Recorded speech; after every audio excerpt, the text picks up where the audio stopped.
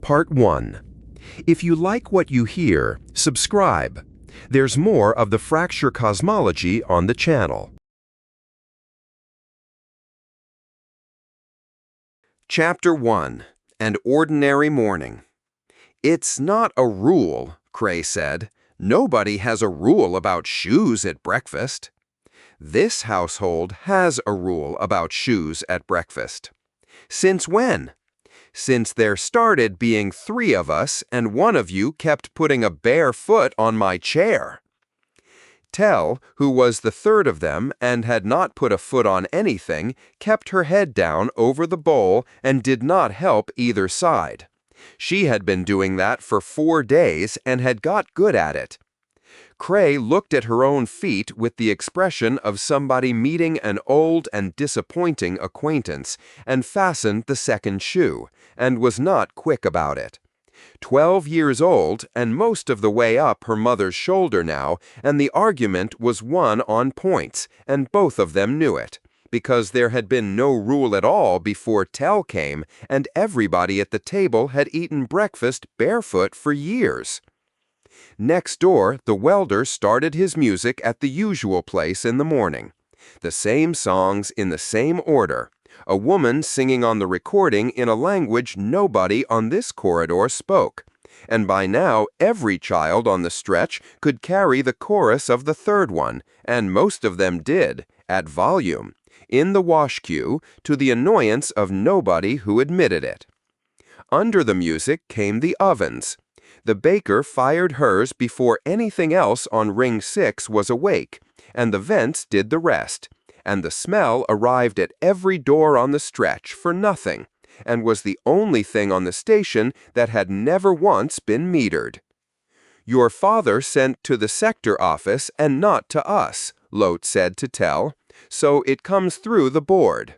I'll have it by the second bell, and I'll bring it up to the school myself rather than leave you sitting on it." She said the 11th. "Your aunt said the 11th from inside the basin, and in there, that's a guess." Tell moved the last of the bread round the bowl and went still. 4 days in, Cray had learned to leave about 6 seconds of room after that. "It's a whole relay," Tell said. "It's not her." "I know it isn't her." "People keep saying it like it's her." Sel had brought her down on the 3rd morning of the blackout with a bag and an apology, then gone back to the throat side to sit at a desk and wait. There was nothing else to do about a relay 2 roads out. He had said 4 days. It had been 4 days. Gray hands on the doorframe, and no fuss made, and the apology given twice, because once had not been enough for him. "Cans," Lote said. "There's 2 of us." "There's 2 cans." The door ran its whole track on the first pull. It had dragged once, in the bottom quarter, before the cold spell broke the year Cray was 4, and a plant hand from up the corridor had come down after supper with a kit roll and a compound tube and put a new bead in the frame. He held the frame steady and let her press her thumb into the soft compound at the tail of it, low on the hinge side, where it would show only with the door standing open. "Cans," Lote said. "There's 2 of us." "There's 2 cans." The door ran its whole track on the first pull. It had dragged once, in the bottom quarter, before the cold spell broke the year Cray was 4. And a plant hand from up the corridor had come down after supper with a kit roll and a compound tube and put a new bead in the frame. He held the frame steady and let her press her thumb into the soft compound at the tail of it, low on the hinge side, where it would show only with the door standing open. There, inspection mark. The print was still in the cured bead. Cray put her thumb on it going out, which she had done every morning she could remember, and her thumb covered it now with room on all sides. "It's got smaller again," she said. "You've got bigger. It's the same size it was." "I know how it works." "Then stop saying it." Outside, the corridor was about its morning. The twins from the far end were 19 now, and one of them still went past at a run. The baker's boy had a bench of his own halfway down, and a queue of his own, and sold repaired lamps off it at a rate the corridor considered barely honest, and paid anyway. Somebody's washing hung across the ring passage on a line rigged from the light brackets, against the fit-out rules, and had been up long enough to smell of bread itself. Halfway along, the walkway narrowed by about the width of a person. It narrowed because the line ran there, a handspan of pipe on brackets down the port side, lagged, taped at the joints, with a rubber mat across the section outside the third door, where a woman had put one down years ago, and nobody had ever taken it up. The plates along that stretch had come out of a different shop from the plates on the rest of the corridor.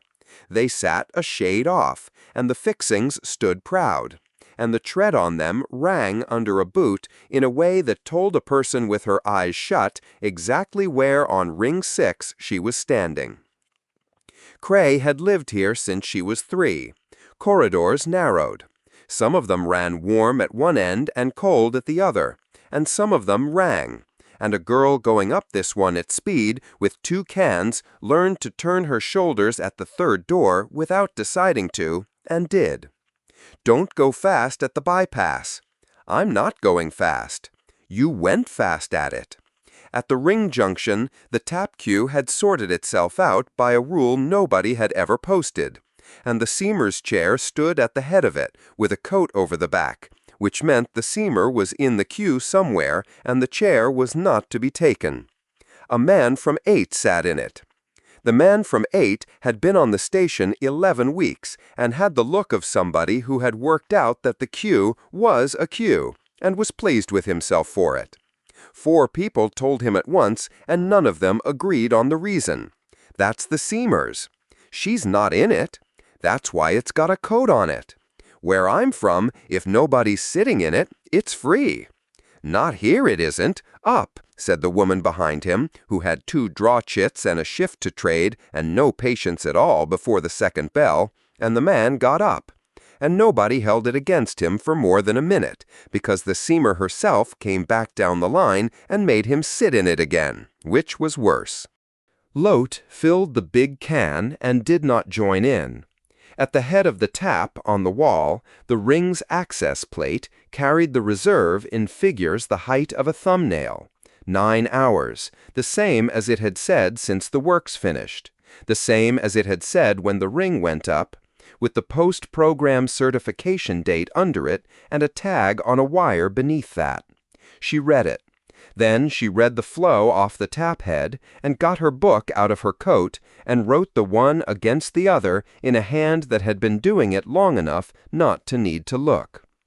"You're the only one who does that," Cray said.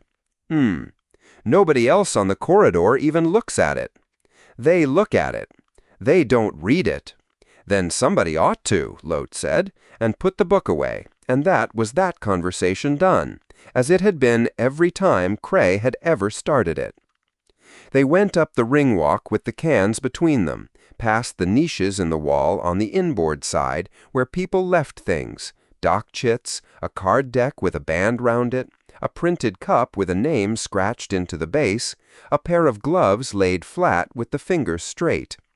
A woman was crouched at the second one, putting a cloth over the shelf and lifting each thing to wipe under it.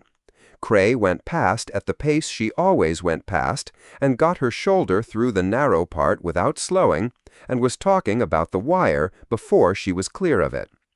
Because Tell could do a thing with solder wire that Cray could not. It took about 4 seconds, and it was maddening. A length of stripped wire off a lamp bench, a thumbnail, 1 pass, and it came off the thumb as a closed ring with the join invisible, and it would not pull apart.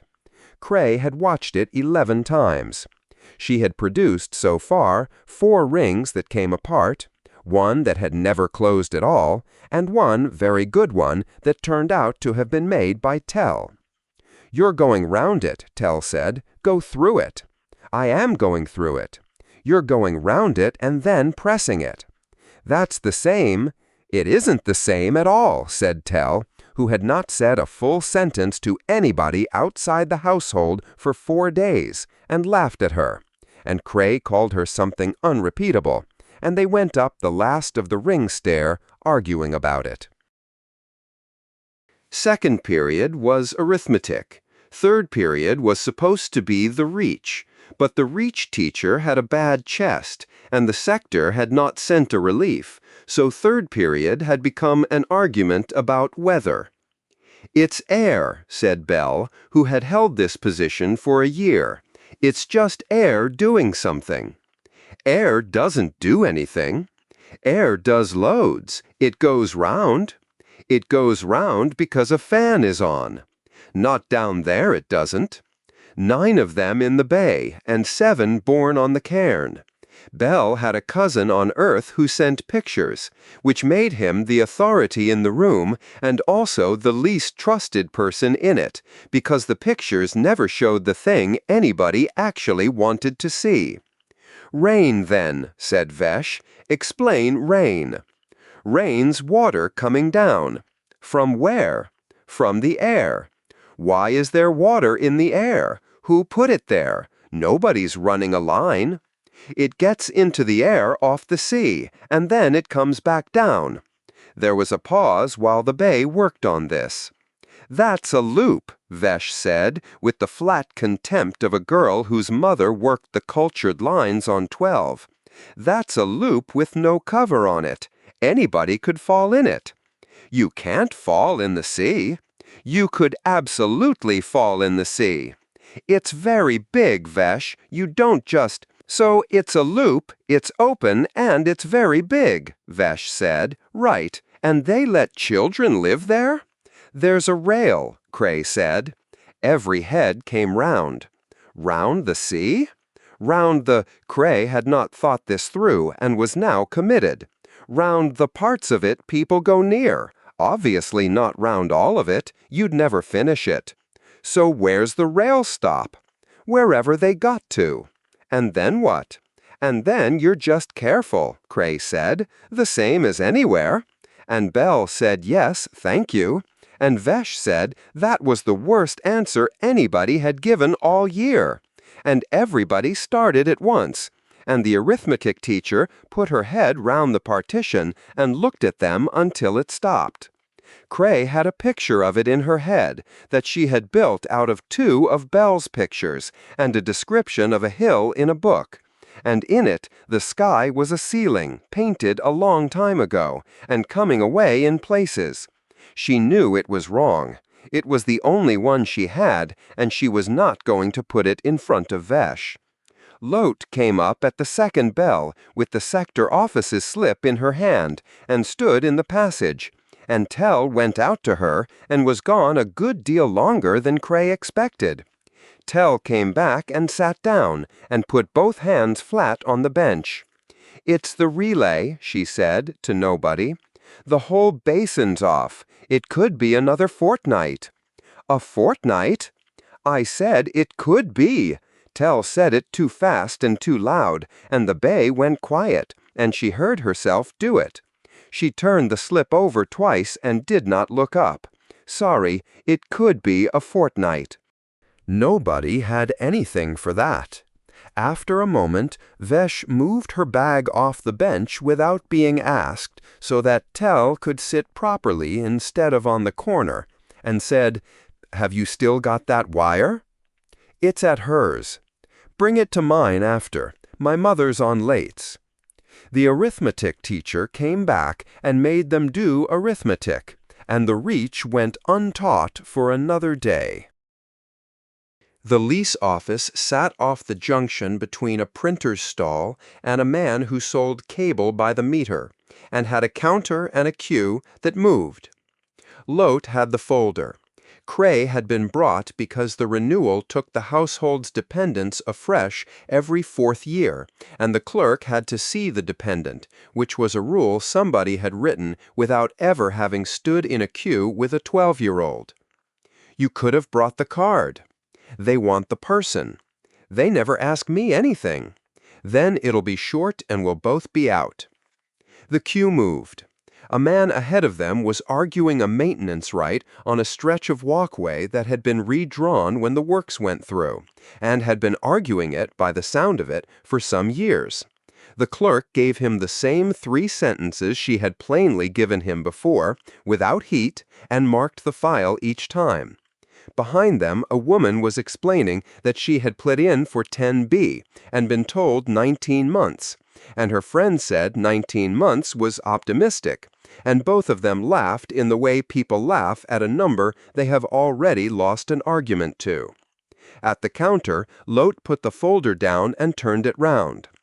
The clerk went through it with a stylus, page by page, at the pace of a woman who has done 9 of these before the interval. Occupancy, metering, the dependence line. Full name, Cray. Just the one? Just the one, Lot said. That's fine, we've got that. The stylus went down the page. Age? 12, Cray said. The clerk did not look up. It'll take the date of record, that's what it's got. The clerk keyed it, and the field came back, and her stylus went straight past it to the next line without any change in her face at all, because there was nothing in it to stop for. Provisional. Guardianship unchanged? Unchanged. Then that's the 4 years. The clerk squared the folder off and pushed it back. Metering's up in the spring. Don't let it run past the notice. And if anybody comes to your door about the boundary on your stretch, she tipped her head at the man who had reached the doorway and was still going, don't sign it there. Bring it here. I don't sign anything at the door. You'd be the one then. Out in the junction, the printer's stall had a queue 4 deep, and somebody 2 levels up was frying real onions, and the smell was coming down the well and making enemies. Lot put the folder under her arm. Right, that's you done till you're 16. Can I go to Vesh's? Is Tell going to Vesh's? Tell's the whole reason. Vesh has got the good iron, and Tell can do the thing with the wire, and I can't do it yet. Back for the shift change. Both of you. Lot was already turning for the ring stair. And don't go fast at the bypass. Cray went sideways through the gap between the stall and the cable man, working out whether there was any way at all before Vesh's mother came off 12 and put a stop to the 3 of them, to make Vesh admit she had been wrong about the C. Chapter 2. The Chair. The paper was on the table when Corrigan came in, folded once down the middle and squared to the edge of the minute book, and nobody in the room owned up to having put it there. Somebody had paid to print it. Nomination across the head in a face the sector printers did not stock.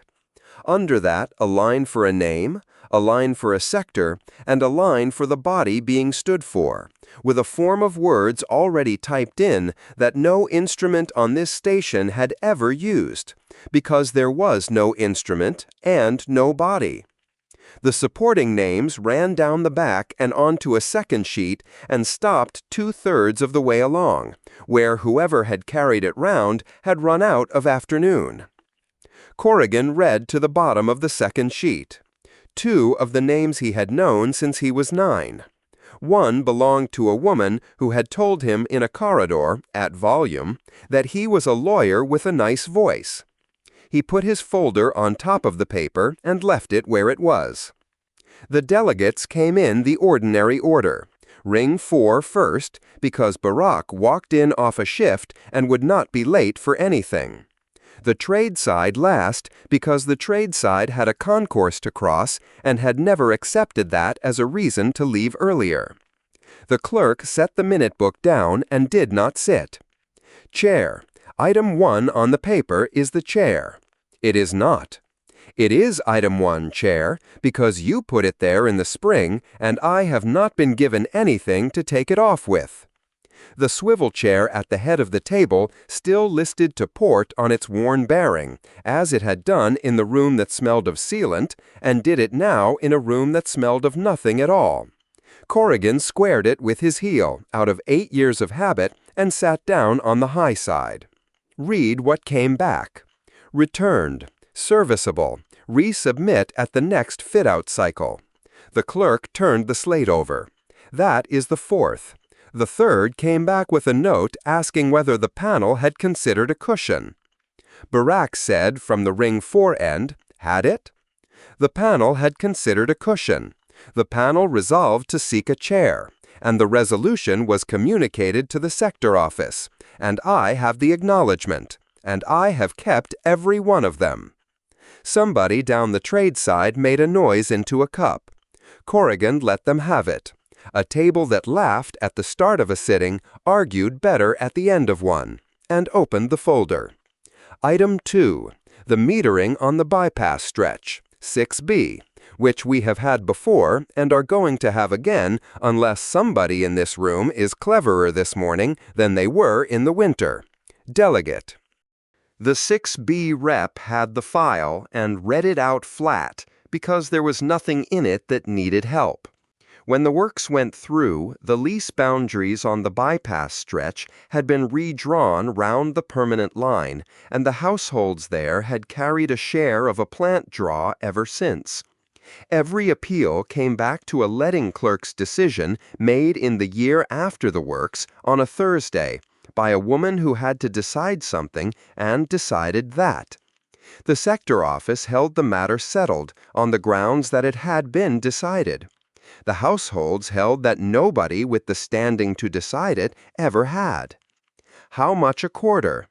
Not a great deal. It's not the money. It's never the money, Corrigan said. Say what it is anyway, so the minute has it. It's that they pay it, and nobody can tell them who ruled that they should. Barak had his slate on his knee and did not turn it on, the same as he did everything. Chair. It isn't a boundary question, and never was. The meter's where the fitting was. There was a coupling in that frame already, and the crew put the head on it because they had a sequence to keep.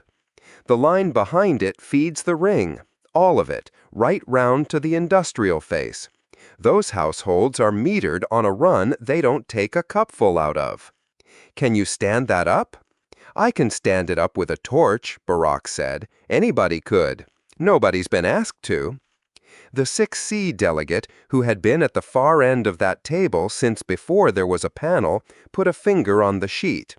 It comes through my face and out again, and my plant reads it going past. The office can have my readings back as far as we keep them, and it will take an afternoon. Then that's the paper. Corrigan looked down the table. The panel finds that the apportionment on that stretch rests on a fitting decision and not on a determination, that the run is a ring supply, and it advises the sector office to restrike the apportionment from the date of the works, with arrears. Barak's finding and 6C's readings go in as annexes. Any member against? Nobody was against. The clerk wrote it and read it back and had it minuted before the last hand came down, and the business had taken 20 minutes and had been done properly, and every delegate at that table had watched it happen. And the office does what it likes with it, said the 10A delegate. The panel advises, the clerk said, without looking up.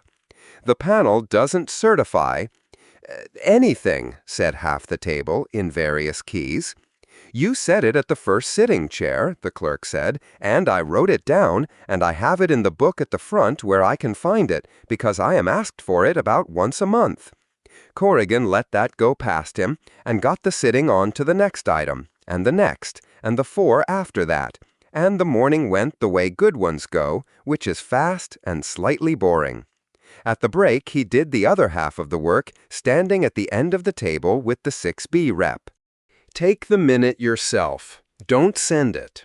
The clerk sends it, and it goes in the tray with the chair. To who? Second counter, sector office, Thursday morning. Ask for Ivrit. She takes her break at the second bell and comes out to the concourse for it, so you want to be there before, not after. Corrigan put 2 fingers on the annexes. Have Barak's finding on top and say the word fitting in the first sentence, because she was a metering clerk before they put her on a counter, and she'll be interested for about 4 seconds, and 4 seconds is what you need. And say I sent you. Does that help? With her, it helps. The rep folded the minute into a coat pocket and went off up the ramp with it, pleased. Corrigan went back to the head of the table and stood behind the listing chair with a hand on the back of it. Clerk, how many pieces of this panel's advice has the sector office taken since we sat down in this room? The clerk did not have to look it up. All of them, Chair. And how many has it had to take? None of them. No, Corrigan said. Right. Item 9. By the afternoon, there were people standing at the back of the room, as there were perhaps twice a year, and the trade side had come early for once.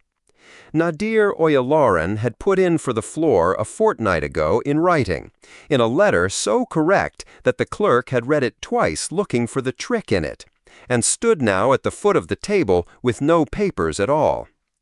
Chair, members, I'll give you figures and then stop, because everyone in this room can do the second half themselves. Give us the figures. 37,400 people live on this station. Certified capacity is 41,000. That's 91% of everything we own in use this morning across 23 sectors, and every one of those sectors is a volume you would be sealed into if the doors went. Oyalaran had a light, unhurried delivery and no interest in lifting it. The instrument that governs all of it was signed by 9 parties. You can count the ones with a permanent agent on this station on one hand, and not one of the 9 has ever had a signatory sleep a night in a ring.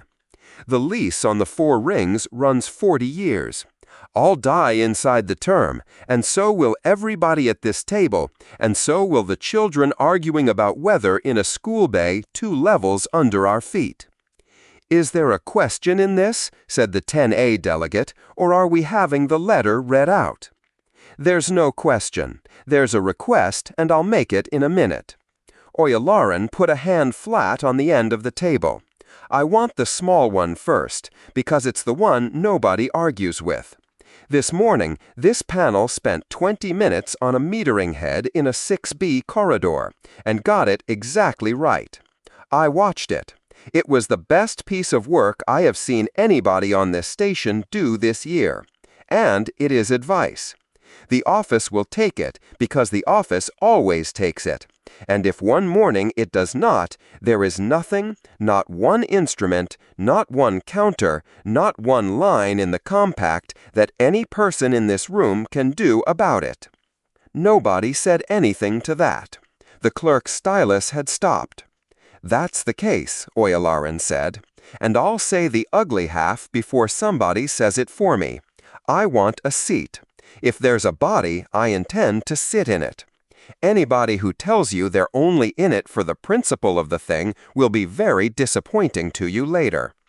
Barak, without looking up, you're the only one who said that. I'm the only one you've asked. Otek had come up from 10A with the deputation, and had been shifting on his feet since the figures, and did not wait for the floor. It's the arriving, he said. That's what nobody puts in a letter. A hull comes in at the spring, and they're in quarters by the summer, drawing the same as my mother. And she came across when the plating was provisional, and carried her own water for a year and a half. Same draw. Same claim on a berth. Otek had gone red across the cheekbones and kept going. So, if there's going to be a body, and it's going to say who this station belongs to, then it belongs to the ones born in it, full residency for the Cairn-born, and everybody else provisional, until... Otek stopped there and looked for the end of it, and did not find one, and stood a moment longer with his hand half up. Until they've earned it, he said. That's all. Down the table, a delegate turned a page over. Somebody at the back coughed. Hedda Nassar, who had been writing since the figures, did not lift her stylus off the paper. Noted, Corrigan said, and entered. He turned a quarter towards the foot of the table. Mr. Oyalaran, you said a request.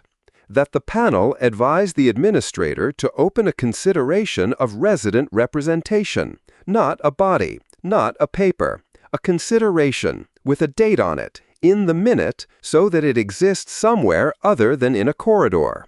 That is a thing this panel can do. I know exactly how much it's worth, Oyalaran said. That's rather my point, Chair. Hedda Nassar put the stylus down then, and stood, and nobody from 9B had stood up in that room in 2 years. Before it goes in the minute. Nassar waited until she had the far end of the table as well. I'm not against a body. I want that in first, because inside a fortnight somebody is going to tell a hall that 9B is against a body. What I'm against is what a new thing does in its first year. Say it. The last time this station built fast, 11 people died in a corridor.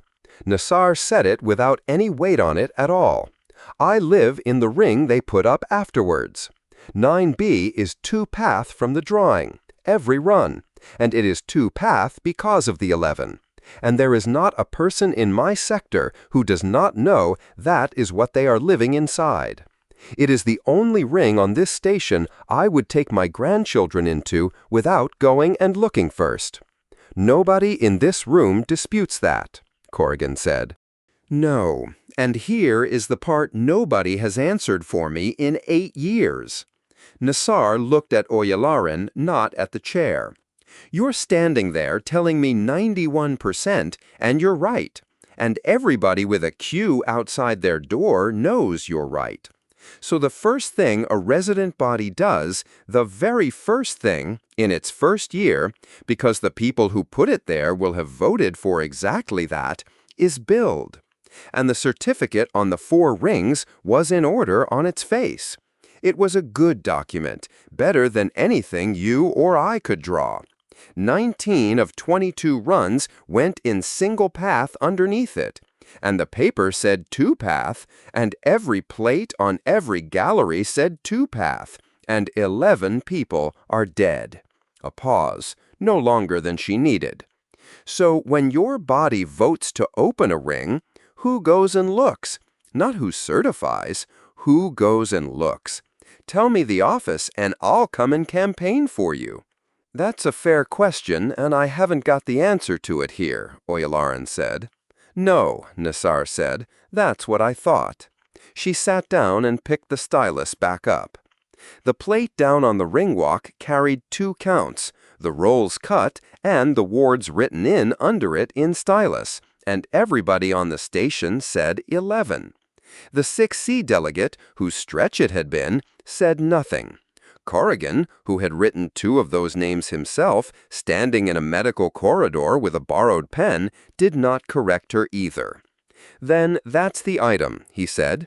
The panel advises the administrator to open a consideration of resident representation and puts a date against it, and I'll take the date from the clerk because he's the only one who knows what else is in the diary.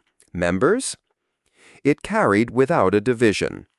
Oyalaran did not go out with the deputation. He came up the length of the table instead, past the standing people, and stopped at the corner where the paper was still lying under Corrigan's folder. My people printed those, he said. Every name on it real, and we didn't ask you, and I'd do it again. I know you would. You've read it then.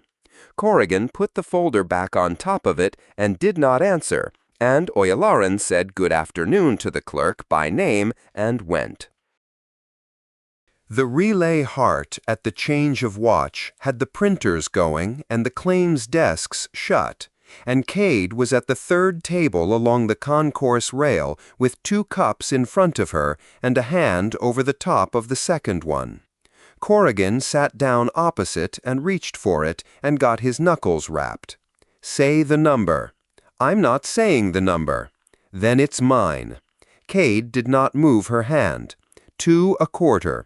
You've had 1 at the winter sitting and 1 when your printer stall burned, which I allowed on compassionate grounds and against my own better judgment. And it is not the spring. The stall was compassionate for you. You drank it. I drank it because you were being noble about it, and I wasn't going to sit and watch. She took her hand off. Go on. The coffee was real, and there was not much of it, and it was the best thing that would happen to either of them that day. They went down the list. 6 things of his, 4 of hers, and neither of them wrote anything down, because they had been doing this at that table twice a quarter for years. 6B metering, he said. It's coming to you as advice on Thursday. Is Barack's name on it? On the annex. Then it's already done. Don't waste one of your 6. Cade turned her cup round. Your trade side keeps putting people up for the Deck 12 late shift who have never been down there. 2 in a month, and the second one cried. That's a supervisor, and I know which one. Good, and I'm losing the second counter at 6A for a fortnight. You are not. I am, and I want you to say it in your room before somebody says it in a corridor. Give me a date to say it with, and I'll say it. 5th, Cade said, and then, in exactly the same voice, how's your brother? Corrigan put his cup down. You did not. I most certainly did. Cade was entirely straight-faced, as she had been for 8 years. Ring 9 hall opening. Man in a plant coat. And how's your brother keeping? And he said, Administrator, I haven't got a brother. And I said, of course you haven't, and moved him along, and asked the next one after her mother. And her mother is fine, thank you. And I have never in my life been nearer to an assault in a public corridor. You keep it in your cuff. Anybody could have got at it. Nobody has ever got at it. You have got at it, once a year, since the year the work's finished. And I have never caught you doing it, and I now check that list before a hall opening. Cade drank. The next one had better be plausible, or I shall stop finding it funny. You'd hate that. I would hate that very much. The concourse went round them, and for a minute neither of them had anything they needed off the other, which happened perhaps 4 times a year and had never once been remarked on. Ilse Morrow came along the rail with a folio under her arm and stopped at the end of the table rather than beside it. Administrator. Chair. Chair Morrow. I'm not going to sit down, and I'm going to say one thing in front of whoever's behind me. Morrow shifted the folio. There's been a deputation in your room this afternoon asking for a resident body. My houses are for it, not neutral, for it, and I'll say so anywhere I'm asked. Cade said nothing whatever. That's a change, Corrigan said. It isn't, particularly. It's arithmetic, and it always was. Morrow put the folio down on the rail. There are 8 years of settlements on this station, and every one of them carries a signature from the administrator's office. And every one of them can be gone behind by anybody with a year to spare and a taste for it.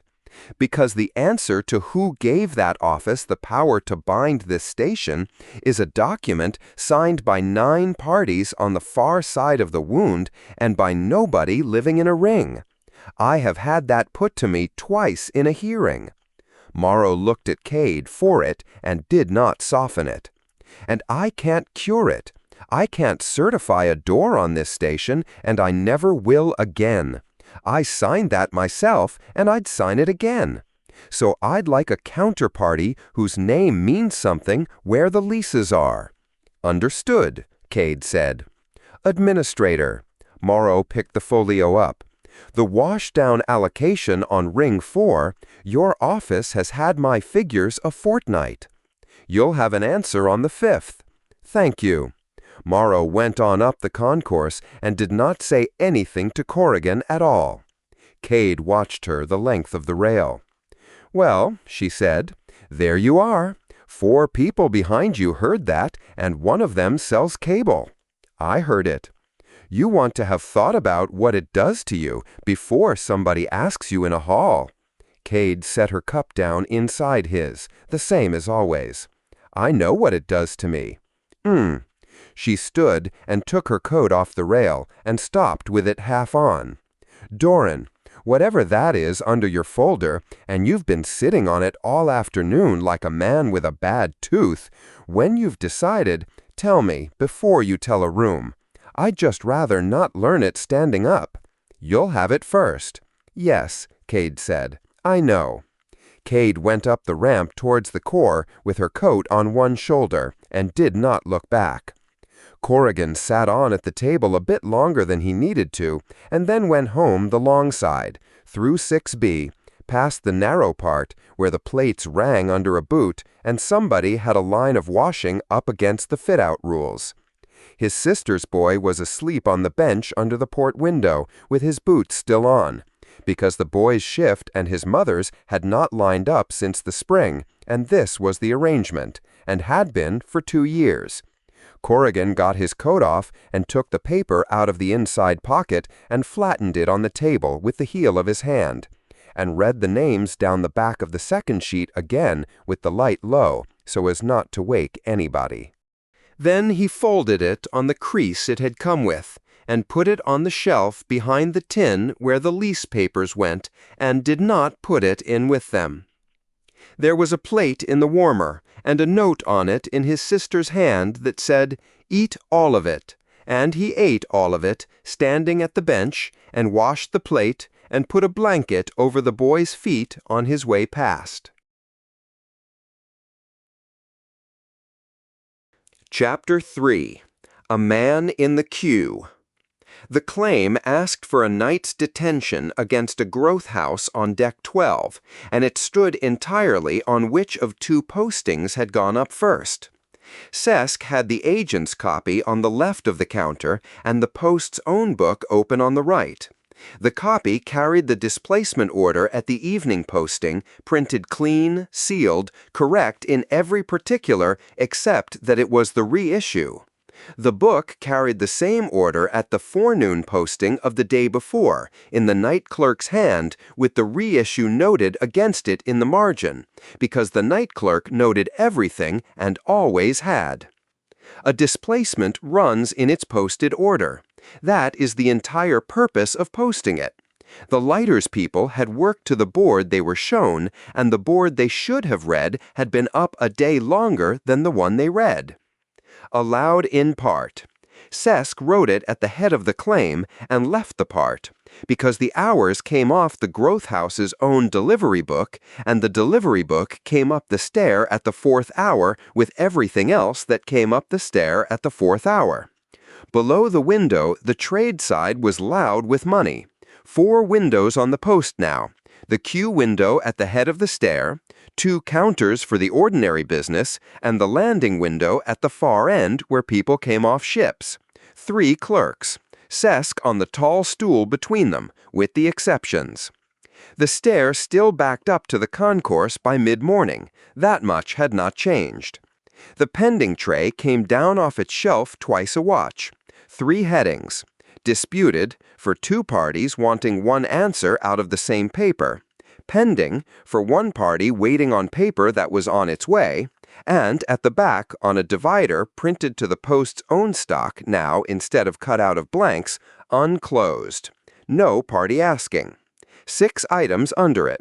Sesk read the heads down, moved nothing, and put the tray back on the shelf between its neighbors. By the station's clock, it was late morning. By his own, it was somewhere past the middle of the night, and the 2 calendars were as far out of phase this month as they ever got, which of Eckel tracks the way other people track a tide. Tradeside air still ran drier than the rings. Sesk drew the inner lid across his eyes, held it, let it go, and worked on with his hands gray to the second joint and no ash in them yet. The exception off the landing window came up before the interval and took under a minute.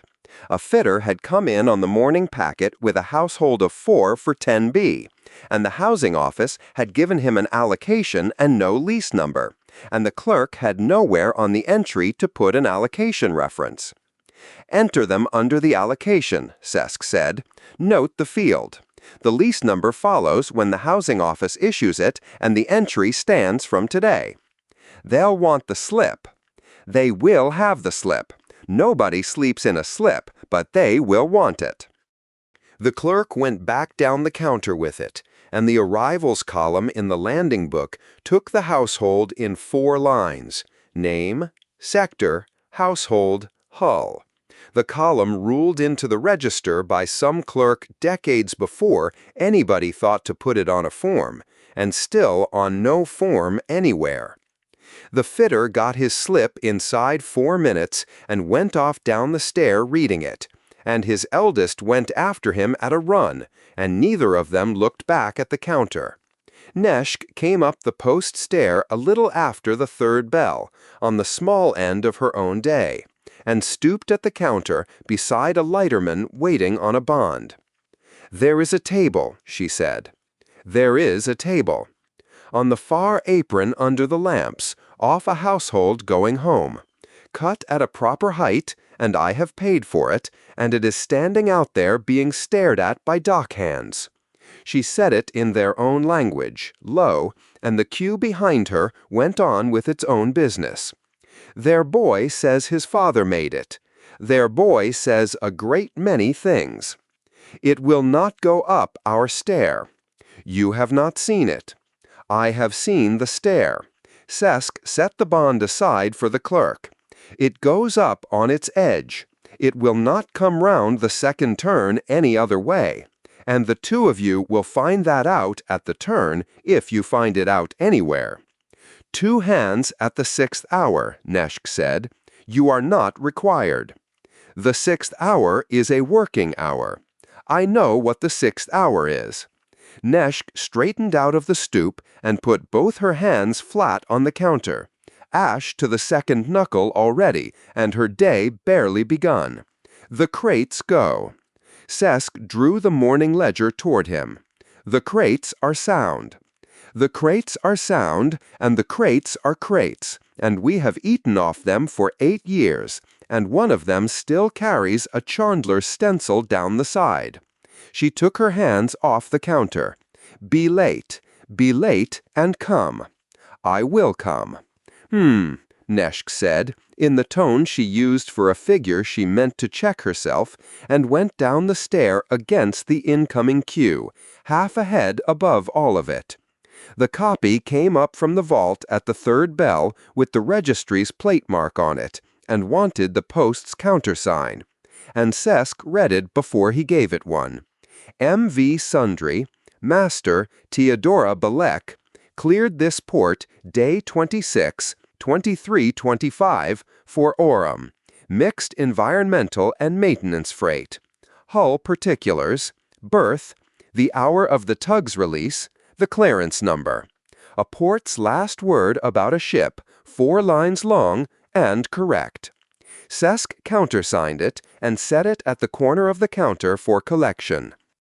2 counters along the concourse, the agent's table had been up since the morning bell under a party's mark, with a printer at one end of it and a queue of a dozen off it, and it had been printing replacement instruments into people's hands all morning. From the post window, the queue read as any queue, shifting, patient, somebody's bag on the deck, somebody counting the heads in front of them and getting a different number the second time. Master Belek came for the copy herself, because a master collects her own paper. Belek, Sundry. 2 fingers went down on the copy. "That's mine." Signed the receipt at the foot. Belek signed it. Gray at the temples, a coat off somebody else's stores with the cuffs turned once, and a folder under her arm with a good deal in it already. "Their form has a line for the vessel's present position," Belek said. "I've put Orem. There's about a third of her still standing, and the rest's gone into the settlement's plant, and it can stay there." "Then the entry is correct." "It's what's there." Belek read down the copy once, professionally, the 4 lines and the number. "My registries had my certificate on hold since the closure. This is the last paper they were waiting on. They'll lift it tonight." "How many of the complement?" Sesk said. Belek looked up from the receipt. 23 out, 14 back. 13 of us and a child." She capped the stylus and laid it at the head of the copy where a stylus goes at a counter. She was born out there. Their form had no line for her either, so she's gone in under souls carried, and they can argue with it if they like. That is the box the form has. So it is, Balek said, and took the copy and went back down the stair with her folder, and the queue closed over the place she had stood. Sesk entered the countersign in the post's book and called the next. The Growth House's delivery book came up at the 4th hour, as it did. The hours ran out to a night and a piece of a morning, and the piece of a morning had been the Growth House's own doing and not the lighter's. Sesk finished the claim, allowed in part, entered the figure, receipted both sides, and put the paper into the tray under pending, where it would sit until the Growth House paid, which it would, on the last day it could. Sesk came down to the landing window after the interval, because the landing clerk had the delivery book to work now, and the exceptions had cleared off the stool. The queue at the landing window ran short in the afternoon. 2 lighter men with kit bags. A woman transferring a household from 7B to 5A. A signature, a lease reference, nothing else. A man off a tug with a discharge to lodge. Then the man at the head of the queue came up to the counter with a child and put a wound and route release docket down on the counter and turned it round so it could be read the right way up. Sesk put the stylus down. Den. Sesk.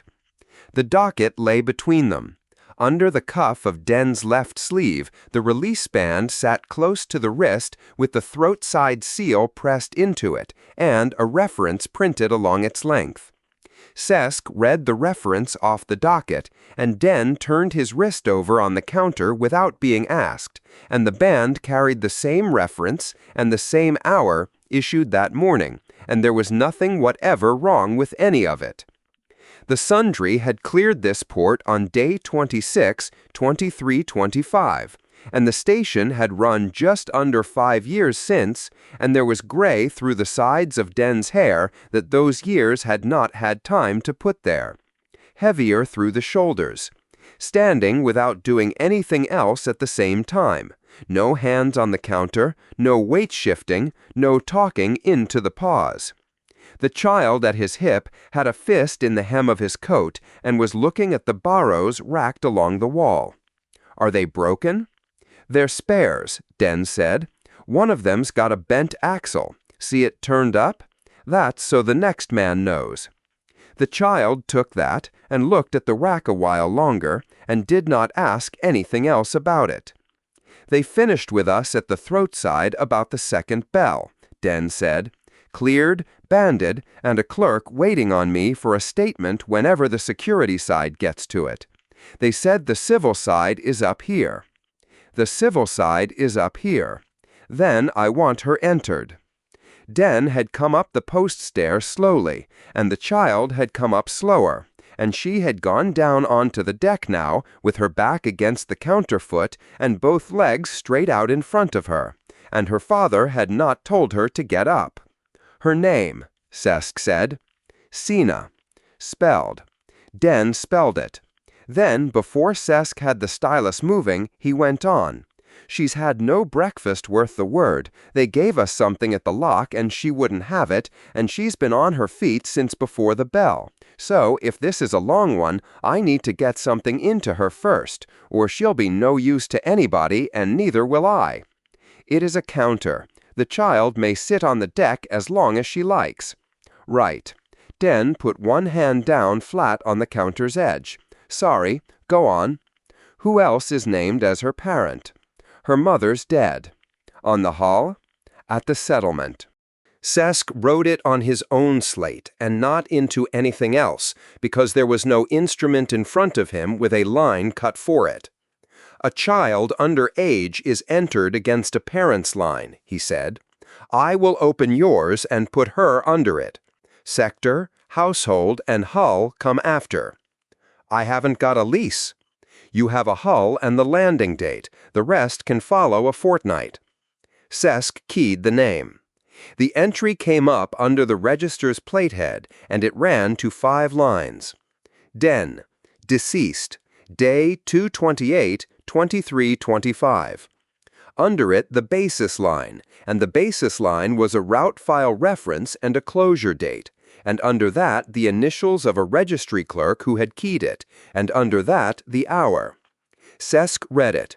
Then he read the basis reference, and then the initials, and then the hour, in that order, and none of it changed while he read it. "There is a death entry against your name," he said. "Dated day 228, 2325. The child pulled her legs in to let a lighterman past. "There's more than that on it," Denn said. "That is all there is on the screen, 5 lines. "That's not what I asked you." "No." Cesc did not take his hand off the counter. "It is what I have." Denn stood with that. Whatever went through him went through without reaching his hands, and he did not look at the screen because from the public side there was nothing on it to look at. Along the counter, the second Windows clerk put a question down the line, a lighthouse arguing the demurrage clock, whether it ran from the posted window or from the tugs line. "From the posted window," Cesc said. "It has run from the posted window since the consortium's annex. Show her the annex and she will not ask twice." She took that away down the counter with her. Somebody at the queue window laughed at something. "Does it stop her?" Denn said. "A child's entry is made against a parent's line." "That's not an answer. It is the first half of one." Cesc brought the stylus up out of its clip and set it down again in the same place. "The rest of it is not something I am going to give you at a window with 3 people behind you. So what do I do?" "You sit down." Cesc put his head round the counter's end. "Bench at the stairhead. Take her along it, out of the draft, and put yourself where I can see you, because I will want you 3 or 4 times before the evening watch, and I do not want to send anybody hunting the concourse for you." 2 counters along, the agent's table was still printing. A man off the Sundry's engine side had come to the head of that queue while Denn stood at this one, and had gone away again inside 4 minutes with a folder, and had stopped on the concourse to look at what was in it. Den had watched him do it. Then he crouched, said something to the child too low to carry, and got her up off the deck by both hands, and she came up slowly, and stood while she got herself sorted out, and then went along the counter front, holding 2 of his fingers. Cesc lifted the flap and brought the clerk's chair round to the public side and set it at the end of the bench, and went back in behind the counter. "Loadmaster." The queue clerk had come down from the head of the stair with the slips under her arm. "Do you want the registry down here?" "Not yet." "They'll want to know." Cesc turned the screen a quarter away from the public side. "Tonight will do. Get me the medical section. Ask for Ilyas." "What am I telling them?" "That there is a child of 7 at the trade side landing window who has come in on the survey hull and has no entry anywhere. That she came up my stair in 3 stages and sat down on the deck at the top of it. That I am asking for her to be examined, and that the request will follow in writing before I close tonight." "They'll ask who's asking." "The post is asking." The clerk went. At the stairhead, Den had got the child onto the chair, and she sat with her back against the wall and her feet a good way off the deck. And Den stood beside her with one hand on the chair back and looked down the length of the trade side at the cranes. Cesc keyed the entry up again and read it from the head down, line by line, and wrote the root file reference onto his slate in flat capitals under the name of the child. Chapter 4. 13 Years. 10, Den said, across the 13 years, never 2 together. The duty officer had the departure articles open on one slate and her own return on the other, and keyed with 2 fingers while a thumb held her place. Causes as you have them. Accidents. Illness nobody could do anything about, because we had no physician and Orem hasn't got one either. Age. And one I can't give you properly. He went to bed and didn't get up, and not one of us knew enough to say why. I'll put that as unattended. Put it as that. Any two of the 10 alike? No. Different years, different work, different ages. Den had turned that one over on the walk up because somebody was always going to ask it. It was a small place with no doctor in it. That's all it was. The duty officer keyed it and did not ask whether he was sure. The intake room off the route side ran to a bench, a rack of sealed sample kits under a printed inventory, a screen carrying the day's route postings, and the dry air the route side ran everywhere, which had been taking the inside of his nose apart since the first bell. Sena had the chair by the door with a cup of something warm, a third of it drunk and the rest of it held for the heat. Out in the corridor, the rest of them were going through the same doors in the same order. 2 of the engineers had been done before the second bell and were sitting on the floor under the posting screen with their backs to the wall, waiting for the last of them to come out so they could all go up together, because that was the habit now and none of them had set out to make it. The master had gone through first because she had asked to, and had come out with her band on and a folder under her arm, and had told the corridor, in the voice she used on a deck, that it was quick and there was nothing in it. 13 people who had not stood in a queue in 13 years standing in one, and pleased about it. At intake that morning, a technician had taken both Den's hands and turned them over and gone down the backs of them with a light. Nobody had said anything. The hands were 8 years further on than the article said they should be, and so was the rest of him, and the number was in a machine now and had been read off a screen twice before the bell. A second officer came through with the sampler, did the crook of Den's elbow and the back of his hand, said, "That's you," and took the tray out. Sena put her arm along the chair rail before he had finished asking her, because it was the 3rd time since the birth. The answer came back on the duty officer's slate before she had finished the causes column, and the officer read it, marked it, and went on. Orem had a machine of the same class, and it had never once given an answer inside a week. Interval, for the record, departed day 26 of 2325 aboard MV Sundry, complement 23, signed on as checker. Presented here day 6.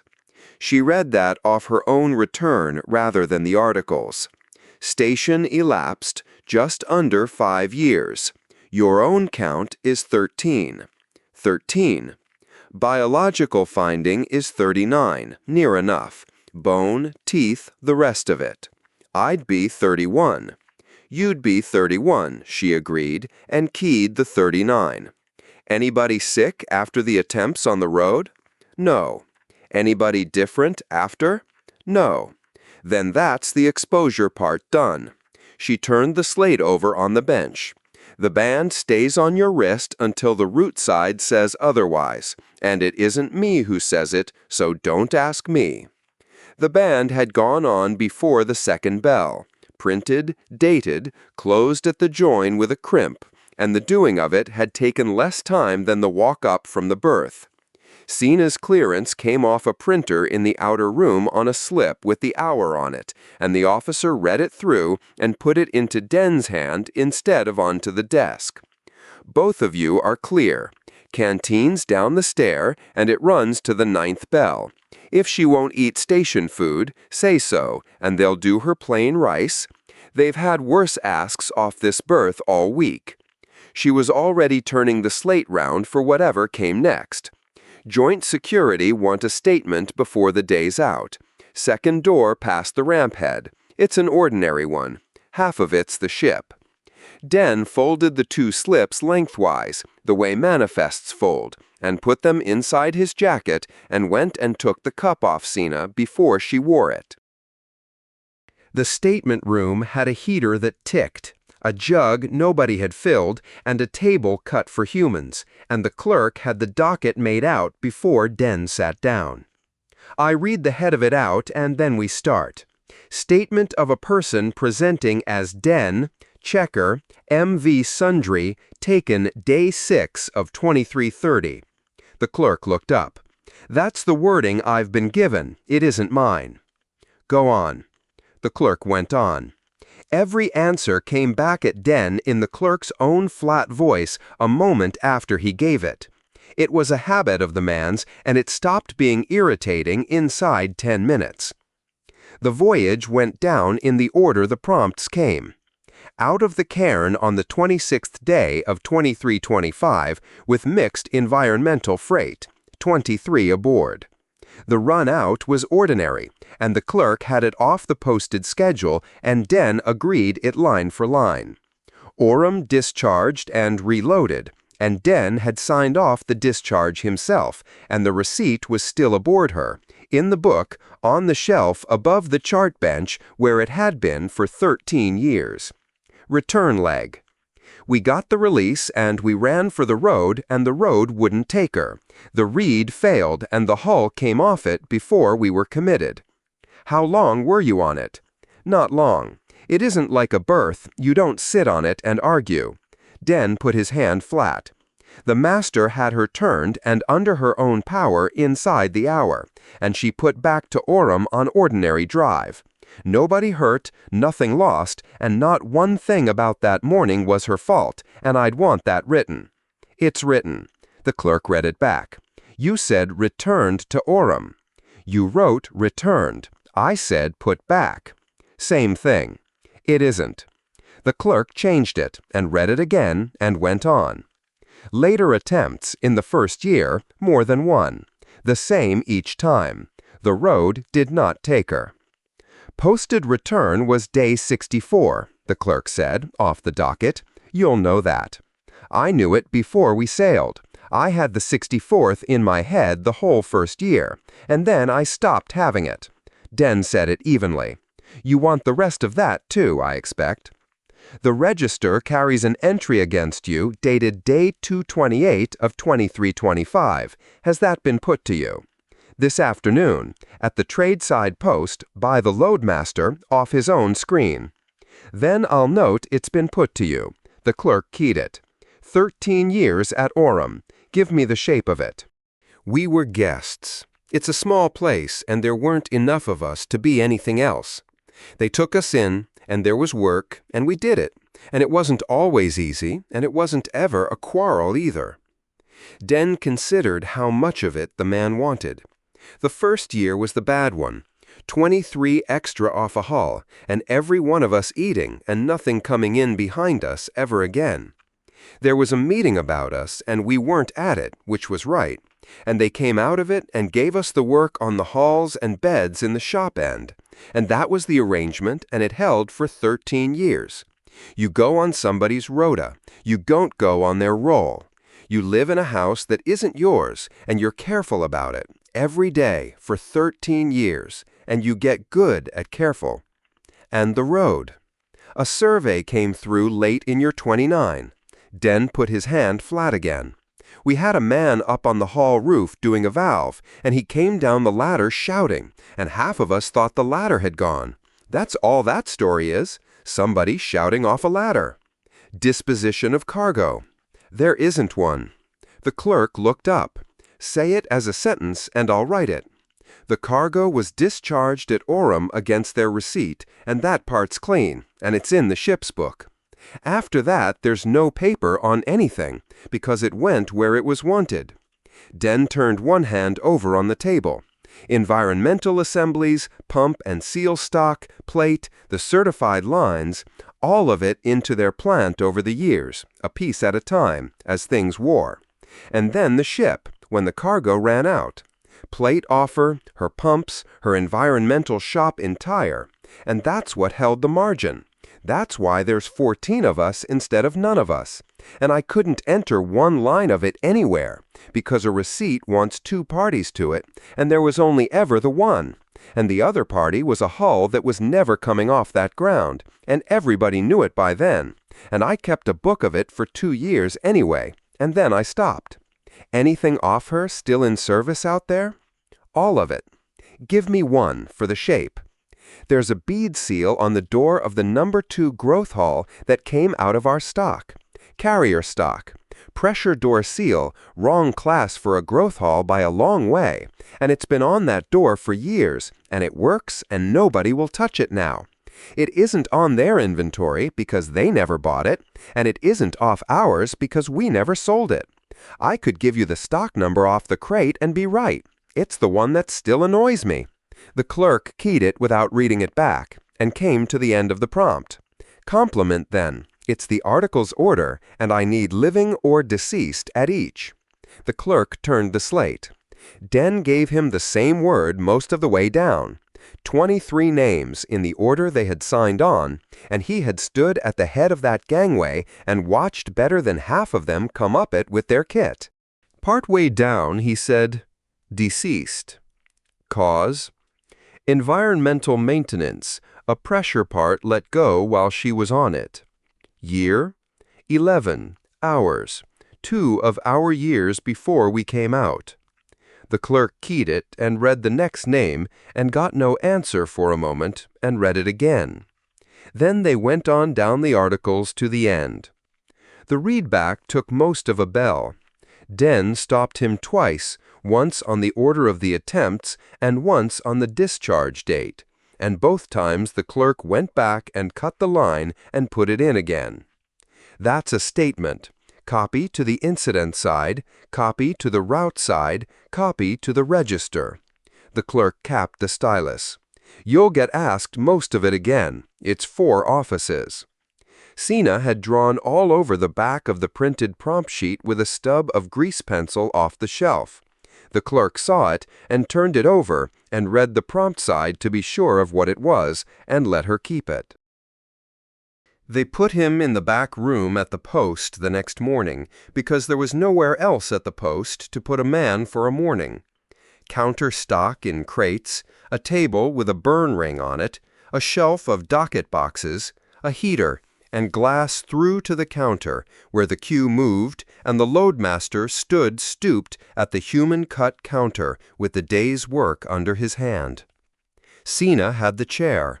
It was a counter chair, meant for an adult at a high counter, and her feet were nowhere near anything. Somebody had brought a tray in, and Sina had eaten the bread off it and pushed the rest around and stopped. Eat the yellow one.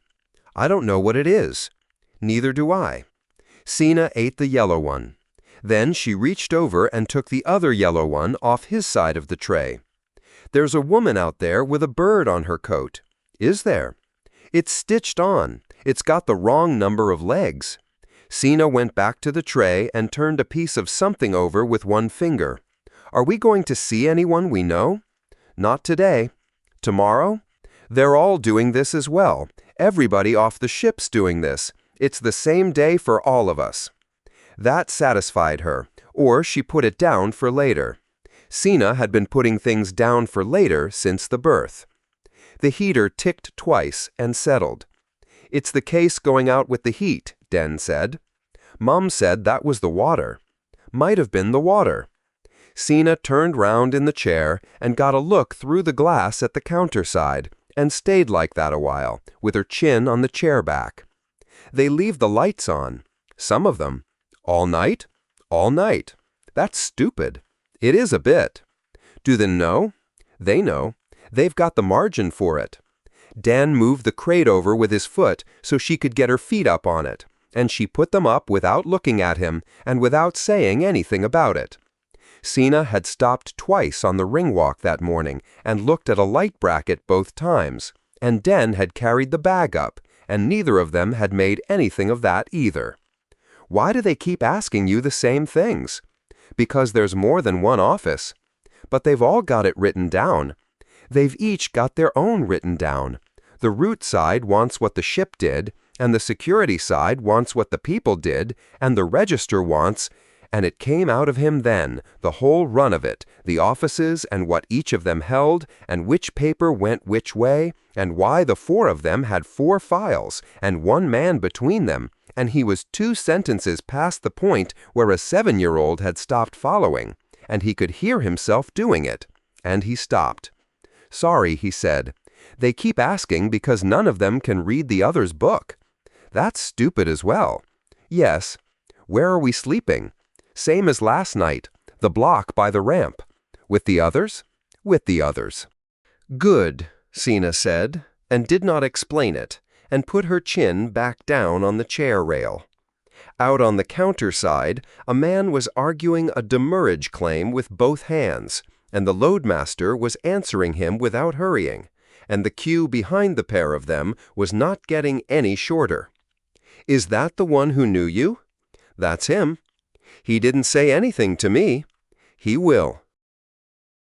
The clerk who came down from the registrar's counter had a form set under one arm and no hurry in her, and she got the identity part out of the way first because it was the part that ran. Name, last domicile on the station, trade, date and manner of last entry, which was the articles, and the articles she had. Right, she said. What is it you're asking for? Take the other list first. It's the longer one, and it's settled. Take it in order. The room I had. Whoever's in it keeps it. If it was let twice over, that's fine as well, and I'm not going near it. The clerk keyed that. The wages off the voyage. There'll be pay standing against the articles. I don't want it, and I don't want it held for me either. The clerk's stylus came up off the sheet. That'll be a sum. 13 years of a sum, if anybody's been doing it right. I know what it'll be. Most people take the money and argue the rest after. Every line on that list is somebody else's now, and every one of them's an argument. Den said it without any push on it. I've got one thing to get done, and a girl who's wanted a doctor since before we came out.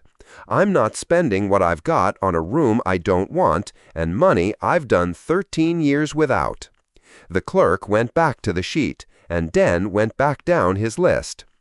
The stuff that was in the room. Somebody will have had it out and given it round, and that's what you do, and it stays where it went. My place on the register at the dock. I'm not asking for it back. I'm not asking to go on the bottom of it either. The years. Den said that one in the same voice as the rest. There's nothing owing on those. And anything anybody did because the entry said what it said. A letting, a renewal, a name off a list, a thing signed, a thing spent. It stands, all of it, and nobody's to be in trouble over any of it. Not the man who signed it, not whoever keyed it, not whoever's in my room. If there's a form that says I won't come after anybody, that's the one I want, and I'll sign it now. The clerk had stopped keying somewhere around the wages. I can't take most of that. Why not? Because a waiver goes against a claim. She turned the set round so he could see the head of the sheet and the first field on it. That's a claim reference. You haven't lodged one. If you lodge one, I can put every line of that against it, and it'll bind, and it'll be good paper. But you can't lodge one, because to lodge one the register's got to have you as somebody who can lodge things, and this morning it hasn't. Then put it in the statement part. I can. It'll sit there and do nothing, and I'd rather you heard that from me now than found it out in a month. She went at the set anyway. She worked down the relinquishment side, which took property in his name, and none of it was in his name. And then the undertaking side, which took a party to be undertaking to, and there was nobody in front of him. There's nothing here to give up. Nobody's offered you a thing. That's not me being clever with you. I've got 4 places to put a waiver, and all 4 of them want somebody on the other side of it. I understand you. Then what do you want? In order, and I'll take it in order. Leave the death alone. Den put his forearms on the table. It was right off what they had. I've had it read to me, and it's right, and I don't want anybody bending it for me. Second, enter me from now, not from before, from the day I came through. Third, enter her. Name, age, and me as the one who answers for her. Fourth, then let us go, the pair of us, on the one paper, under our own names. The clerk wrote none of that down. Give me it short. There's 4 lines at the head of the sheet, and they're all I've got. Keep the death. Enter the child, let us leave. The clerk wrote it, one line to each, and left the fourth empty. Right, her. The second half of the set came out from under the first. Full name. Sina. Just the one? Just the one. Age. 7. Place of birth. Aurum. Date of birth. I can give you the year of ours, year 6 of the 13. The clerk looked at the field and at him and put the stylus down beside it rather than in it. It takes a station date. Then I haven't got one. Registry of birth. There isn't a registry. They don't keep one. It's not that kind of place. Mother's full name. Riza Nazari. Spell it. Den spelled it. Thank you. The clerk keyed it. The registry that holds her. She's on the articles out of here, day 26 of 25, environmental systems. That's the last place anybody wrote her down. And after that? After that, there's us. The clerk went down the fields under the name, the entry that made her the child's mother, the number of that entry, the office that issued it, the date it was made, and came back up them, and then wrote the name a second time in the clear space at the foot of the sheet below the last printed field, and drew a line by hand from it up to the child's line. I'll have to ask whether that'll stand, she said. It might not. Ask then. The clerk capped the stylus and got the set together under her arm, and at the door she asked Sina whether she wanted the chair turned round so she could see the counter properly, and Sina said yes, and the clerk turned it before she went. Chapter 5. The Window. The nail had gone black across most of its bed, and the rigor had been 4 days about coming down. It's a thumb. It is a thumb with blood under it and nowhere for the blood to go, and you have not slept since it happened. Ilias turned the wire in the flame until the last of it went orange. Hand flat, look at the wall. The wire went through the nail and took the smell of it round the room, and the pressure came up in a dark bead, and the man's arm changed all down its length where it lay. 4 days. Ilias dressed it and put the wire back in its tin. Next time, 1. The second was a woman off 9B with a baby 8 weeks old and a rash up his chest and neck that had come on in the night. Ilias held him under the good lamp and pressed the flat of a glass slide over it, and the red went out under the glass and filled again when the glass came away. Heat and the new soap. Go back to the old soap. And if it stops going white under a glass, or he comes off the feed, or he goes floppy in your arms, you come down at whatever hour it is and do not wait for the morning. The baby went back into her hands. Those 3. Nothing else on the corridor is worth listening to. The woman wanted telling twice, and Ilias told her twice, and off she went, still getting the shirt straight. A stripe of yellow banding ran the length of the approach corridor, from the transfer door to the section head. Ilias had put it down himself and had it renewed twice since. Everybody coming to the section walked it, and Ilias stood at the head of it with the list and watched them come. The third name sat between the other 2 in the clerk's writing. Sina, child, 7, trade side post, loadmaster Sesk, request in writing, day 6. The child came up the banding holding 2 of her father's fingers. Her right shoulder rode higher than the left, and the arm on that side hung further off her body, so the light under it made a gap the other side did not have. The coat had been cut for her by somebody good with a needle, and the hem of it sat lower on the right by about the width of a thumb. The first part of the corridor she walked well enough. At the last third she came slower, and stopped once, short of the section head, and looked at nothing in particular, and started again. Her father carried the bag, and she was not carrying anything. Doctor, come in, both of you. There's a chair at the wall and a bench, and the bench is hers. The child got herself up onto the bench in 2 goes and sat on the front edge with her weight over one hip, and shifted and settled the same way, and her legs hung and did not swing. Sana, my name is Elias, and I am the physician here. I am going to want your shirt off, and then I am going to want you standing up again, so I am sorry in advance about the getting up. Elias washed his hands at the basin and dried them. Your father can stay in the chair or stand behind me, and will not be much use either way. He can stay there. Then he stays there.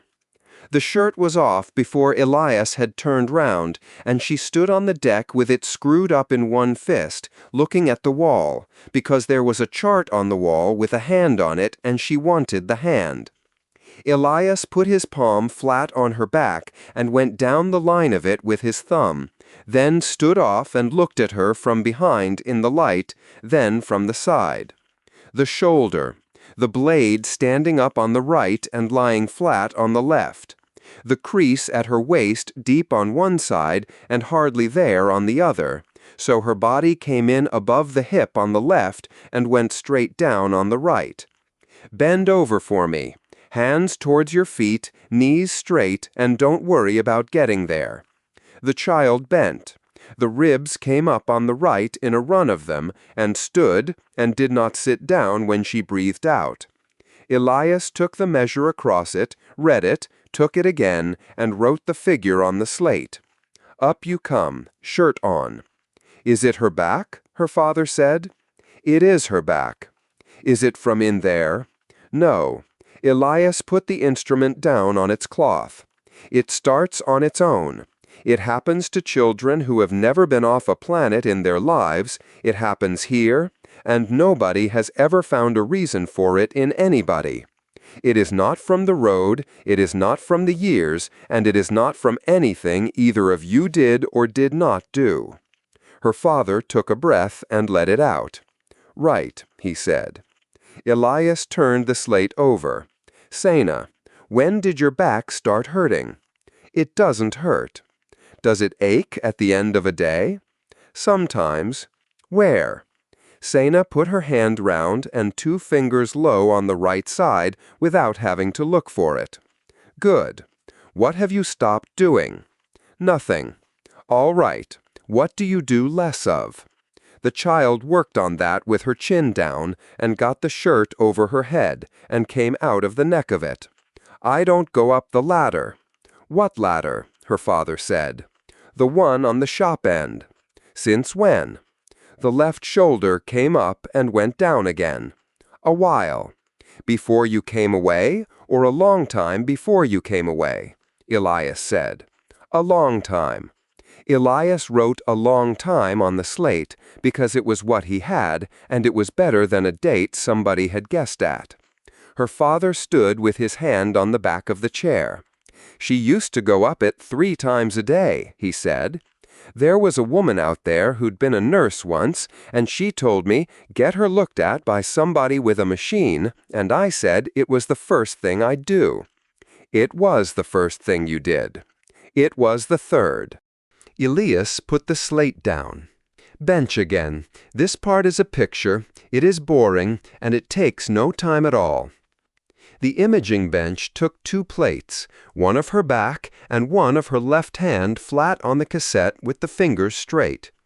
Elias turned the screen so all 3 of them had it, and read the hand first, along the small bones at the wrist where the growth still showed as a line and not yet as a join. She's about 7. Her bones agree with you, and I will write that down because somebody will want it off me later. And the other one?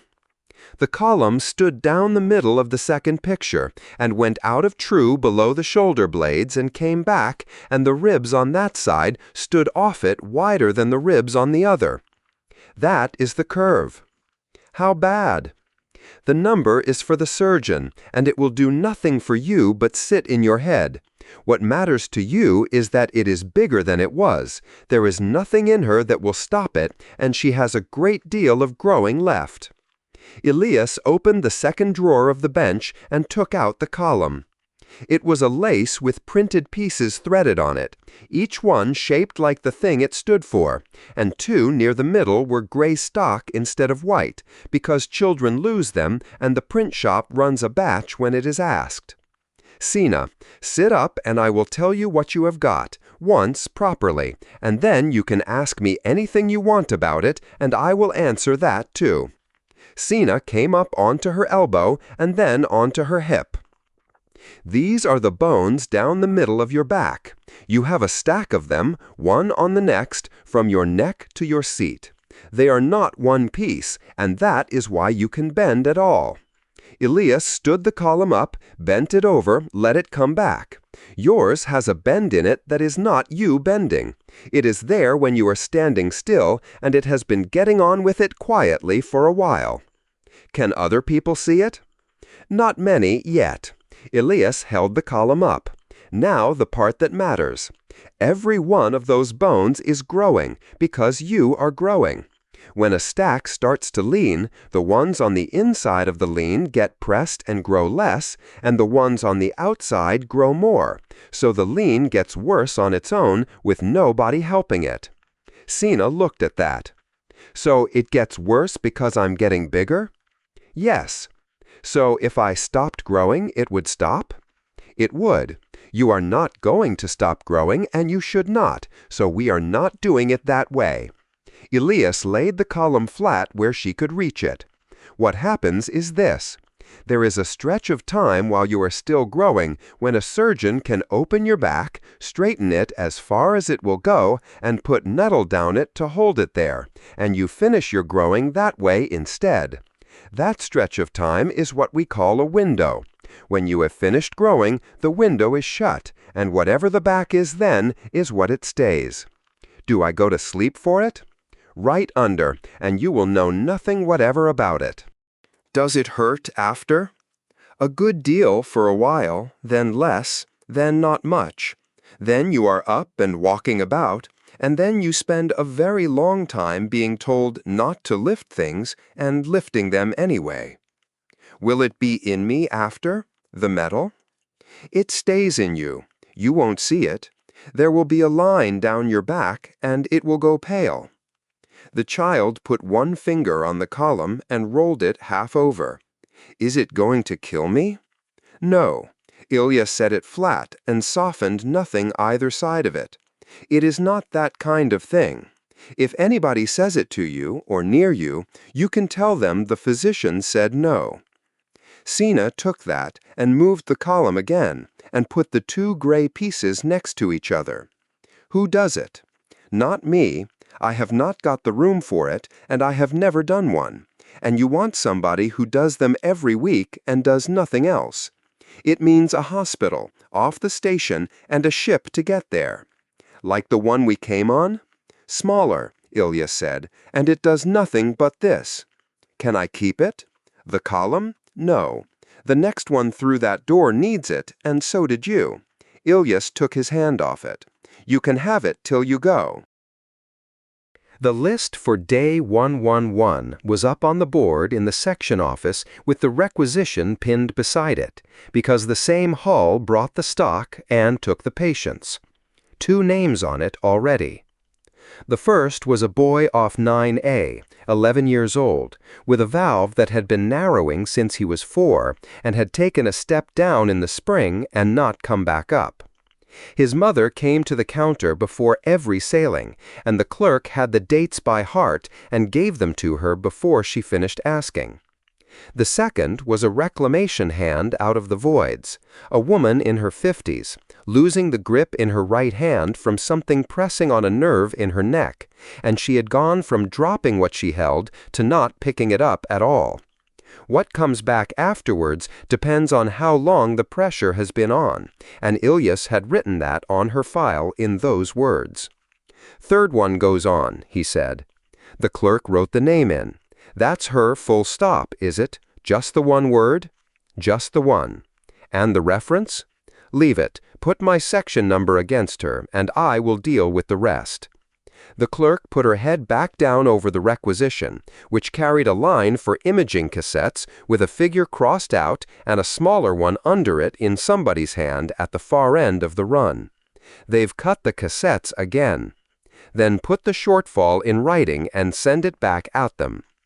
Den was on the chair at the wall outside, with the bag between his boots, and the child on the deck beside him, with the column standing between two fingers. "Come in a minute," Ilyas said. "She's all right where she is." The office had the board, a bench, and a window through to the corridor. "Dates," Den said. "MV Almoner, Master Vite, sailing day 111. A packet, she calls, she loads, and she goes, and she does not wait on anybody's paper, because there are people at the far end of her run expecting her on a day." Ilyas turned the list round on the bench. "Your daughter's name is on that." Den read it from the head down, all of it, at the pace of a man who has read 10,000 sheets and still reads the head. "And if we're not on her, then the next eligible service is day 233. Say that again? Day 233. Ilyas did not repeat it a third time. There are 3 scheduled sailings in a station year, and they do not fall evenly. They fall where the run puts them. Day 233 is the next one that can take her. I have checked it twice, and I will check it again next month." Den stood with the list. "The difference between those 2 dates is a good outcome against a permanent partial one," Ilyas said. "Say what you mean by partial." "She would be straighter than she is, and she would not be straight. Less movement in her back than she should have had. Tired sooner and tired longer, and it will be with her at 50. Ilyas held his eye through it, because it was owed. "She will not end up in a chair, and this will not shorten her life. Hold on to that. What it does is leave her a back worse than it needed to be, every day, all her life."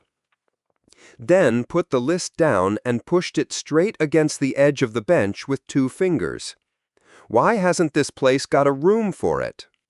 "Because there are 37,000 odd people here, and a surgeon who does nothing but backs has to be doing backs every week, or she stops being any good at them.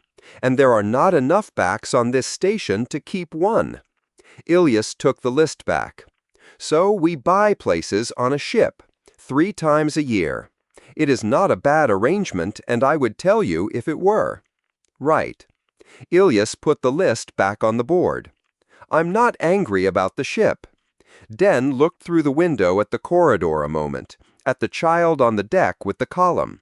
3 times a day, and I never once counted them, and I'd have told you I knew everything she did." Ilyas did not go near that. "What do I have to do?" "You sign a consent. I'll get the set." The set came out of the drawer under the board. 2 sheets on the section stock, the receiving service's head on the first, and a ruled block at the foot of the second. Ilyas did his own part standing, because it was quicker standing. The clinical block took the finding, the measure, the plates and their references, the procedure sought, the receiving service. The window went in as a window, with a date at both ends and what falls away past the second one.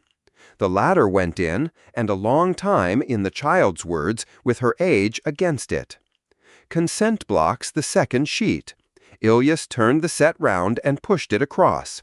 Read the head of it first. Den read the head of it. Then he went to the foot of the sheet, and up through the ruled lines, and stopped. "It wants a register reference under the name." It does. Den read it again, from the printed line to the rule under it, and did not put the sheet down, and did not hold it any harder. "You'll have had the note from the post. Day 6. It came up the evening the loadmaster said it would. Then you knew before I came up your corridor." "I did, and I started with her back because her back is the part I can do something about." Ilyas laid the stylus across the top of the sheet. "I am not going to pretend I have only this minute understood the position." "What can you put on it?" Ilyas turned the first sheet back over. She is alive, and she is in front of me. I have her at about 7, and her wrist agrees. I have the curve, the measure of it, 2 plates, and a window. The root side ran your samples at intake, and the pairing came back, so I can say you are her father as a matter of body, and I will write it and sign it. I have had the pair of you in this room for an hour, and I can say that child has been looked after and looked after well. And I can say what taking her off you would do to her. Then that's it. No. Ilyas put one finger on the ruled line at the foot of the second sheet. The reference. The reference is only where it shows. The block is for the person entitled to answer for her. Ilyas took his finger off it. When I sign anything, all I sign is that I examined a person, and this is what I found. Put your name in that block, and the surgeon at the far end reads one thing off it, that the physician has satisfied himself this man is the one entitled to answer for this child. I can satisfy myself about a body. There is no examination I can do, and no test I can send away that comes back with the other. You believe me. I believed you in the corridor, and I have not stopped since. You are the only man on this station who knows which side she sleeps on. It is not in the instrument I have got. If I write it in any way, I have not helped you. I have put a thing in a record my hand does not reach, and somebody at the far end will act on it as though it does. Denn stood with the second sheet. I have signed things here that were true and went into a record that was not, Ilyas said, 8 years ago. Twice, both correct, both mine. It is not the reason I am saying no to you, and you should have both of those from me. Who can, then? Not me, and not this section. There is nothing on the medical side that reaches it, and I have had 3 days and asked 2 people. Ilyas took the set back and laid it flat. You will have to have it out at the post. I do not know what they will tell you, and I am not going to guess in front of you and have you carry my guess up there. Den nodded once, and that was all he did with it. When do you want her back? A fortnight. Sooner if the ache changes or she starts putting a hand on things when she walks. Ilyas wrote it on the tab. And I want her walking, not resting. Whatever she was doing at the settlement, she does here. She'll want the latter. Then find her a shorter one. Out in the corridor the child had the column on its side, walking it along the edge of a deck plate. What do they give you to eat after, at the hospital? For the first day or 2, not much, and you will not want it. Ilyas crouched to her, because the question deserved the same answer as the others. After that, whatever you ask for, and more of it than you can manage. And people bring things in, which is the best part, and you have to share them, which is the worst. Sina worked on that and put the column upright on the plate. Can I bring it back myself, the next time? You can bring it back yourself. Ilyas took the folder off the bench, put the set inside it with the consent block empty and the clinical side complete, wrote the day on the tab, and slid it onto the shelf between 2 others. The clerk put her head round the door. 4th one's here. Been sat out there since before the rigor. Then he's waited long enough. Bring him in. Ilyas washed his hands, dried them, and went out to the head of the banding with the list. At the far end, a rope hand off the voids came through the transfer door with his ticket already out of his pocket and held up where somebody could see it. Come up, Ilyas said, and watched him walk it. Chapter 6. No Lawful Entry. The screen stood turned round to the public side, and the 5 lines on it had not altered while the pair of them read down it.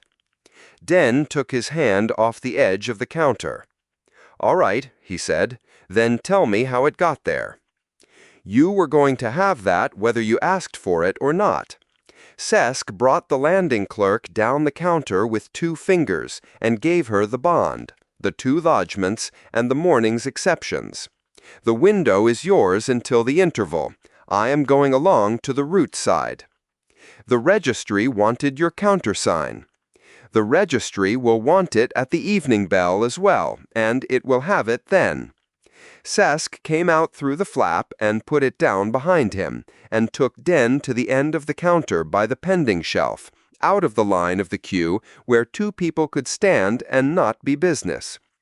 At the stairhead, Sena had the end of the bench and a printer's offcut somebody at the queue window had given her, and she was folding it into something with a good deal of application and no plan at all. Den looked along at her once and came back. "You sailed on the 26th, Sesk said. "You came up my stair on the 6th of this year. Just under 5 years. I am going to give you the working in the order it happened, and I am going to be slow about it. Stop me where you want. Go on. Your posted return was the 64th. The 64th. On the 64th, the root desk had no arrival against her, and nothing off her on any relay. Unposted goes to overdue at the 6th bell. That is the root authority's form of words, and it has not been changed since. A barrow went past below the window, and somebody swore at the ramp. The overdue is a public posting. It goes on the throat side frame, it goes on the concourse boards, and it goes on the posting screen at the head of my stair. It is meant to be read. I know what an overdue is. You know what one is on the trade side, where they run 3 days and come off again. Below the window, a crane came off its park, and the sound of it went the length of the apron. There is a second thing the desk does at the same hour, and it is the part nobody will have put to you. It computes a closing date and posts it under the overdue, on the same sheet, the same afternoon. Den's hands stayed where they were on the shelf edge. Closing what? The last date on which a return remains physically possible on what the hull is carrying for herself. Not on a tow, not on anybody going out after her. On her own consumables and nothing else in it. Her endurance. Declared at 214 days from departure, at a complement of 23. That is everything she had in her, and it is her master's own figure off the clearance. Sesk did the rest of it at the pace he did figures at a counter, because Den had a right to see it done. The road wants 12 days as a minimum for the return leg. The desk takes the 12 off the end of the 214, lays the remainder against the sailing date, and what comes out is the last day she could have turned for home and still had something in her when she arrived. The 228th. Day 228-25. Den said nothing for a moment. Down the counter, the landing clerk was explaining a lease reference to a woman who had brought the wrong one. So it was on a board before it happened. It was on a board the same afternoon as the overdue. That is not the desk being cruel. A closing date tells anybody thinking of going out after her whether there is a point, and it tells the people waiting how long there is. Sesk kept his hand flat. On the morning after it, the desk closed the voyage. The wording on that posting is that a return is no longer physically possible on the hull's own consumables. It does not say the ship is lost. It does not say one word about anybody at Orem, alive or otherwise. And then the register. And then the register. Sesk turned that over once before he gave it, because it was the part he had gone back to most often in 6 days. There is no procedure on this station for a person who does not come back. There was none in 25, and there is none this morning. The registrar's counter has no instrument of its own and has never been given one. It used what there was. A registry clerk keyed your entry off the closure, put the root file reference on the basis line and her initials under it, and took her date from the closure's date, because that was the only date anybody had. That is why the entry stands at the 228th and not at the 64th and not at any date that came off you at all. Was it right? It was lawfully made under the only procedure available. I have read the basis line and the initials and the hour. There is nothing in it I can fault, and I have looked for something." Den put both hands in his coat pockets, which he had not done all morning. "Can you close it?" "The record of your death is valid. I have no lawful entry that closes it." The queue clerk came down past them with a fistful of slips and went by without slowing, and the trade side went on at its own volume. "Then don't close it," Den said. "Go at the other end. Get the closure looked at again. If the closure goes, the entry's got nothing under it." "It is the first thing everybody asks." Sesk brought his hand off the shelf. "It is a finding about a hull. It was correct on the day it was made. It is correct this forenoon. She is standing at Orem with about a third of her left, and the rest of her in that settlement's plant. And her own master wrote Orem on the position line at this counter on the 6th in her own hand, and I countersigned the copy. There is nothing in that finding for anybody to take up again." "I'm not asking anybody to say she could have come back." "No, because she couldn't." Den's voice came up off the flat and stayed there, and the sentences ran into one another, and he let them. "I'm the one who made sure of it. I pulled her pumps. I cut plate off her with a torch and carried it down to their plant myself, and stood there while it went into a wall. And her environmental shop went out of her a piece at a time, over years. And there's no paper on any of it, and there was never going to be. Because who was I supposed to get to sign it? The hull? If a man came to me today and asked me whether that hull could have got home, I'd tell him no before he finished the question. And I'd be the best witness he could put in the room, because I'm the one who took her to bits." Sesk had nothing to set against it, and did not go hunting for something to say instead. "Come along the corridor," he said.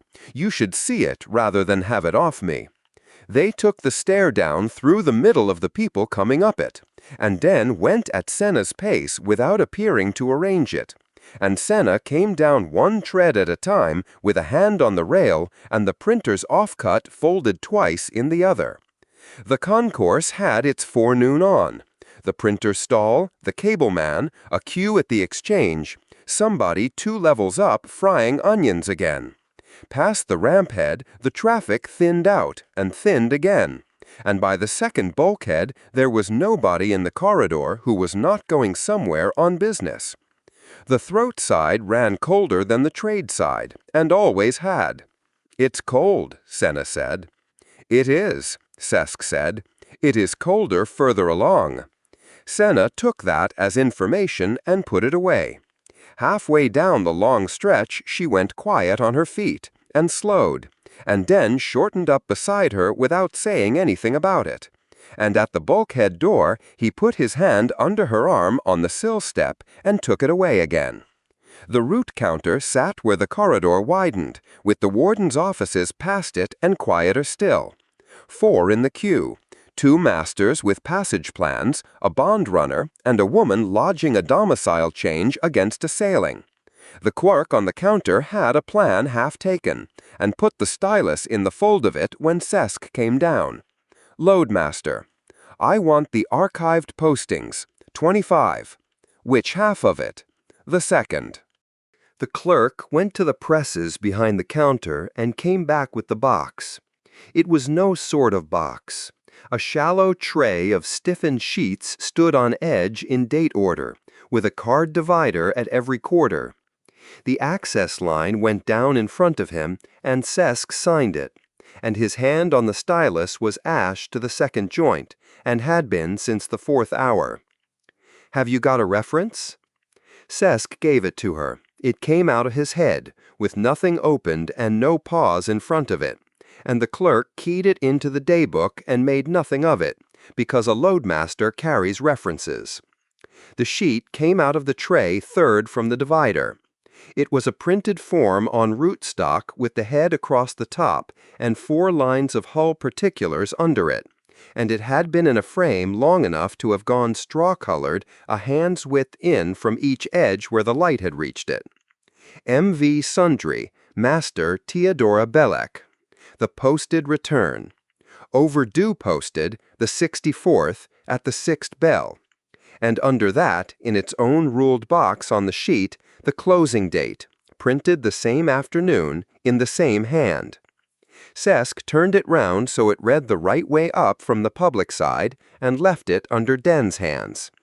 There was a second sheet behind it, shorter, with the closure on it and the index slip that the root desk clips to a closed voyage before it goes into the press. Overdue posted, day 64. Closed, day 228. 164 elapsed. It stood in that frame from the 64th to the 228th, Sesk said. 164 elapsed days. The frame was on the wall behind them, on the corridor side, where a person could read it without coming to the counter. It had been reslatted once since. 6 sheets in it this morning, one of them an overdue, an independent out of the throat, unposted since the back end of last week, with a closing date printed under it a long way off. Who read it? Den said. The concourse boards carried it, and the trade side posting screen carried it, and every master who lodged a plan at this counter read past it for as long as it was up. Sesk put the second sheet square with the first. I read it every working morning.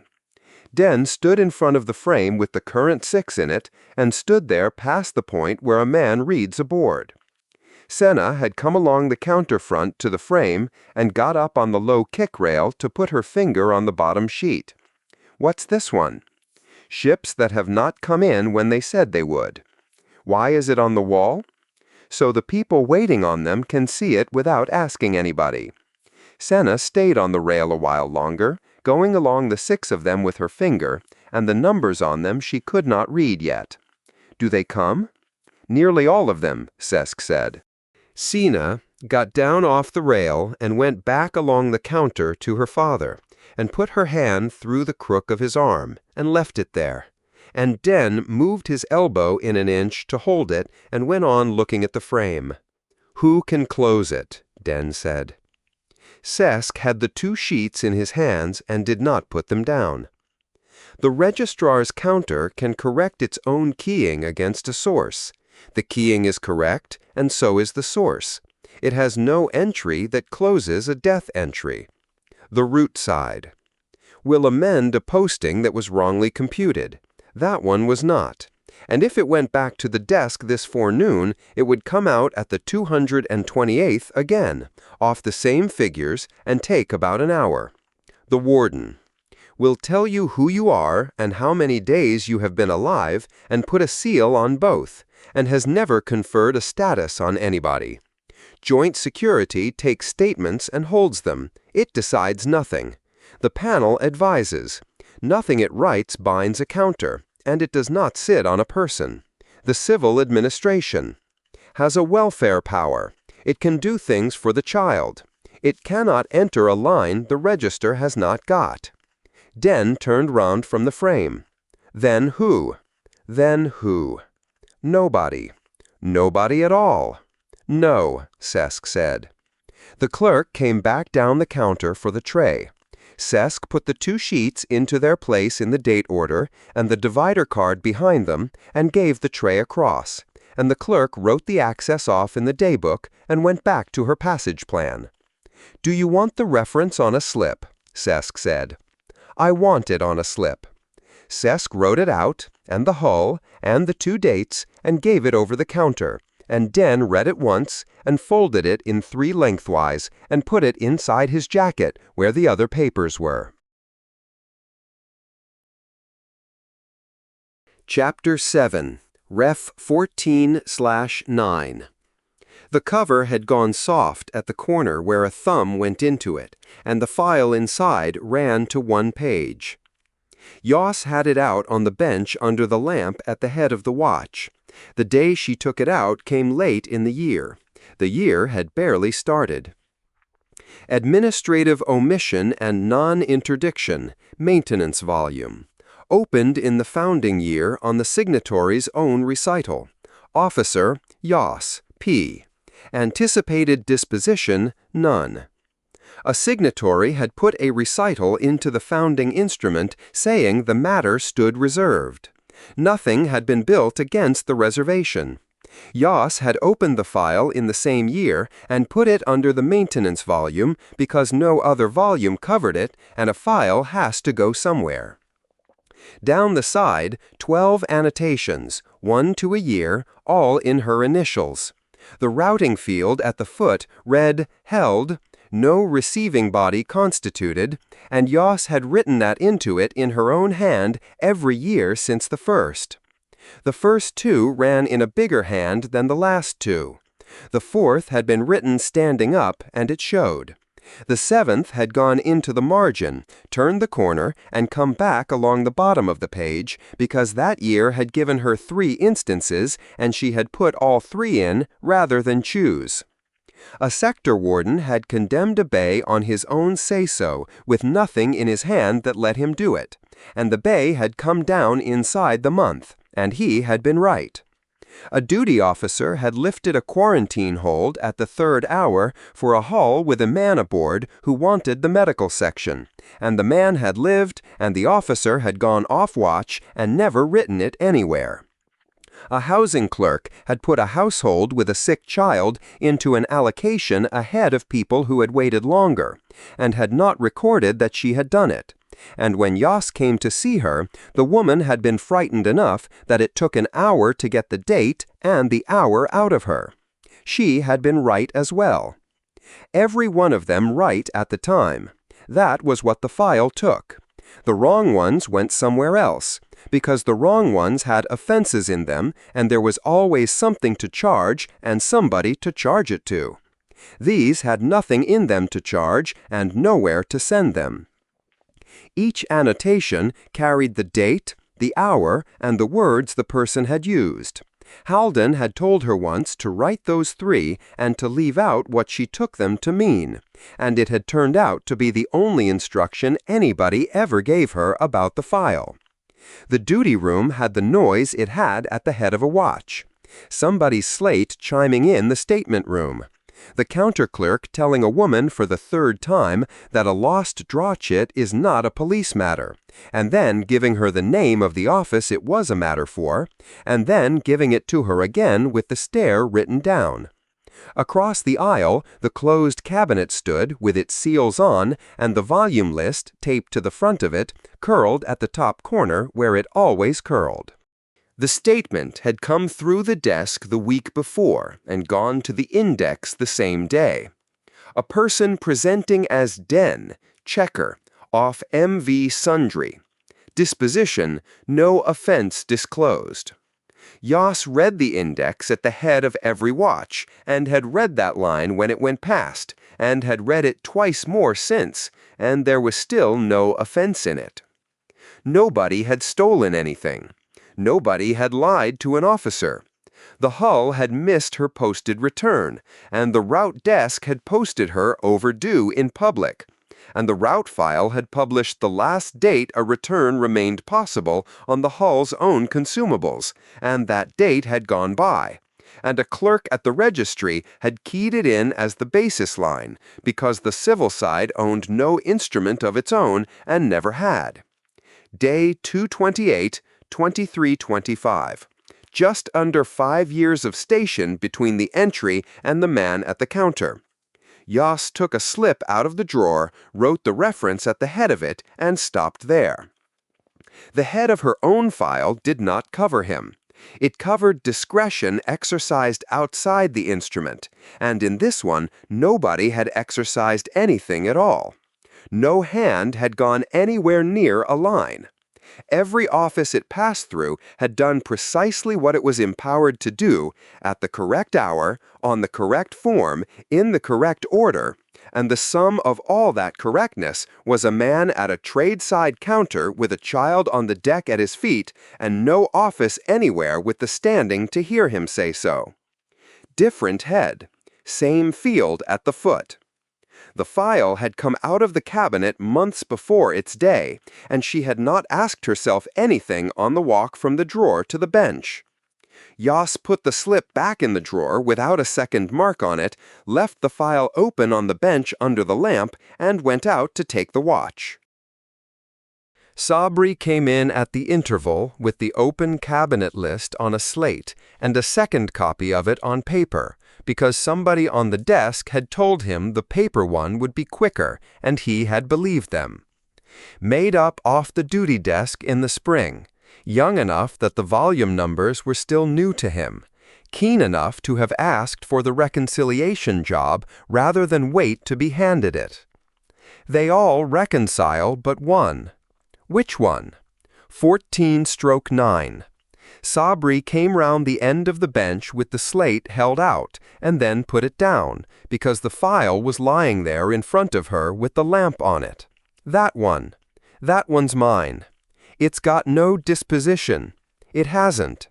And the anticipated disposition says none.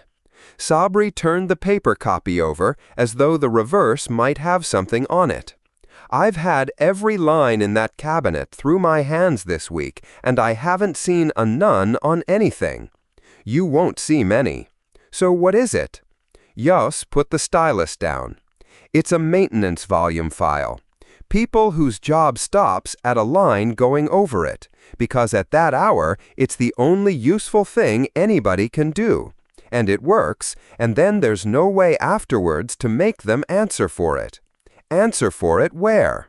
Read the foot of the page. Sabri turned the file round and read it off the sheet. Held, no receiving body constituted. That's the entry. Held for what, though?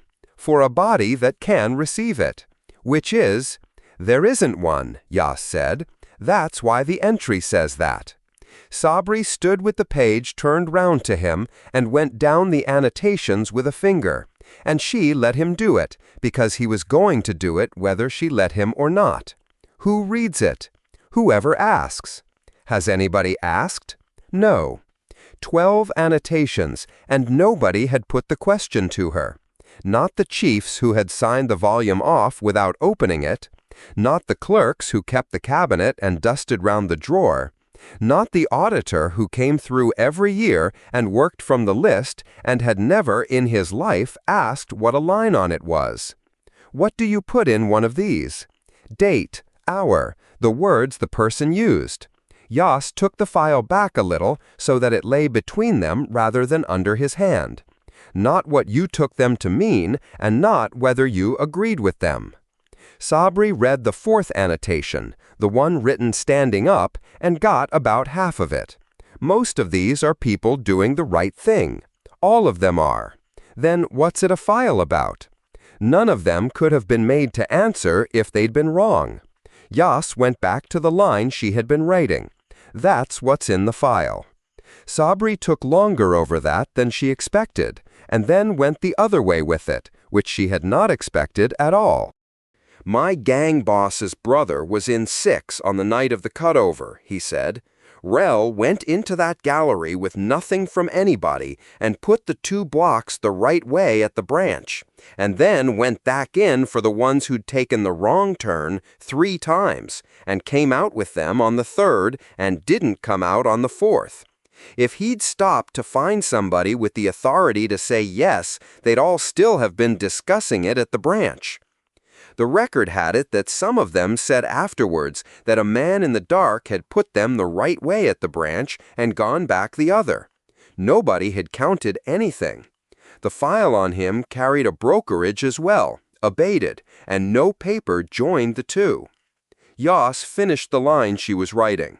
So that's your answer, isn't it? Sabri said. Am I wrong? Out at the counter, somebody had started on the clerk at the volume men use when they have already been told once. Yas put her head up over the bench, said the officer who took statements came on at the second bell and not before it, and that the bench outside was free until then, and sat back down. The counter went quiet, and then started up again a good deal lower. Take your list down to the registry before they go to half, she said. They'll want the volume number on the head of it, and they won't tell you till you're standing there. Sabri got the slate and the paper together.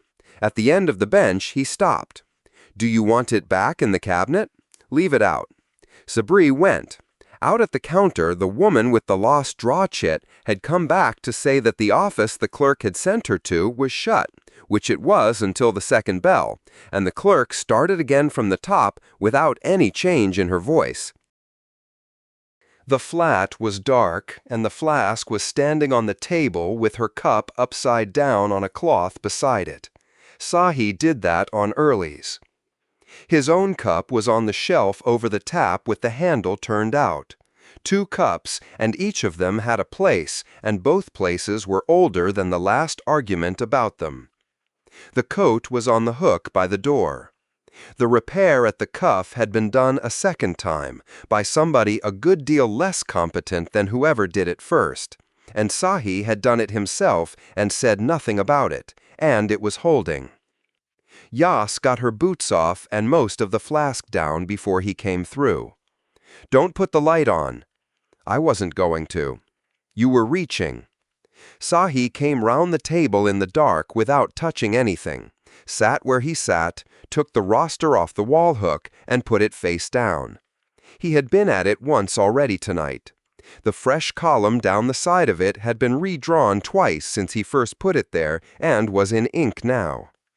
"They've had me in about the second gang." "Since when?" "The week before last.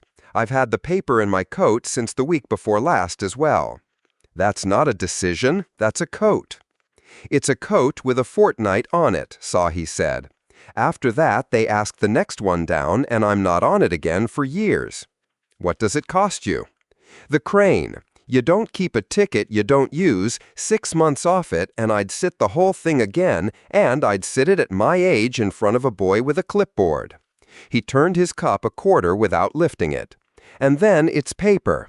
Where the hands stand, who goes on the taglines, who's short this week, and who's telling me they're short. I'd be good at it. That's not the trouble." "What's the trouble?" "I want the crane." "Then that's what you say." "You say that out loud to a foreman, and it comes out as a man who doesn't want to get on." Sahi put his forearms on the table. "There's a girl they've had on my tagline since the spring. She'll walk a section down onto a mark the size of your hand and not look up at me the whole way in. You can't teach that part." "How long has she been on the lines?" "Since the spring." "Then you've got somebody to give it to, and you'd still rather do it yourself?" "I would rather do it myself," Sahi agreed, with no shame in it whatever, and drank. Down the stretch somebody's door went, and then the same door again. And then a man's voice going away up the corridor, saying that he had it, he had it since the bell. "The packet's on the board," Sahi said. "The medical one, the almoner. Day 111. They'll want every gang on the apron for her, and there's ward stores going out on her as well as the berths, so it'll be a long call-on and a filthy one." He turned the cup back. "If I'm taking the gang, I'd want to be on it for that and not come to it the week after, is the thing. So it isn't a fortnight, really. It's about 4 days less than a fortnight." "Filthy how?" "Ward stores go in cases that aren't cases. You can't get a strop under them, and you can't stack them, so it's hands, and it's hands the length of a ramp." Sahi rubbed the back of one of his. "I'll be a fortnight getting the feeling back in these, and then it'll be somebody else's turn." "There's a version going round the apron," Sahi said after a while. "Him off the survey hull. Walked down the ramp with a child on his hand, and the loadmaster wouldn't have him, and put him out on the bench like a bond claim." "I'm not asking." "I know." "I worked with him. He called loads on days with us for a year, and he was quick with a number and slow with everything else, and he had a laugh that went through a shed." Sahi got up and put his cup in the tap. "Now they've got him coming down a ramp like something out of a book, and there'll be a better one by the end of the week." "There always is." "You'd know." He said it without any edge on it at all, and got his boots at the door and had them on before he was properly awake, and went. His step went away up the stretch and stopped being his somewhere past the wash queue. Yas washed both cups and put them where they went, and took her coat off the hook and went back down. The circuit had grown again since the spring, and she did not do the length of it in one go anymore. The part she wanted tonight was 4 levels, a gallery, and the long stair, and it took under a quarter of an hour. Joint security was on half. The nightman had the desk and the counter and a mug, and lifted a hand and went on with whatever was in front of him. The file was on the bench under the lamp where she had left it. There was no room left down the side of the page. Yas wrote at the foot of it under the 12th. Day 111. Her initials went after that, and there was nothing else on the line. No reference, no hour, no words anybody had used. The file went back into the open cabinet, and the drawer took the second push it had taken for years. The nightman put his head round to say there was a man at the counter about a deposit. The sublet agent on the ring stair had shut the frontage with 2 months of the man's money behind it, and that he had come in on the wrong side of the interval and would not be told to come back in the morning, and that he had his receipt with him and had kept it flat. Yas went out to him. Chapter 8. What This Room Must Not Do.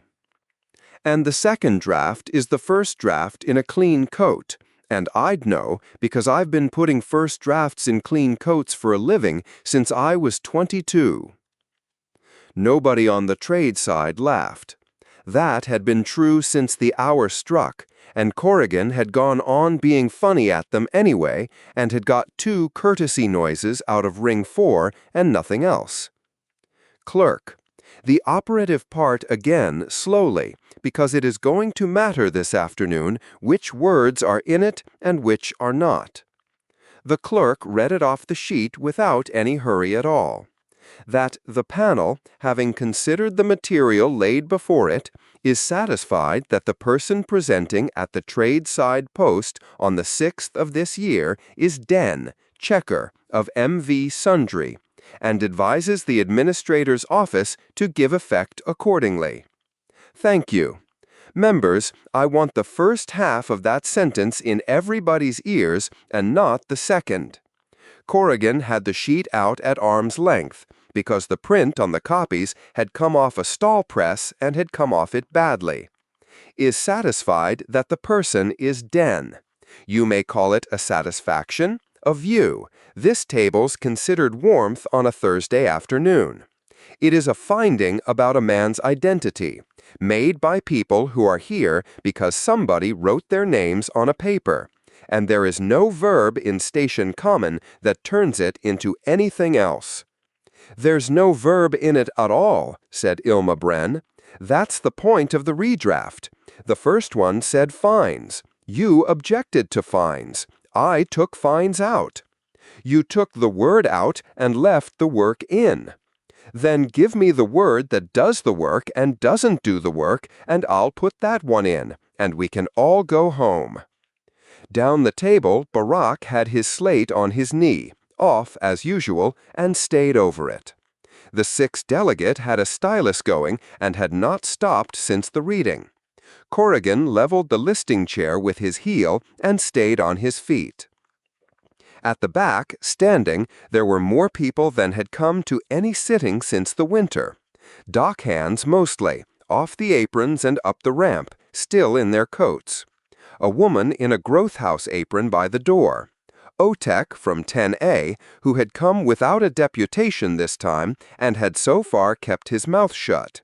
And Nadir Oyalaran on the end of the second row against the wall, hands in his pockets, no paper near him. Chair.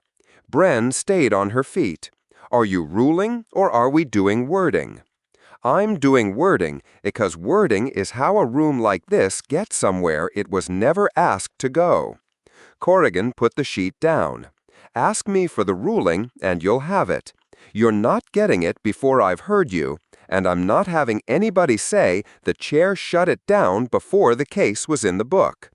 Then I'll put the case. Then put it and take as long as you want, and the clerk carries your words and not mine. Bren had run a lighter gang on the lower apron before the appointment, and had a voice pitched across a working deck for all the years of it. Two of Corrigan's aunts were on her stretch, and she had told him once, in a corridor, at volume, in front of the cable man, that he was a lawyer with a nice voice, and had then put her name down the back of a printed sheet nobody had asked her to sign. "The material," Bren said. "Clerk, what's in front of us?" "3 items. The statement taken at joint security on the 6th, a note from the medical section giving a date, a copy of the register entry dated day 228 of 25. That's all of it? That is what the panel has. Right. Bren put 2 fingers on her copy. Then I want the members to look at what isn't in it. There's a child in this, 7 years old, off the same hull, came up the post stair on the 6th holding his hand. There is not one sheet of paper in front of this panel with that child's name on it. Bren gave it the length of the table. Not because anybody has hidden it, because there is no paper anywhere with her name on it. She hasn't got a line. That's the size of what we're being asked about." "Noted," Corrigan said, and entered. "The medical note says the packet sales on the 111th. We're on the 17th. That's not a threat, it's a date off a board, and any member here can go and read the board." Bren had her copy folded down to the paragraph she wanted. "I worked with the man. So did most of the people standing behind me. I never once had to check a number he gave me. He's back, and there's a screen at the tradeside post that says he's dead, and the loadmaster who read it out to him can't do a thing about it. And I've no quarrel with the loadmaster, and neither has he." "Then where's the quarrel?" "There isn't one. That's what nobody in this room seems able to hear." Bren came up off the folded sheet. "Everybody did their job, and a man is sitting on a bench at the head of a stair with a child who has no name in any book on this station, and every office he's been to has been sorry and correct. So, we're asking it." The 60-delegate stylus had stopped partway through it and stayed stopped. "Has anybody at this table been down to the post?" Bren said. "That's not a question for the chair to take." "It isn't a question for the chair. It's a question for the table." Bren looked along both sides of it and gave them room to answer, and nobody did. The 6B delegate had his hand up before Bren was properly down, and kept it up until Corrigan gave him the floor, because he was a man who had been taught this year that a hand goes up and stays up. "Chair. In the winter, this panel found that the apportionment on my stretch rested on a fitting decision and not on a determination." He had the winter's minute with him, out of a coat pocket, folded into eighths. Nobody had ever had the standing to decide it. This panel said so. The office took it inside a fortnight, and there are households on my corridor paying less this quarter, and a woman at the bypass end has stopped me twice to say so. "There are," Corrigan said. "It was a good morning's work, and it was yours." "Then I'll say the rest." The delegate got the minute flat in front of him. "I've read the terms of this panel twice since the spring, once here and once at home under my daughter's lamp. There's no list in them. Nobody has ever handed us a paper saying, here are the things you may advise on, and here are the ones you may not. We advise on what people bring us." He put his hand flat on the folded minute and left it there. "So if we can advise on a metering head, we can advise on a man." The clerk's stylus came up off the page about a finger's width and went back down. Corrigan looked at the folded minute under the man's hand and at the man who had walked that minute to a second counter on a Thursday morning because he had been told to and had done it exactly right. "Noted," Corrigan said, and entered as spoken. "Chair, are you replying to that?" "No." "Chair, the 10A delegate had his copy the right way up again. Are we hearing the people at the back before the interval or after? Only I'm on at the 5th bell." Clerk, put it to them. "Nobody at the back has asked to be heard, Chair. I offered at the door."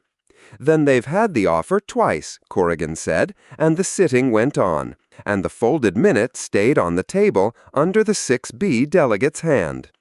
9B had not spoken. Head and Nassar had been writing since the reading and went on writing. It was the 10B delegate who did the other thing, and did it with no malice in it whatever. "The boy," he said, "the child.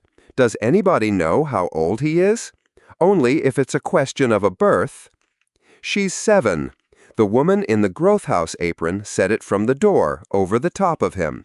"She's a girl and she's 7, and she came up the ramp on her own legs." "The public side doesn't speak," the clerk said, "and I'm sorry about it because I don't make the terms."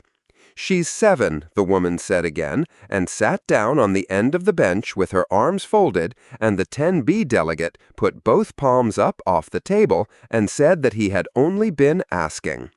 Corrigan let 5 seconds of it go past and took the room back before anybody could improve on it. "Right. Members.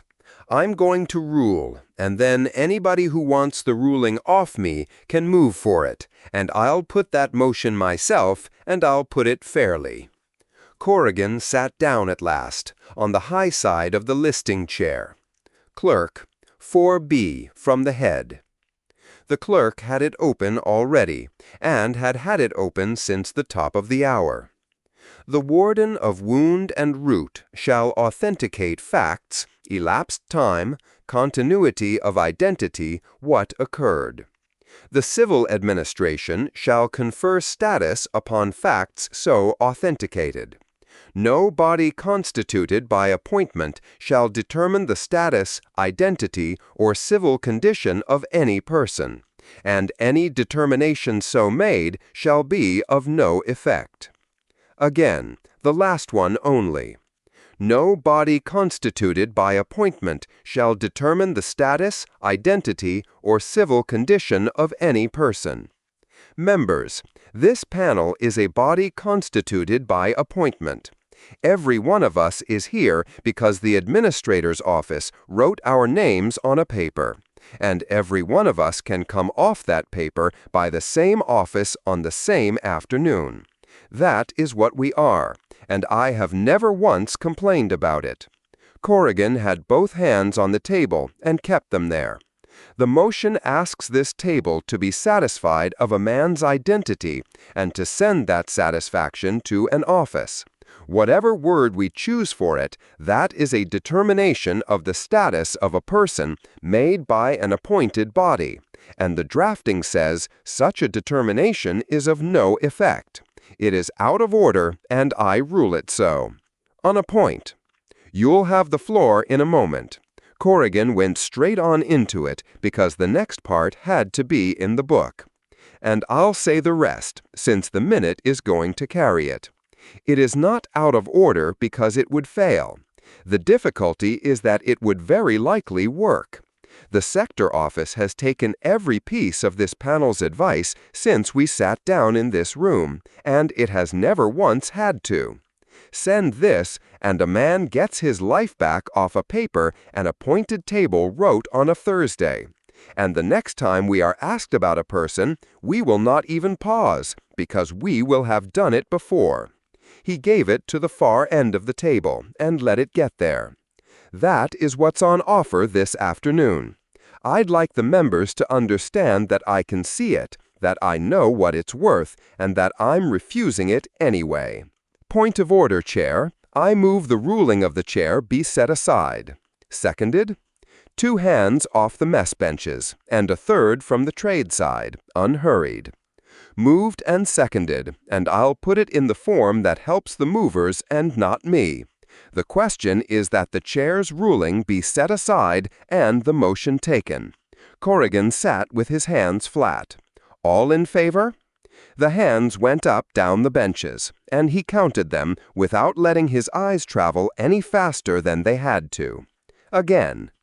Ring 4 went against, Barack last, and with no pretense of having thought about it. 9A. Nosar put her stylus down first and her hand up after, at full stretch, so that nobody could say it had been half given. 10A and 10B. the two off the old core, angled at each other as they always were before they voted with a chair. 6C last of all, and the 6C delegate held Bren's eye through it, and Bren gave it back. "The ruling stands," the clerk said. "Not carried." Bren was a moment coming out of it. Then she bent and got her coat off the back of her chair. "You could have put the motion and lost it," she said. "That's what I came for. I've never once seen you lose a wording, and I didn't expect to start this afternoon. But you could have let this table say no to me instead of doing it yourself. If I put it, it exists. Losing it doesn't unmake it. Somebody picks it up off a shelf in 4 years and says, 'The panel considered this once.' 8 years ago, you stood at the head of that table and said out loud that you were recommending the trade.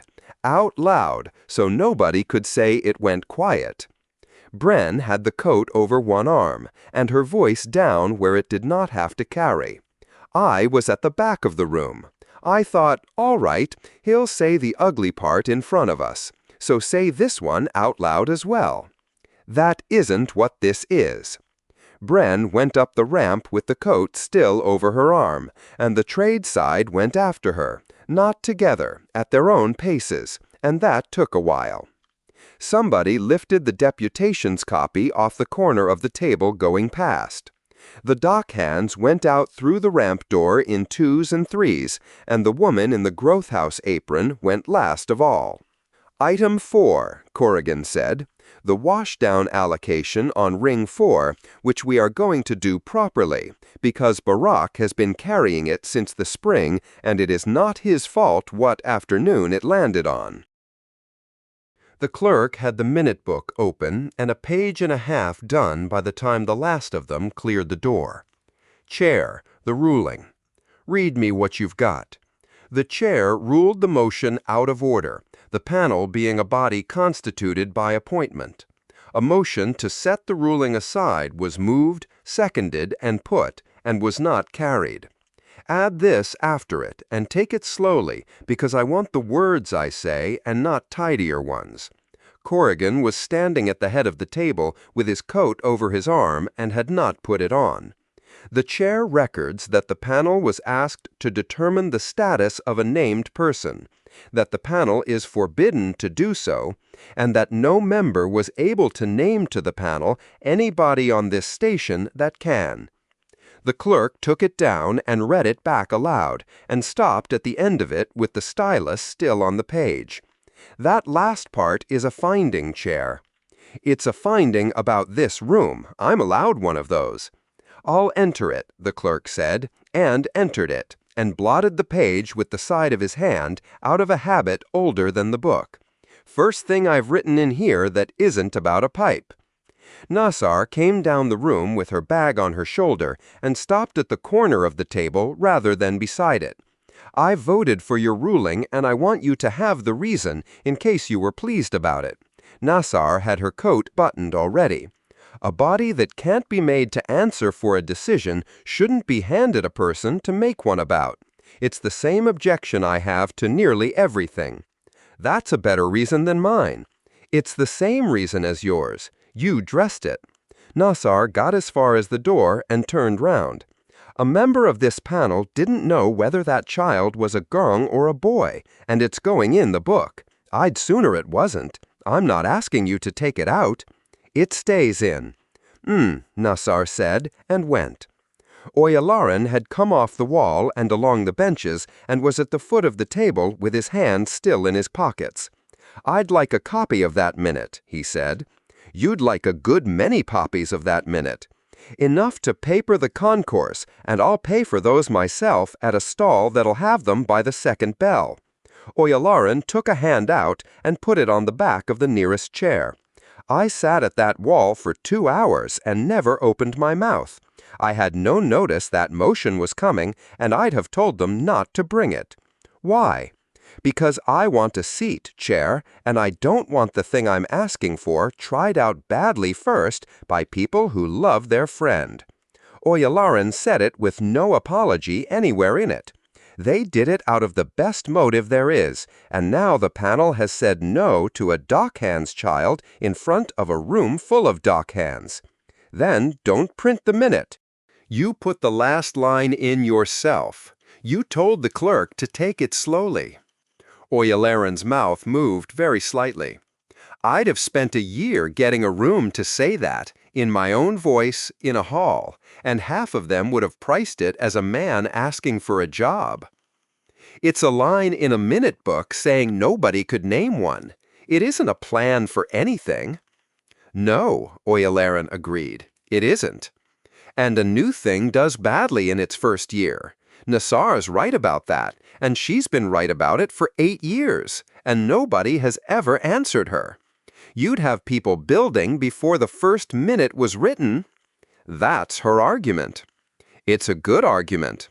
It's a very good argument, and it isn't yours, and you've had it in your mouth about 4 hours. Oyalaran took his hand off the chair. I'm not pushing you tonight. I'll take the copy off the clerk in the morning and keep away from you for a fortnight, and you can spend it telling yourself I'm ambitious, which I am.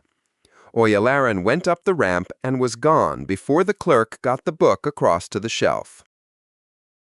The flat was warm, and the boy was up, eating standing at the bench with his boots on, because the rota had put him and his mother on opposite ends of a day since the spring, and this was still the arrangement. There's some left, the boy said with his mouth full. She said don't let you tell me you'd had something. I've had nothing. That's what she said you'd say.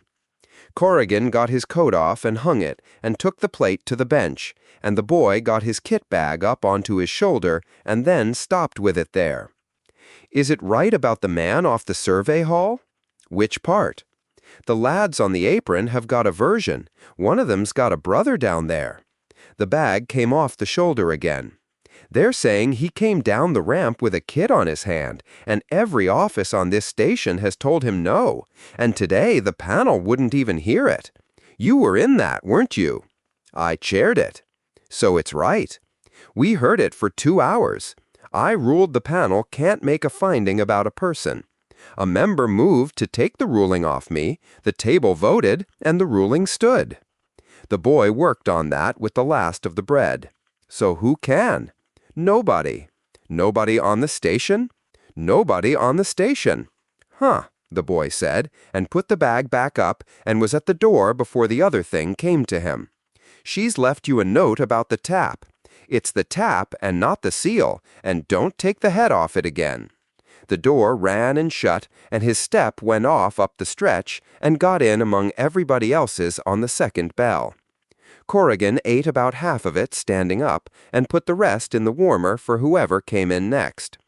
The shelf behind the tin had the lease papers on it, and the paper that was not one of them folded once down the middle on the crease it had come with.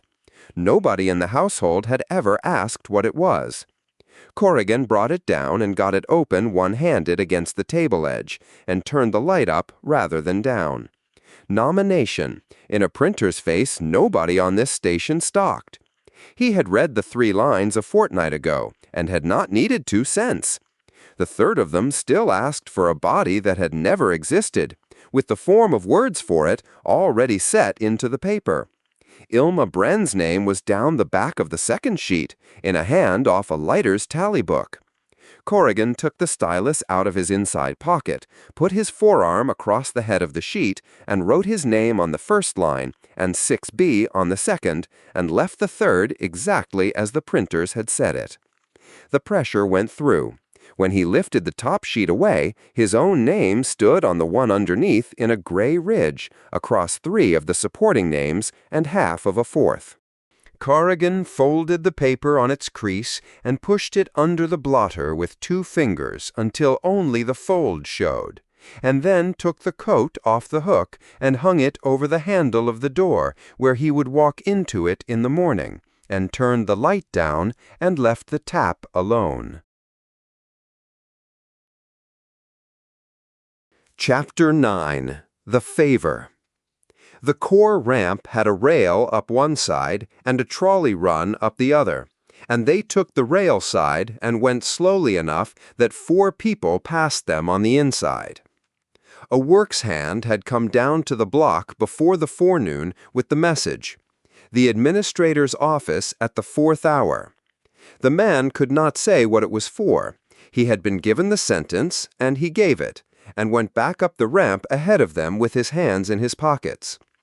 Nobody had asked Den whether he wanted to come.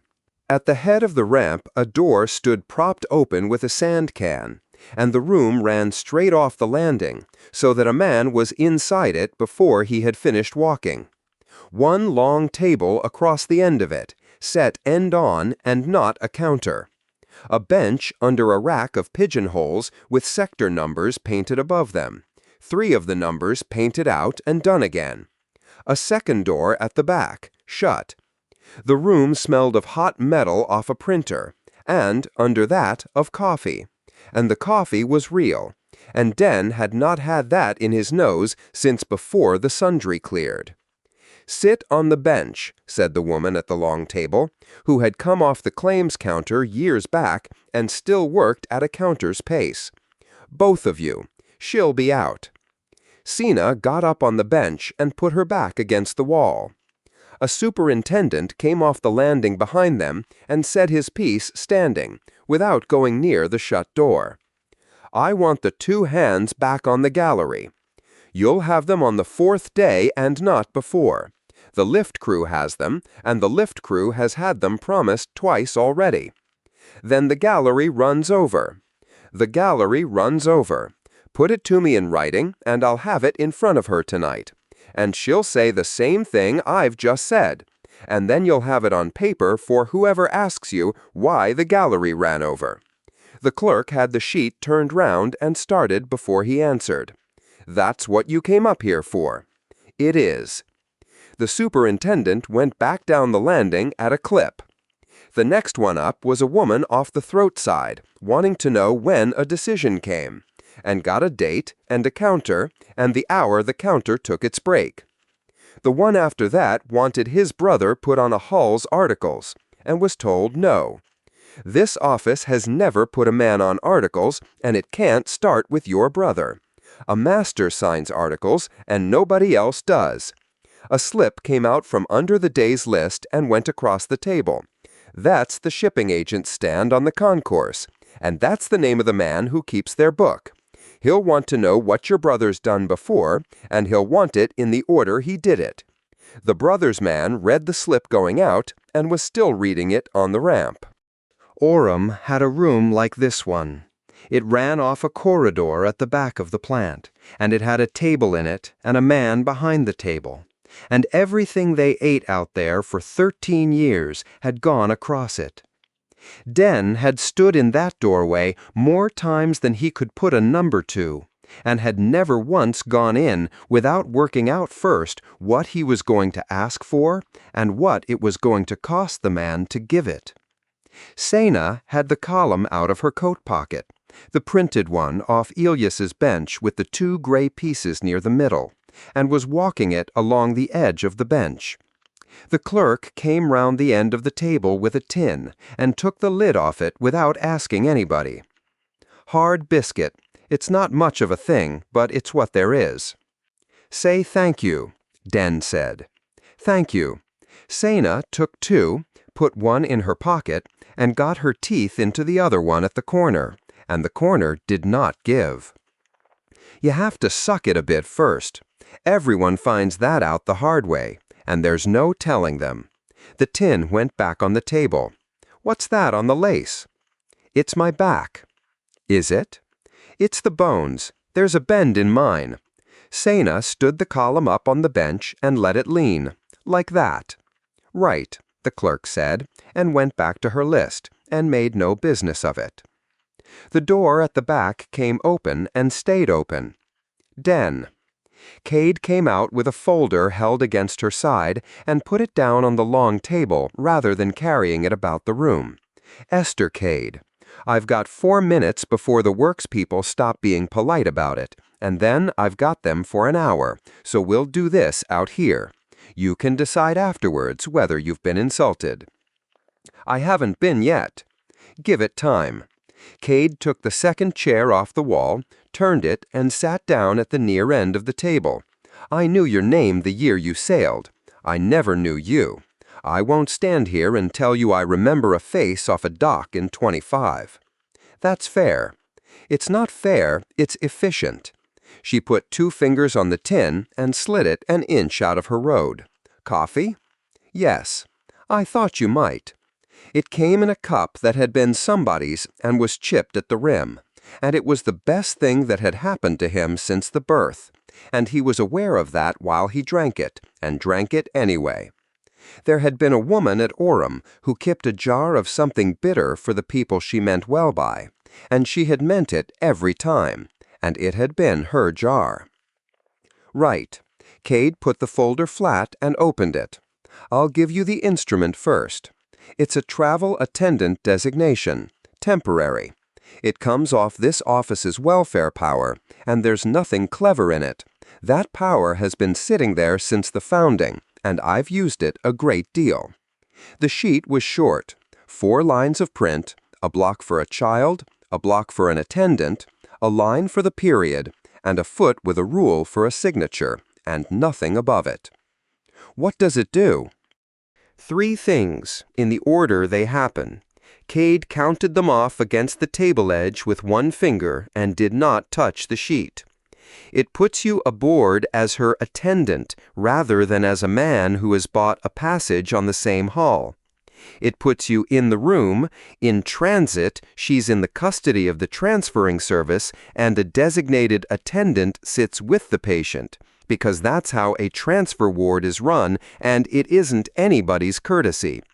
And at the far end, when the admitting officer wants to know who this is who has come off a packet with a 7-year-old, there's a paper with an office's name across the head of it, and he stops asking. And what doesn't it do? Cade sat back. It expires when the hull ties up. Not a day after.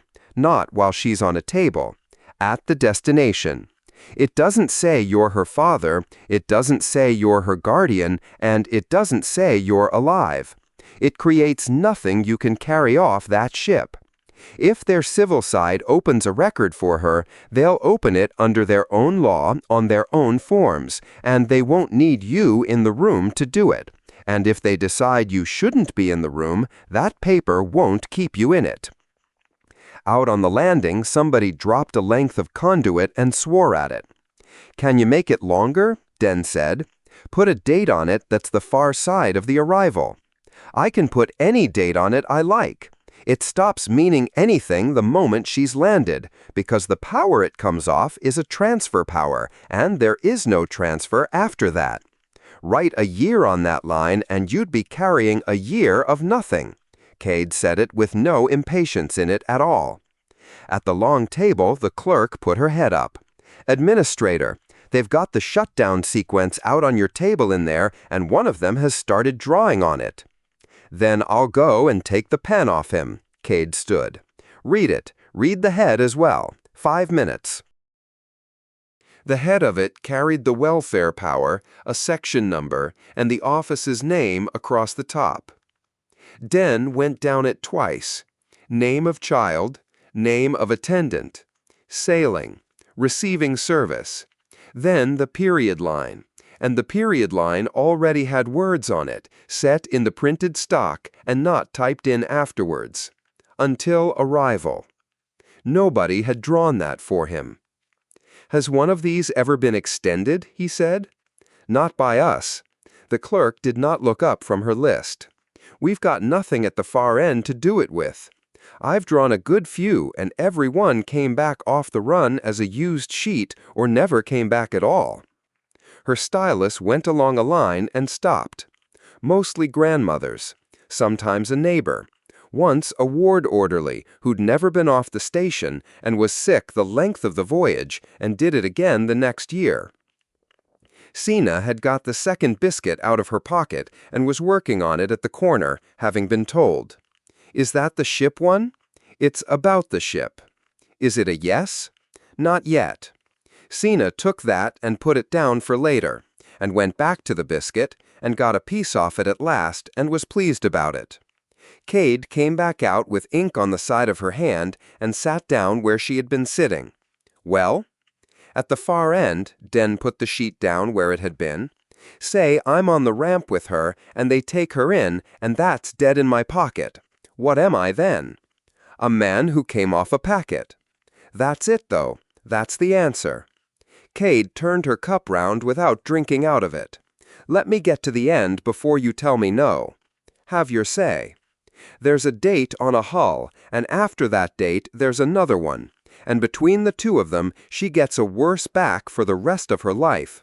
And nothing anybody says in any room on this station between now and then moves either date by an hour. Cade put her forearms on the table.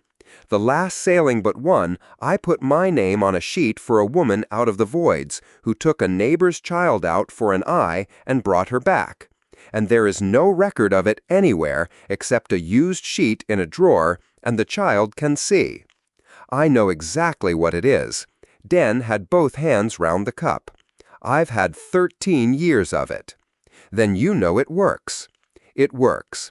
Den put the cup down. At Orem there was a man who ran the growth halls.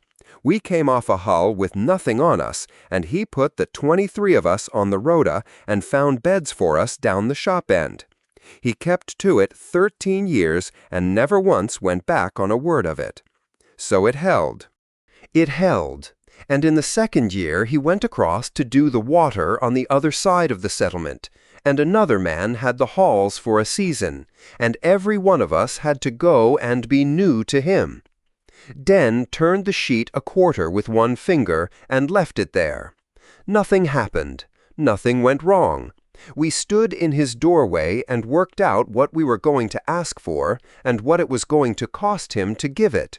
And we did that for a season. And then the first man came back, and it all went on as before. Nothing went wrong out there in 13 years, Administrator, not one thing.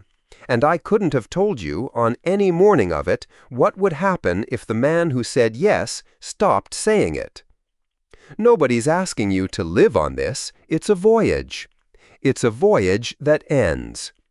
Cade took her time coming back at that, and then came back at it hard. You can be angry with me afterwards. Cade did not lift her voice for any of it. You will let that child go into another jurisdiction in the custody of a medical service with strangers on the ward and her father on the wrong side of a bulkhead, and the reason will be that you wouldn't take a paper with my name across the head of it. That is a large decision to make on somebody else's back. I've had that in my mouth since the 9th, and I'll have it in my mouth tonight, and I'll take it if it comes to it. I'll take anything if it comes to it. I'm not sitting here telling you I'm above a favor. I've eaten off favors for 13 years, and I'd be dead twice over without them. But I've done the far end of one, and you haven't. And the far end of one is a corridor with a door in it, and a man behind a desk being kind to you. And every single thing you have got depends on him going on being kind. And there is no morning you wake up on that corridor and are not working out whether today's the day he stops. And it didn't kill me, and it wouldn't kill her. That's not what this is.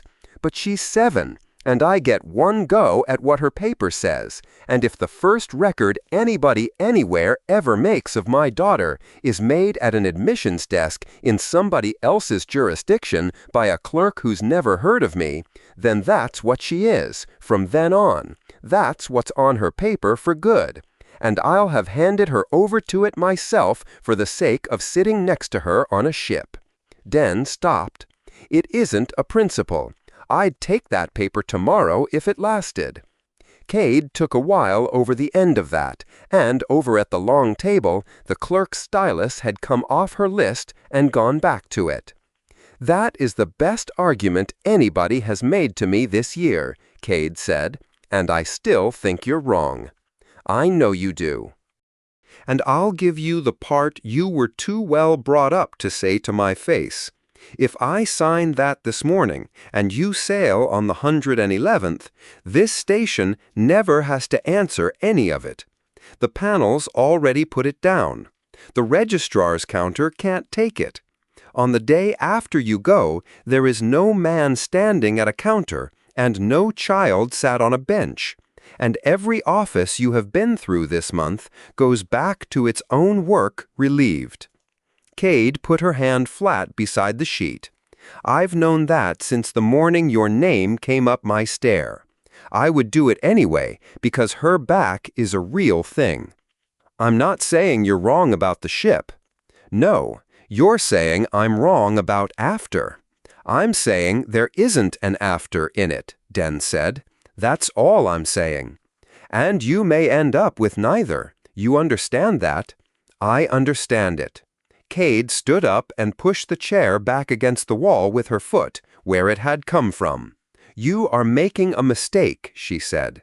You'll be making it on the 111th whether you've changed your mind by then or not. And if you have changed it, come up the ramp and don't be proud about the hour. Den got up as well because he had been brought up to.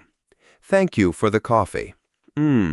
Cade went as far as the back door and stopped there with her hand on the frame and turned round a quarter. The block at the foot of that is mine, and it's empty. Leave it where it is. Then to the long table without any particular emphasis on it. Not in the tray. The door went behind her. The clerk moved her slate across and left the sheet lying where it was, and looked at the back door a moment before she went back down her list. Den did not put it inside his jacket. He got Sina up off the bench and got the column back into her pocket and her arm through the strap of the bag, and at the propped door he looked back once, and the sheet was still on the table with the signature rule empty and the clerk working round it. They went down on the rail side. Can we come back here? What for? She's got the 10. We might, Den said. And at the turn Sina got the rest of the biscuit out and ate it going down, and most of it went in, and the rest of it went down the front of her coat. Chapter 10. A Signature I Cannot Take. No, not in that block, and not in any other block in this section. The sheet had come out of Den's jacket, folded in 4, and gone soft along both creases. He had written it himself on the blank side of a root side prompt form, in a small upright print, the corrections ruled through and set down again underneath instead of scratched out, so the working of it stood on the page. Several evenings of it, at a guess. His hands lay flat either side of the sheet, and the left one did not open as far as the right, because the ring finger had gone across the joint at some point and been set by somebody with nothing to set it with. Ilyas read the sentence a second time. It had earned a second time. The undersigned physician certifies that no other person has presented to this section as entitled to answer for the child named above. It's true, Den said. It is true. I have been at it since you sat down, hunting for the place where it stops being true, and it does not stop. Nobody else has come near her. Then put your name on it. Where were you going to have me put it? Den turned the consent set round with one finger and laid the finger on the ruled block at the foot of the back sheet. There. That is what is wrong with it. The clerk crossed the office window with an armful of returns and kept going, as she had all forenoon, because the list outside was long and she had opinions about it. The admissions desk at the other end does not read a set as you and I are reading this one, Ilyas said. A woman there takes the sets off every hull that calls and works down the blocks. Clinical block, what was found. Consent block, who said yes. Anything standing in the consent block is a yes, and it does not matter what the letters spell. You have written a true sentence, and I would be using it as a permission, and she would be right to take it as one. Then it goes in the clinical part. It isn't clinical. It is a statement about who has come to a counter, and I do not hold that counter. Den took the sheet back and put it down again without reading it. You won't. I can't, and the two are not the same. You are going to be offered the first one by people who mean you nothing but good. It will cost you a month. Ilias pulled the form drawer out to its stop, lifted the run of clips clear of it, and put the lot on the bench between them. Then he went along it with 2 fingers, took one of each, and laid them out in a row. Certificate of Fitness, Sector Work. A sick line for a rota. Notification of a reportable condition to the environmental side. A finding of cause of death. A transfer requisition, being a berth on a hull and nothing else. A clinical statement to a receiving practitioner. A record of treatment given without consent. Den came forward on the stool and went down the row, reading the heads. Partway along, he moved 4 of them into a different order without being asked, and put the fitness certificate at the end where it belonged, because a man who has checked freight for a living cannot leave a run of paper in the order somebody dealt it. That's the section, Ilias said. Every sheet I am entitled to put my name to, and the head of each one prints what my name does on it. Every one of them is a finding. There is nothing in that drawer that turns a finding into a permission, and nothing in the drawer at the registry either. Den had stopped with his hand on the last of them. There's one still in the clips. There is, and I will come to it, and you will not have to ask me twice. Ilias put his palm down over the run of clips. Ask me the other thing first. You have been sitting on it since the 6th. Den took his hand off the row. If she goes down in front of you. Then I open her and I ask nobody. Ilias moved the treatment record a finger's width out of the row. That sheet. I would use it on your daughter at the 4th hour of the morning, and neither of us would think about it again, because an emergency has no room in it to go hunting for a parent. What we have got is not that. It is a booked procedure, on a date, in a hospital, with a hull in between, and nobody there is going to run it through on the sheet you use when there is no time. Right. Sit back down. I am going to do the other half now, and it is the half you came for. The clinical statement came off the row and went under the lamp, and Ilias read out what went on as it went on, because Den would want it read out, and it saved him asking. That the child was alive and had been in this room 3 times. That her wrist plate put her at about 7 years, and that the plate stood on its own without anybody's word beside it. The curve. The measure, taken twice on the 9th and once since. Both plates and their references. The window. Both ends of it, and the difference between them set out in the terms a surgeon on another station would use. That the pairing had come back off the intake samples, and that as a matter of body, the man was her father. A laboratory finding, and nobody's opinion came into it. Now the one that takes longest, Ilias said, and slowed down over it. Observed care. She sits on my bench and gives me a straight answer about a ladder in front of you, and she is not looking at your face while she does it. Somebody has measured her for that coat.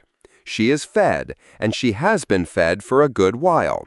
She had been told the truth about her own back before she ever came up my corridor, because a child who has been lied to about a body asks a physician a different set of questions, and she asked me none of them. All of that goes down, and the hours against it. And the last one, Den said. The last one is that taking her off you would do her harm, and I will write what kind and be specific. A paragraph saying what a 7-year-old does in the year after losing the second of 2 people, when she lost the first one 2 years ago by her own count, is worth something to whoever has to weigh it. Down the corridor a door went, and somebody laughed at the counter. Ilias signed it, dated it, put the section number on, and turned it round. Den read it standing up, the head first and then the body of it, and took his time at the paragraph about the coat. It doesn't do it. No. Then what have I got? The strongest medical paper that exists anywhere about your daughter, dated today.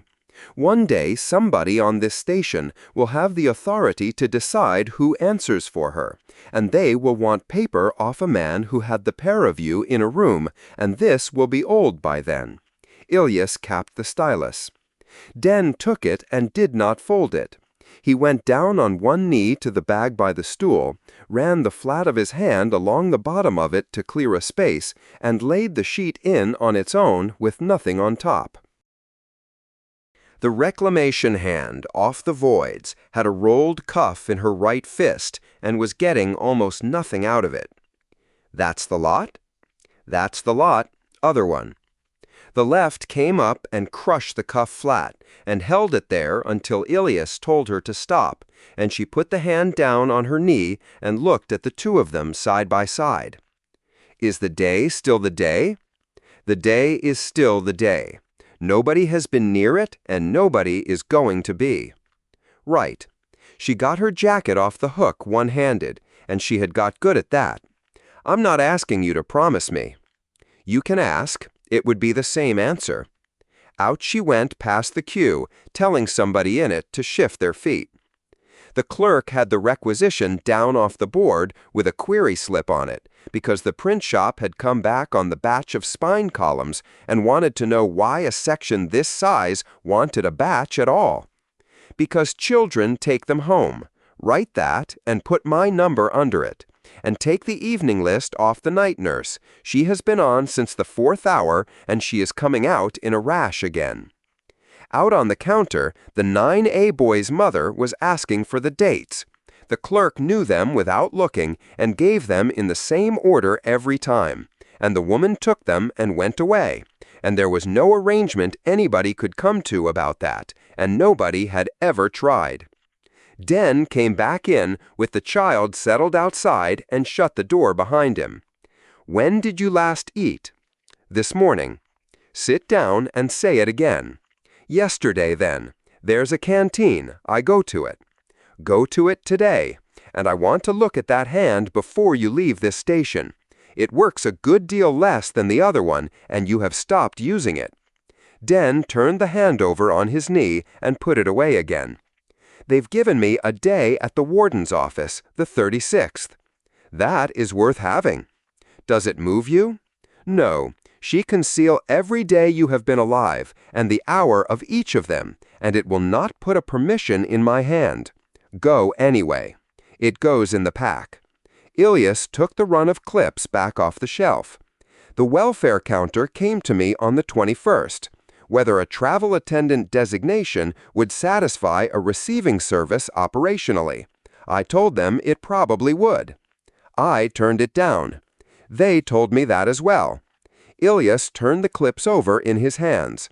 For what it is worth to you, I would have taken it. I would have had you standing next to her the whole way out and worried about the far end when I got there. It runs out when the hull stops. I know what it does. I am telling you what I would have done, and that is the end of my opinion on it. Den let that go by. The one in the clips. Ilias took it out and laid it on the bench face up. Welfare transfer order. An ordinary one. I issue it and it goes up to the administration and comes back countersigned under their welfare power by a woman who has never met one of the children and never will. What it does is put an unaccompanied minor patient into the custody of the transferring medical service for the transit and for the treatment, and the service holds her until she is discharged at the far end. Unaccompanied.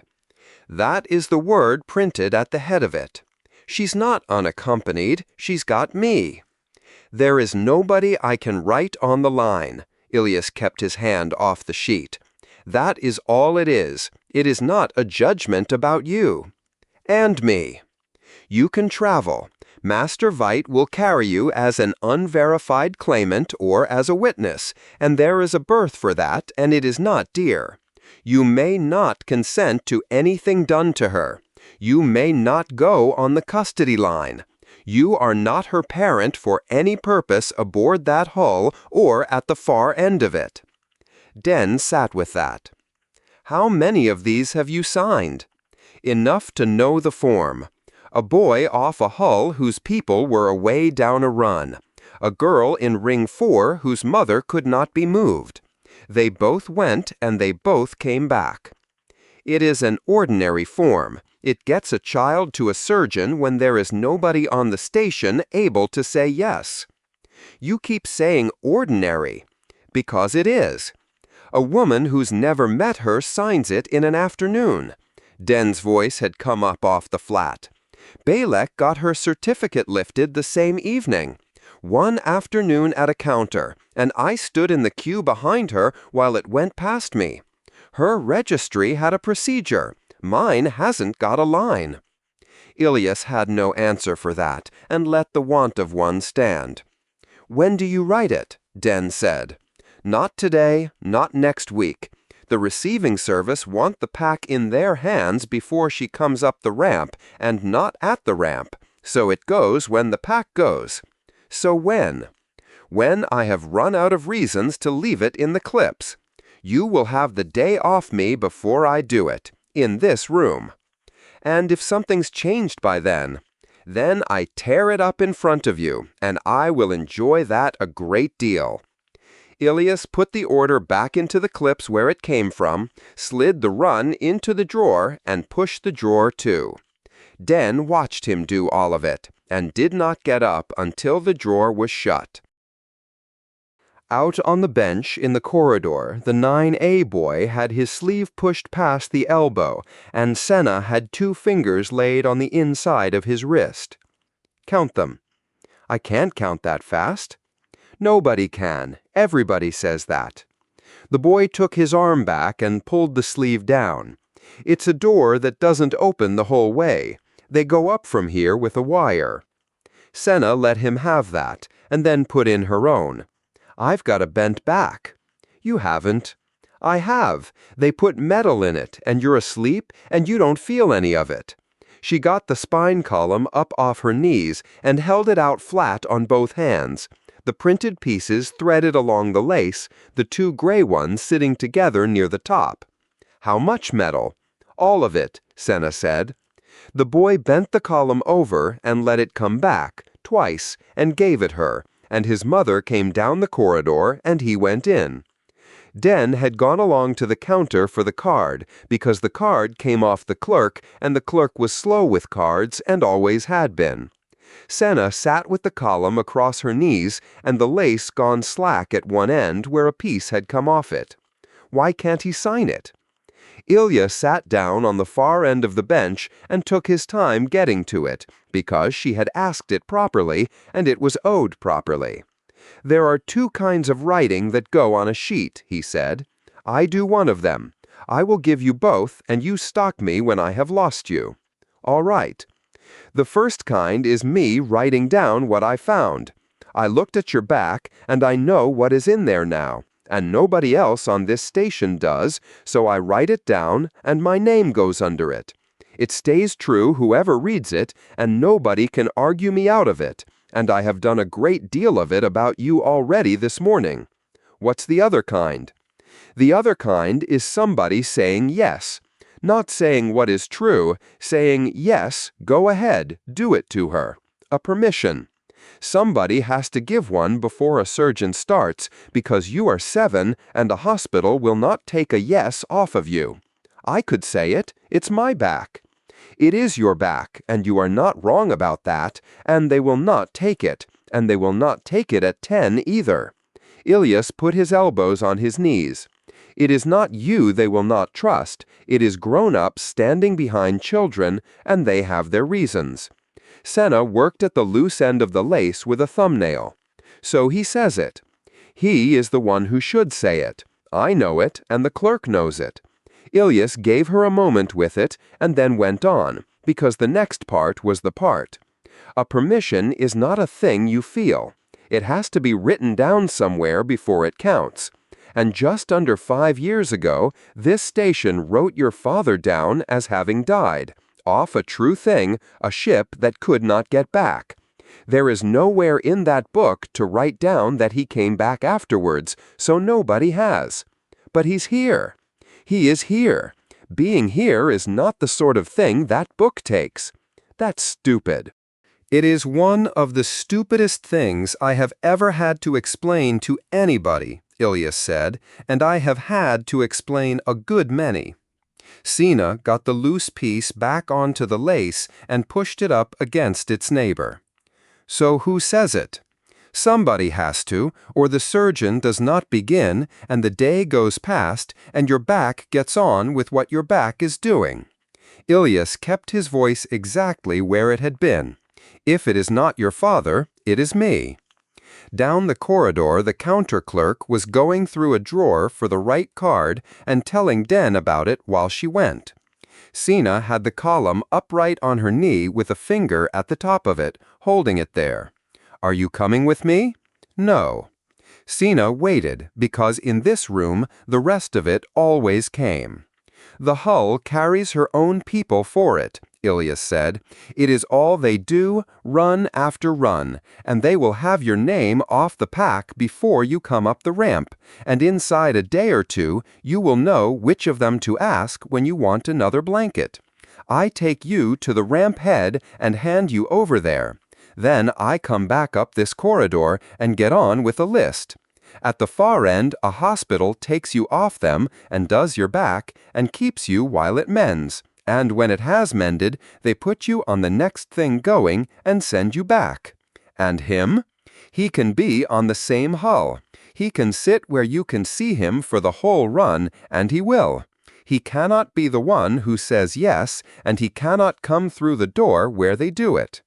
Sina turned the column over once on her knee and set it down. "What's it called? The ship." "MV Almoner. Almoner. Almoner.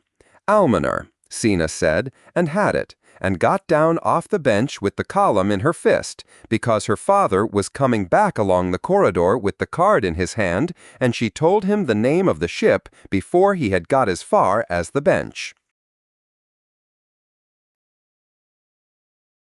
Chapter 11. Provisional. The rack room ran off the back of the wash house, and it ran warm, because the drying air came off a plant return that had been going somewhere else before somebody put a duct on it. In the cold months, there were always 2 or 3 people standing about in it with nothing on the racks at all.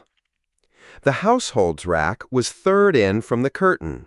Cray could reach the bottom rail flat-footed, and the middle rail on her toes, and the top rail wanted the step, and the step lived under the first rack and was never under the first rack. 3 people's wash off one slot had not fitted on one rack since the 4th day of the year. Tell's things went along the top out of everybody's road, Lote's along the bottom, and Cray's on the middle rail where they got dripped on. And Cray had come up with that arrangement herself, and had been pleased about it for a week before Lote said it was the only system in the house anybody kept to.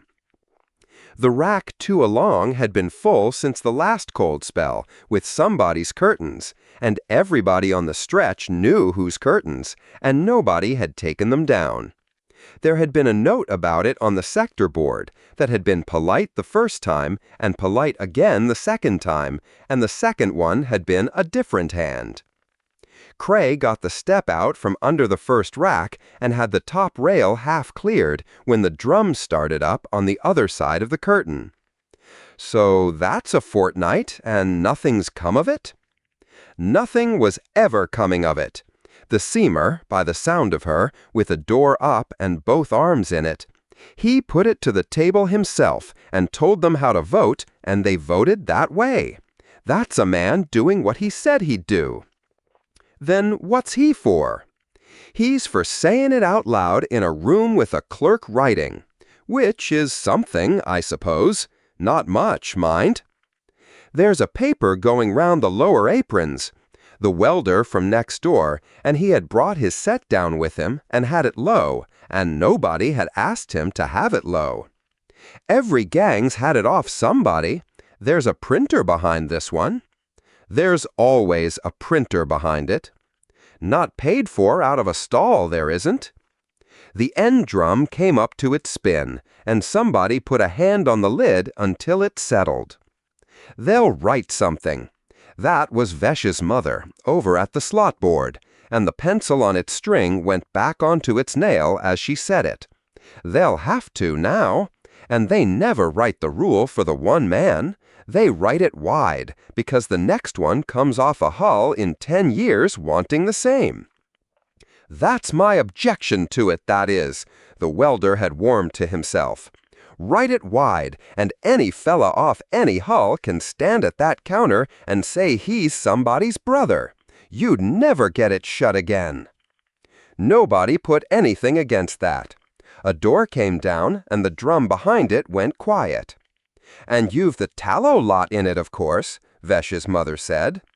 "What about them?" Same word on their paper as on his. 12 of them off that hull, and there's been 12 of them since the founding. 12? 11 grown ones and Lote's girl, the seamer said. Lote's is off the ship? She was born on it. She's been here since she was 3 foot high. That's what I'm telling you, Vesh's mother said. It doesn't come off with living somewhere. I asked once. The wash house had 4 drums in it, and 3 of them running, and the 4th had its fault card taped on again, and the talk went to that instead, because the card had been on it 3 weeks, and the second week it had been a different card. "It'll go one way or the other," the seamer said, out of the end of it. "There's nothing on this stretch that shifts it either road. Is that the same card as last time? It's a new card, same hand. That's worse." The curtain went, and the welder came through it into the rack room, and stopped with his hand already up at the rail. "All right? All right." A pair of overalls came off the rail and went out through the curtain with him, and they were not his overalls, and he did not come back for the right ones. Cray finished the top rail and did the middle and the bottom, and got everything into the basket, and put the step back under the first rack, which took 2 goes because of the drip tray. Through the curtain, the talk had gone lower for a while, and then come back up to its own level, and by the time she went out through the wash house with the basket on her hip, they were on the metering and how the ring's figure had gone up in the spring, and nobody had ever said why. "Tell your mother the 4th one's carded," Vesh's mother said. "She'll want it in her book." "I'll tell her. Good girl." The sector office had the board on the outside wall, and the office behind it, and the board was what most people came for. 2 rows of slips under glass with the day's mark stamped across the corner of each, a bell push that had never worked in Cray's life, and a shelf below the glass where people put things down to read them properly. A man from the far end was standing at it with a lease renewal open, going down it with one finger. Cray read the second row twice. Nothing on it had Cell's mark on it.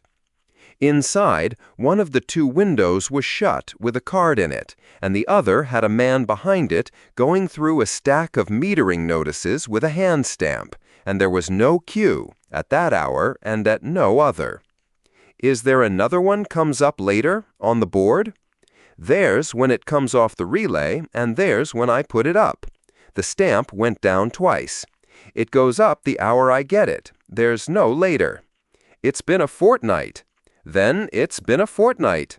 The man looked at her over the top of the stack. "Basin?" "Basin." "Nothing off the basin this month, and nothing off it today." Another notice went on to the done side. "It's the relay. It isn't anybody's office." Cray stayed at the window. "Can I ask you something that isn't that?" "You can ask me anything you like. I'm on till the 6th bell, and there's nobody behind you." "What's provisional?" The man put the stamp down on its pad. "Where've you had that off?" "It's on our lease renewal, on the dependent line." "Right." The notice he was on went onto the pile face down and stayed there. At this counter, it means the entry stands and nothing's been put over the top of it. That's what it means to me, and I won't dress it up. You want the rest of it off the paper? Whose paper? Yours. Anybody can have a copy of their own entry. It doesn't cost. He came along the inside of the counter to the rack of blank forms and took one out of the third slot without looking at the slots. That one. Fill it in at the desk and bring it back, and I'll do it while you stand there. The stand-up desk was against the side wall with a stylus on a chain and a shelf under it holding the pads. The form was blue and short and had more lines on it than the thing it was for. Cray put her name in the first box. The second box wanted other names carried or previously used, so she drew a line through it and pressed too hard, and the chain stylus skipped and left the line broken. The third box wanted a household reference. I haven't got the lease number on me. Then leave it. I've got it in here. The last block wanted a reason for the request, and she stood at it a while. Does it have to have a reason? It does not. Then what do I put? Put a dash in it, if it makes you feel better about the form. Cray put a dash in it and took it back to the window. The man read it once, keyed the name and the sector, and talked while it went. You're 12, so a notice goes out to whoever's on your guardian line, saying a copy went out to you. It isn't a permission, nobody's asking her, and she can't stop it. When? Tonight, off the board. Right, Cray said. The print came off the machine warm. The man trimmed the head off it with a steel rule and set it on the stand-up desk beside her, and had the stamp going again before she had it flat. Her name stood at the top on its own, one word and nothing after it, in a bigger print than the rest of the sheet. Born, aboard MV Tallow, underway. Under that, the sheet ran 2 columns with a rule down between them and a date in each. The left one was a number on its own with nothing after it at all. The right one was a day and a year, and the year was the one at the head of every old paper in the house. Place, off-network transit, position unresolved. A small printed mark sat against it in the margin. Date of record, as arrived. The same mark against that one. Status, resident, provisional. Citizenship, provisional.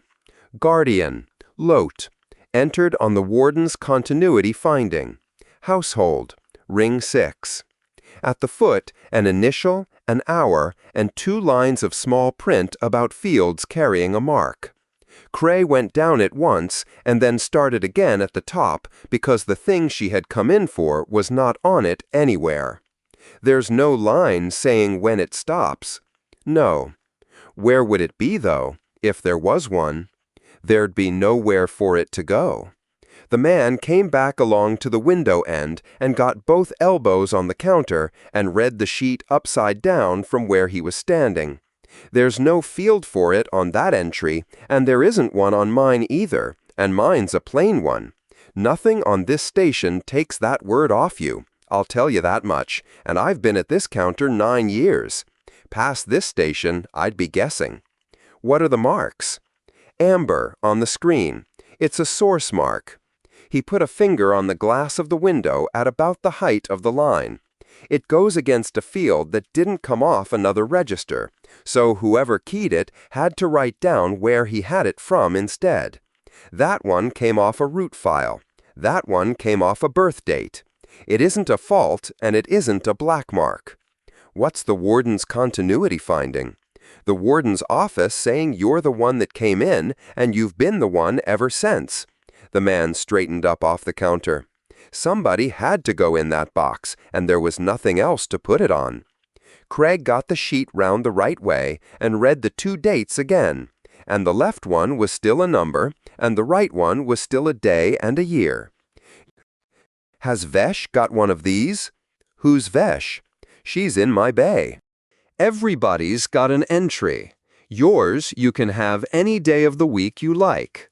Hers you couldn't have at any price, and neither could I. He got the stack of notices back under his hand. Fold it if you're carrying it, and mind the print. It comes off if it gets wet. I'll do you another one, but you'd have to come back for it. I won't get it wet.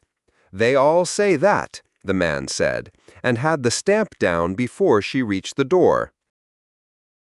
Lot's coat was still on the back of the chair, and the pan was already on, and Tell had the small can up on the bench and was topping the pan off it a bit at a time so as not to shock it. "There's a notice come up on the board with your name on it," Lot said. "I know." "You went down there on your own." "I'm allowed." "Nobody said you weren't." Lot had the metering book open at the quarter and went back up the column with the stylus. "You could have said this morning." "You were on a shift." "I was on a shift." Cray got it out of her inside pocket and put it on the table by the book. Lot finished the column she was on. The sheet stayed where Cray had put it. "Vesh's mum knows." "Knows what?" "About the 12 of us. She was at the wash house saying it. The seamer knows, and the welder knows, and they were all stood there saying it with me behind the racks." Cray stayed by the table. "She said she asked once, Vesh's mum. She said she asked somebody once." Lot came off the column, went back up to the head of it, and did it again. "There's 12 of you," she said. "I know where the other 11 are living. 2 of them I get a card off at the turn of the year, and 1 of them was on this corridor last winter about a bracket." "You knew." "I've known since the night it was written." "Then why didn't you say?" Lot put the stylus down flat across the open page. "I didn't want it in the house." "That's not a reason." "No." "Do I put the light at the door out, or does it stay on?" Tell said, from the bench. "It stays. It's on the stretch's meter and not ours." Lot had the lid off the pan, and the steam came up past her. "Put the can down before you drop it on your foot." Cray had not moved.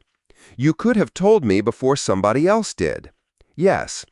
"Everybody on the stretch has had it for years, and you can get your coat off the floor and that basket off the bench because I have been round the pair of them twice since I came in, and I have had a day of it." Lot set it into the pan. "Now." Cray got the coat up and put it on the hook, and took the basket down the side of the press and stood the basket the wrong way and turned it round. "Vesh's paper hasn't got marks on it." "You don't know what's on Vesh's paper." "It hasn't got marks on it." "Then it hasn't," Lot said. They ate. Tell had the last of the bread off the board, and then asked for a piece off Cray's side and got it. And Lot said there was a loaf coming up in the morning, and that at the rate the 3 of them were going, it would not see the interval. And Tell said that was not her doing. And Lot said nobody had said whose doing it was. And Cray laughed before she had decided whether she was going to. Tell's father had been up the stair twice since the fortnight turned. He had brought nothing either time, and had stayed for the length of a cup. And the second time he had put a new washer in the tap on his way past without anybody asking him to. And Lot had let him do it, and had not said thank you until he was at the door, because that was how the 2 of them had settled it. Afterwards, Tell took the bowls through, and Lot had the book open again at the column that had gone wrong, and the notice lay where Lot had put it down, and they had eaten round it rather than shift it. The seamer said it'll go one way or the other. "That'll be her." "She said there's nothing on this stretch that shifts it." "She's right about that." Cray put one finger on the corner of the sheet and left it there. "What happens if it goes the other way?" Lot had the stylus back in her hand and did not start the column. "I don't know," she said. Tell came back through to say the pressure was down on the stretch again, and the small can had barely taken anything. Lot got up and went to see to it herself. Chapter 12. Facts and Meaning. "And it goes out under her hand, or it doesn't go out. I can read it to you where you stand. I can't give you one line off it on a slip." Ravn said that without coming off the tray. She had 4 plates in it, each in its own paper sleeve with a reference along the fold, and she was setting them under the reader one at a time and putting them back in the order they had come out. "Then read it to me when it exists," Sesk said. "It exists at the 3rd bell. The warden writes it herself, and she doesn't write fast." The middle room of the warden's offices ran benches down both sides and a gangway between them, and everything on the benches was cold to the hand, because nothing on this side of the station was heated past what the work wanted. The plate press at the far end, the sample racks under the window with the day's seals unbroken on the rank of them, a reader with a hood over it, and a stool pushed under the bench beside it. Sesk kept out of the gangway and waited. The request had gone in on the 13th over his own signature, the tradeside post applying to the warden of Wound and Root for a continuity finding on a person presenting as Den, checker, MV Sundry, and for a finding on the child in his company. The office had given the 36th 23 days, and quick for that office. Sesk had said so to the clerk who brought the date, and the clerk had taken it as an insult. At the far bench, Den had one cuff turned back to the forearm and his forearm in the cradle for the last of the plates, and had been there since before Sesk came through the door. "Hold it," Tuma said, at the cradle. Den held it. The plate came out and went into its sleeve, and the reference went along the fold, and Den brought his arm out of the cradle and pulled the sleeve down and did the cuff one-handed, because the left one did that part badly now. Sena had the stool by the sample racks with her heels hooked on the bar of it. "Is that mine?" "That one's yours," Raven said. "You had it done on the 6th, and I've had it out 4 times since." "What's on it?" "Your wrist, the end of the bone where it's still making itself, and how much of that is left." Raven put the sleeve down on the bench square with its neighbor. "It comes out at about 7. "I am 7. "So you are. Now I can write it down without asking anybody." Sena had no more use for that and went back to the racks. The racks had colored seals on them and a printed inventory under glass and were the best thing in the room by a long way. Raven brought the tray across to the middle of the gangway and set it on the bench under the reader, and beside it a stack of copy a hand deep, printed off the survey hull's plates and trimmed square and not bound. "That's the settlements book," she said. "Came in with the retrieval, under the survey's custody, and it's been in this room since the 9th. Sesk counted the sheets before he read any of them. The top of it ran to rotas, a hall by number, a season by their own count, a column of names against the hall, and the hours worked against each name in a hand that had done that job a long time. The next sheets were allocations, beds at the shop end, a note saying how many, and a second note in different ink saying how many after the first winter. Further down a page carried who had gone on to the water side and when. Den's name stood on that one, in somebody else's hand, in the 3rd year of theirs. Sesk turned it over and went on down the stack.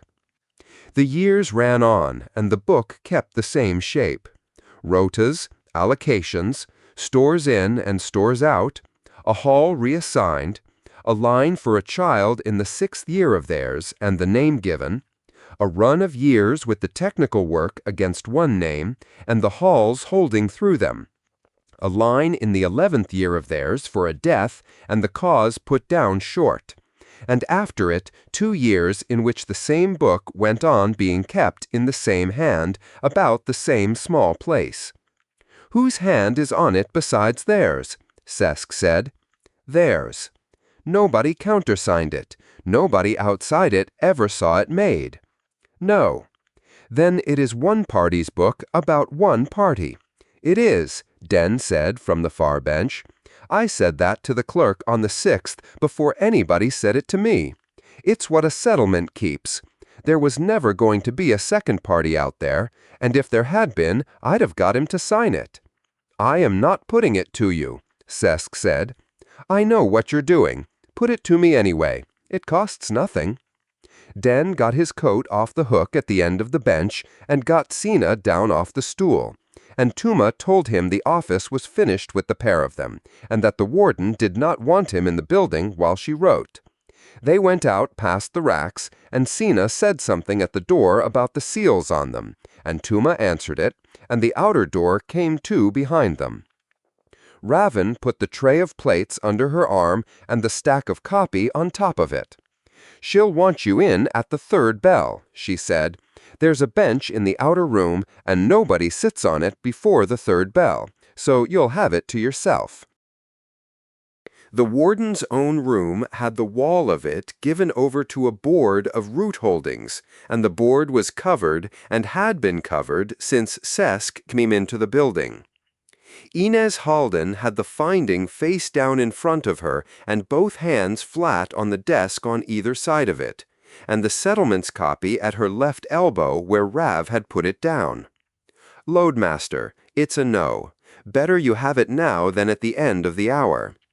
You have not had what I came to ask. I've had it since the 13th.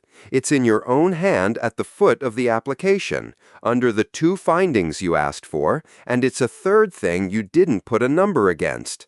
Halden did not move her hands. "You want a sentence out of this office saying that the person examined is continuous with the person named in the civil entry of day 228 of 25. You want it because your register keys a new entry off a basis line, and a basis line takes a reference and a date, and mine would fit. It would fit. It would fit, and it would be void inside a fortnight." Halden turned the finding over and set it straight under her hand. "Root authentication, wound access, scientific custody, expedition certification, public cost records, quarantine of anomalous returns." The 6 came out at one pace, and nothing in the room moved while they did, and Halden went nowhere near the shelf. That is the schedule. It is written down, it is short, and it was made short deliberately. Every one of those 6 is a finding about a thing that happened or a thing that is. Not one of them is an instruction to another office. The sentence I want is a finding. Read it as your counter would read it. The person examined is continuous with the person named in the entry of day 228. That does not describe a man. It tells a clerk to key something. Halden's hands stayed where they were. "Put my seal under an instruction to a register, and the seal is outside the schedule, and the first person with a lawyer takes it off me in an afternoon. Then it comes off everything under it. The intake on the 6th, the plates, the child's interval, all of it, taken under a color of authority I did not have, and every counter downstream obliged to treat it as never made. You would have lost the findings you already have. Then give me the findings." That is what the morning is for. Halden brought the sheet round to face him from his side and kept 2 fingers on the corner of it. 3 things, and I will say each of them as narrowly as it is true. 1. The person examined here on the 6th, and again this morning, is one continuous individual, alive without a break across the interval he gives, and there is no join anywhere in him. 13 years of a body, just under 5 years of a station. The difference is 8, and it is measured on instruments in the next room. It is not his account, and it does not rest on his account. 2. The child exists, and her own interval is 7. 7 off 13 is 6, so she begins in the 6th year of his, and that is a sequence, and it is the only sequence a body will ever give anybody. It is not a date. It will not become a date at this desk or at yours, and if a form asks you for one, you will leave it empty and take whatever the form does to you. And the third. The material laid against his account out of the archive is wound and route material, ours, made on our instruments, held in our custody, and nobody has been at it. Halden took her fingers off the corner. Those 3 are what I will certify. Each of them is worth having. I would rather you carried them out of here knowing exactly how far they go. Sesk read down the sheet from the head. And at the foot it carried her hand and the hour and nothing else. Now the two I cannot, Halden said. The first one is a hole in my own holdings rather than a refusal, and you should have it in the same detail as the rest. I can tell you a record is ours. I cannot always tell you how it came to be ours. Which instrument took it, on whose voyage, under which logging protocol, against what coordinate. The old holdings carry the record and not the chain. Somebody set them down in a format this office no longer runs, and the index that would have told me is not the index I have. Until a person can put that chain back together, a genuine record is a record of nothing in particular. How much of the material is in that condition? Enough of it to matter. I will not put a proportion on it because I would be guessing and you would carry the guess. Halden came to the end of that and started the next part cold. The second is the one you came up the corridor for. What any of this means is not mine. There are 2 sentences at the head of the 4th section before the one everybody has taken to quoting this month. The first is mine, and I have just performed it. The second says the civil administration confers status on facts authenticated. I have authenticated the facts. What happens to them after that is a question for an office that can perform the second sentence. And you have already been told by better people than me that there is not one. The Settlements Book. Genuine copy brought in under the survey's custody, unaltered since it reached this building. That is all I will put my hand to, and it is not much. Halden turned the top sheet of the settlement's copy over and left it turned. What a settlement wrote about the people living in it is a matter for whoever weighs it, and they wrote it themselves about themselves. Nobody is being accused of anything by that. It is a property of the paper, and it needs something standing outside it, made by somebody with no interest in how it comes out, and I have not got that this morning. If you had it, then I would authenticate it, and I would still not be able to tell you what it means. Halden came back round. An officer stood where you are standing 8 years ago, with 11 people dead behind her, and asked me to put my seal on a certificate about a pipe. Same schedule, same answer, near enough word for word, and I have not enjoyed either occasion. You are appointed, Sesk said. I am appointed. The administrator is appointed. Your panel is appointed. Halden put her hands flat again. The day of finding out of this office opens an entry in a civil register. This office is the civil register, and not one person living on this station put me in it. That is the objection, and it is not mine. It was written down before I got here. Sesk stood with the sheet under his hand and did not take it up. The child sails on the 111th, he said. I know the date. It's been on the medical board for weeks, and I read the medical board. Halden did not soften anything for it. I can't move it, and the answer will be the same in 4 weeks. Whether there's somewhere else to take it by then is not my business, and it isn't yours either. Rav came in on the 3rd bell with the tray gone and a list in her hand instead, and stopped inside the door. 6 on the unclosed. I'll take them in order. Take them. 1. The independent out of the throat has 2 hours against her clearance, and the 2 hours disagree by the length of a watch. Her master says the second one, and the desk wrote the first. Get the tug's own log and go with whatever it says. If the tug didn't keep one, go with the desk. 2.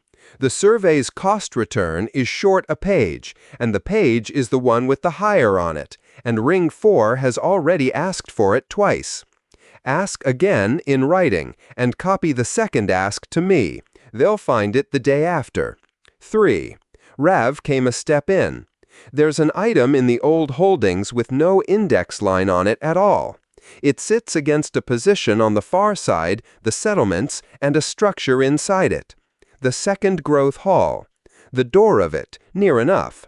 It came up because the position is in the statement taken off the 6th, and I've been running the statement's places against the holdings all fortnight, and that one has nothing behind it. No protocol name on the head of it that this office carries. I can't say what took it, or when, or whether it's one thing or a run of them. Whose format? Nobody's I know. Put it up to the relay and ask the survey whether any of their people recognize the head of it. If nobody does, leave it on the list. 4. The quarantine hold on the ore hull is into its 9th day, and her agent is up here every morning at the same hour. Then he is a punctual man.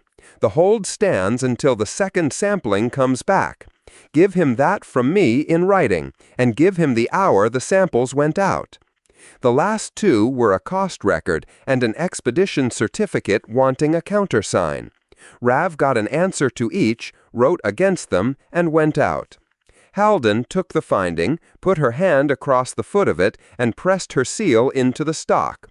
"Receipt is on the desk," she said. "Sign it, and it is yours." Sesk took the stylus between the lower thumb and the first 2 fingers and signed the archive's receipt, and Halden entered the number of the finding against his name in her own book while he did it. Then she took a plain sheet out of the drawer at her left hand. "One more, and then you can have your morning." The writing of it took her under a minute, and she read it back aloud when it was done. Day 36 of 2300, at the 3rd bell. The loadmaster of the tradeside post attended this office and asked the warden of wound and route to certify that the person examined is continuous with the person named in the civil entry of day 228 of 2325. Declined, as outside the office's schedule. That is not what happened. Halden set the sheet down square between them and did not take her hand off it. Correct it. I did not ask you to certify it. Sesk had the sheet turned round to him already. I asked you to write it. I told you what my counter would do with it if you did, and I asked you anyway. And I knew where your schedule stopped before I came down the corridor, because it is published and I have read it. That is a good deal worse for you.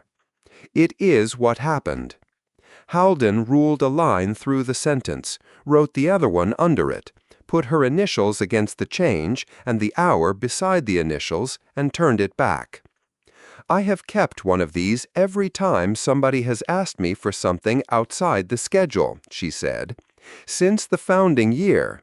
12 years of them in a box in that press, and nobody has ever come back for one, and I have never handed one over. There is no receipt for it. It is not the archive's paper.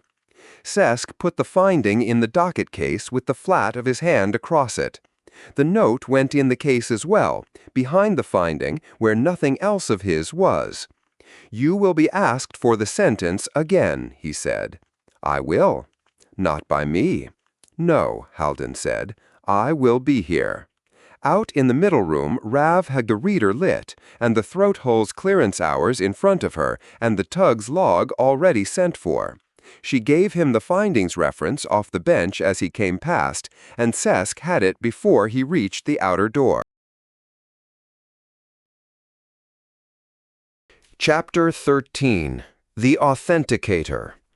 The man came up the good stair and not the ramp, so that he stood at Corrigan's shoulder before anybody on the concourse had a chance to make anything of it. Chair. Lock. You've got me to the second bell. The work bag came off his shoulder and went down between his boots. There's a set due back at the broker's, and he takes the hour off me if it's late, which is his right. I agreed to it. Heavy through the shoulders and gone gray, a coat mended once at the cuff by somebody who had made no attempt to match the thread. Big hands with the tools out of them a long time ago. They had not got any smaller for it. Every version Corrigan had ever been given of this man had him sitting down somewhere being ruined. Locke moved like somebody who still shifted loads for a living. At the change stall behind them, a root-side hand had stopped with somebody's coin standing in his fingers. No word out of him. He stopped, he looked, and the coin stayed where it was until the pair of them were past. Two women at the rail turned their heads afterwards to work out where he had been looking. Locke picked the bag back up. Which door? Node room, off the far end past the printers. I know where it is. A quarter turn, no hurry in it. I want 3 things said before I go through it, and I'd rather say them out here where you can still get rid of me. 1. I don't sign findings. Whatever's on the other side of that door, I'll tell you what I can see, and you'll get nothing off me under a seal. Understood. Locke let a trolley go by and picked up again on the other side of it. Say it in front of whoever's in that room at the start before anybody's looked at anything, and have it written down by somebody who isn't me. 2. If the warden turns me round at the door, that's her office working properly, and there'll be no argument out of me about it. And 3. 3's the bell. The concourse was at its forenoon. Printers going along the near wall, claims desks open, the queue at the second counter running back nearly to the stair. 9 days ago, Corrigan had come across this floor, and 4 people had stopped him about a metering head, a birth line, a dead lamp, and a nephew. Since the nomination paper had gone round with his name on the first line, nobody stopped him about a lamp. They stopped him to tell him where they stood, and then waited to be told they had stood in the right place, and he had got very tired of the sound of his own agreeing. I'll say all of it, Corrigan said. You can have it in whatever order you want. I don't want an order. I want it said. The node room seated 9 at a pinch and had 5 in it. Warden Halden had the head of the table with a custody case flat in front of her and one hand resting on the lid of it, and her own technician at her elbow with a book open and nothing in it yet. The root desk had sent a clerk down with the index terminal on a trolley, and the clerk had got it wired in and was waiting with her arms folded. Corrigan shut the door and said the 3 things standing up. Noted. Halden did not move her hand off the case. Write it at the head of the sheet before anything else goes on it. Then, to Locke, level. I'd have said it to you at the door if you hadn't said it to me first, and you'd have got it less politely. I know, Locke said, and sat down. The material came up on the terminal in a block a hand's width deep, with a header on it that stopped everybody who had tried it so far. That's what we have. The root clerk brought it to the middle of the screen. It's on the warden's coordinates from the statement, the growth hall, the door. It came out of the archive against those, and it's in the archive under nothing, no catalog line. It doesn't answer to any index we hold. The fields aren't in the format book. I had the format book out for 2 days. You'd have had it out for 2 years. Captain, Locke. The clerk stopped for a moment on that and went on. The fields aren't in the format book. I've run it against every root format we've got the spec for. It comes back as noise every time, and it's the same noise, so it isn't damaged. It's just something we can't read. Bring it up bigger. The clerk brought it up bigger. Locke got a lens out of the work bag and put it on the screen and moved it along the header a field at a time, and nobody in there said a word while he did it, and it took him about as long as it takes to read a manifest line. That's mine. Nobody said anything to that. 3 fields and a length. The lens came off the glass. First field is where the reading was taken. Second is what the road was doing while it was being taken, the authentication state, in full, not a flag. Third's the stamp, and the stamp is off the reading's own clock, and not off anybody's station. Then the length. I wrote the format. It's a route integrity logging protocol, and it predates this station. Halden's technician had started writing. You're certain? I'm as certain as I am about my own hand. Locke put the lens down on the table. The second field is Y. Everybody else in that era carried the state as a flag. Carried, not carried, one character. I wanted the whole state kept because a road that's coming apart doesn't announce it in one character. And I got argued at about the space it took, and I won that argument, and it's the only reason you can tell my header from 4 others. Then read the first field, Halden said. I can't read it, neither can you. That's not an evasion, that's what the format does. Locke put one finger on the glass, off to the side of the block, and left it there. Nothing in that catalog is under a name. Not under a hull, not under a system, not under a date anybody would think to search. Arum wasn't a word to me when I wrote this. It's keyed on the first field and the second field together, on where you stood, and what the road was doing while you stood there. You match it. The route clerk had her arms unfolded now. Match it against what? Against a reading taken at that coordinate. The actual reading, lodged, not a copy of the number off somebody's summary. Have you got the surveys set? We've got the whole lodgment. Wells put it in when she came back through. 2329. Late in it. Then that's the key, and it's been sitting at your root desk since. Locke sat back. Take the second field off my header. Take the coordinate off Wells's reading. Run the pair of them at the length. If it's what it says it is, that block resolves. If I'm lying to you, it comes out as noise. The same noise she's been getting for 2 days, and you'll know before the bell. And the format. Halden had still not taken her hand off the case. It's not in the book. Why isn't it in the book? Because it was struck out of the index when I was struck out of the index. Same instrument, same afternoon. Anything logged under it has read as noise on this side ever since.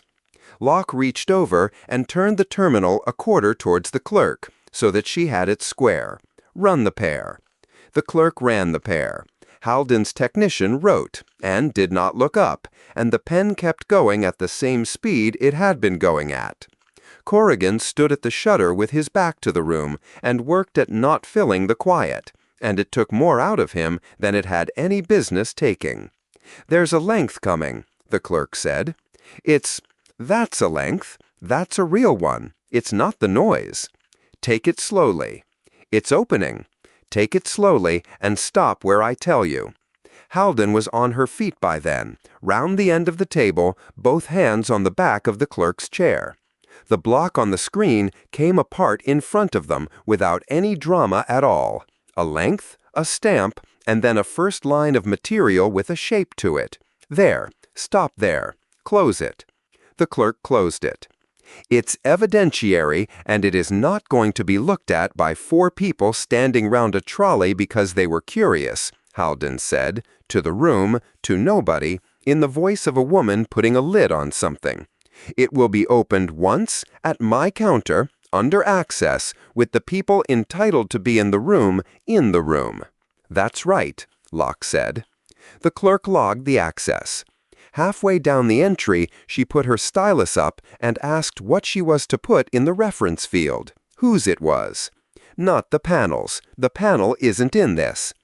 It came out about 4 degrees short of what she had asked for. The clerk put her head back down and wrote the warden's reference in without a word about it, and Corrigan did not go back and give her a better answer. Halden came round the table with the case under her arm. Say the last part out loud, so it's in her book and not in my head. Does the survey's reading make that record? No. Locke was already reaching for the bag. It was there. It has been there. A reading gives you the name of the drawer. It doesn't put anything in the drawer, and if you want the rest of it out of me, where the material comes from, what it is, I don't know. I never knew. I wrote somewhere to put it, and I got argued at about the space. Halden stood there a moment with that. One more, and then I'll let you get to your broker. Is there anything else struck out of that index that we're also not finding? I don't know, Locke said. It's kept me up. Since the forenoon, in my case. Halden put the case down on the table long enough to fasten her coat over it. Chair. Here's where I am. I can authenticate the chain. I couldn't this morning, and I can this evening. And the difference is the header and the match. And the match is reproducible by anybody with the lodged set and the format. A beat. And I will want it from the man who wrote it, signed, named. His account of what that format is, and that the header is his, in his own words, taken under witness. I don't certify off a recollection somebody carried down a corridor for me. You've already got the format, Locke said. You've had it out of my mouth in a room with a book open in it, and it works. Take it and go. No, it'd stand up. It would stand up for about a fortnight, Halden said. Then somebody asks me where the format came from, and I have to say a man told me. And then it matters entirely who the man was. I'll be at my counter from the forenoon tomorrow. The outer room had 2 benches, a bad lamp, and nobody in it.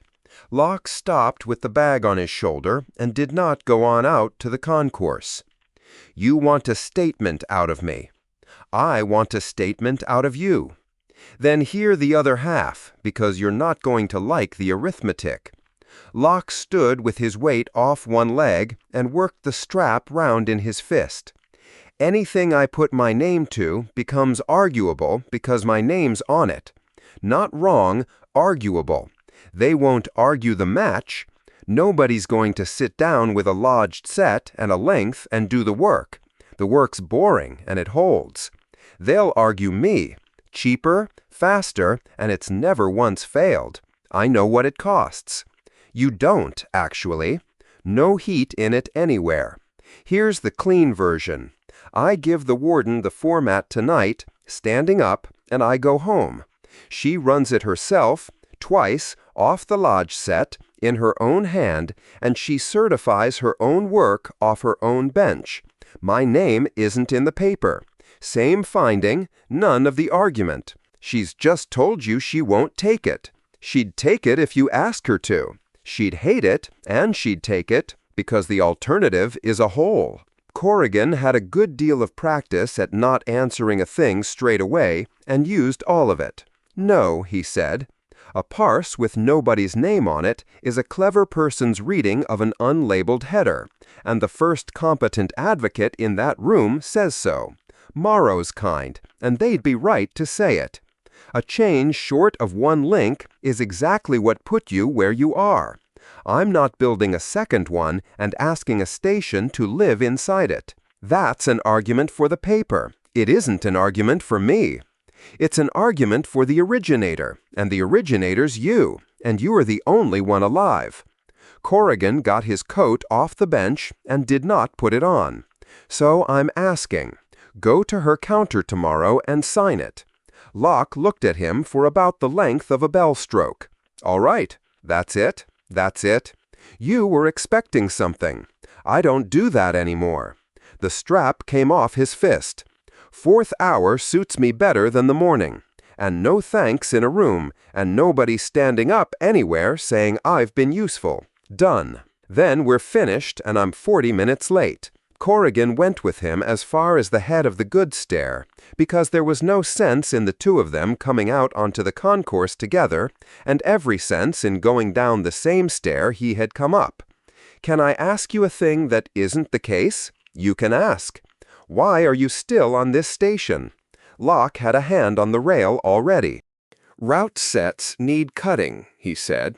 Broker gets them in off 6 hulls a month. Half of them cut by people who learned it off somebody who learned it off somebody. And there's about a page of real error in every set, and I find it. He pays by the set. He's never once asked me anything, and I've never once told him anything. The bag went round to the front for the stair. Rent's cheap on 10. It's noisy. I sleep through it.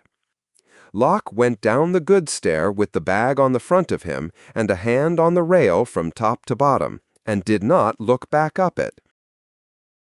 The change of watch came, and the concourse filled up under it, and the Earth Signatory's resident delegate came along the near rail with a folio under his arm, and stopped in the open where 4 people could hear him, and did it deliberately. Chair Corrigan, a body. I've been trying you since the forenoon. I've been in a room. So I gather. A body got the folio open against his forearm. I'd rather do this out here than send it to your clerk, so that nobody has to say afterwards that it came round the back. The Directorate Standing Committee took its paper on the resident representation question this week.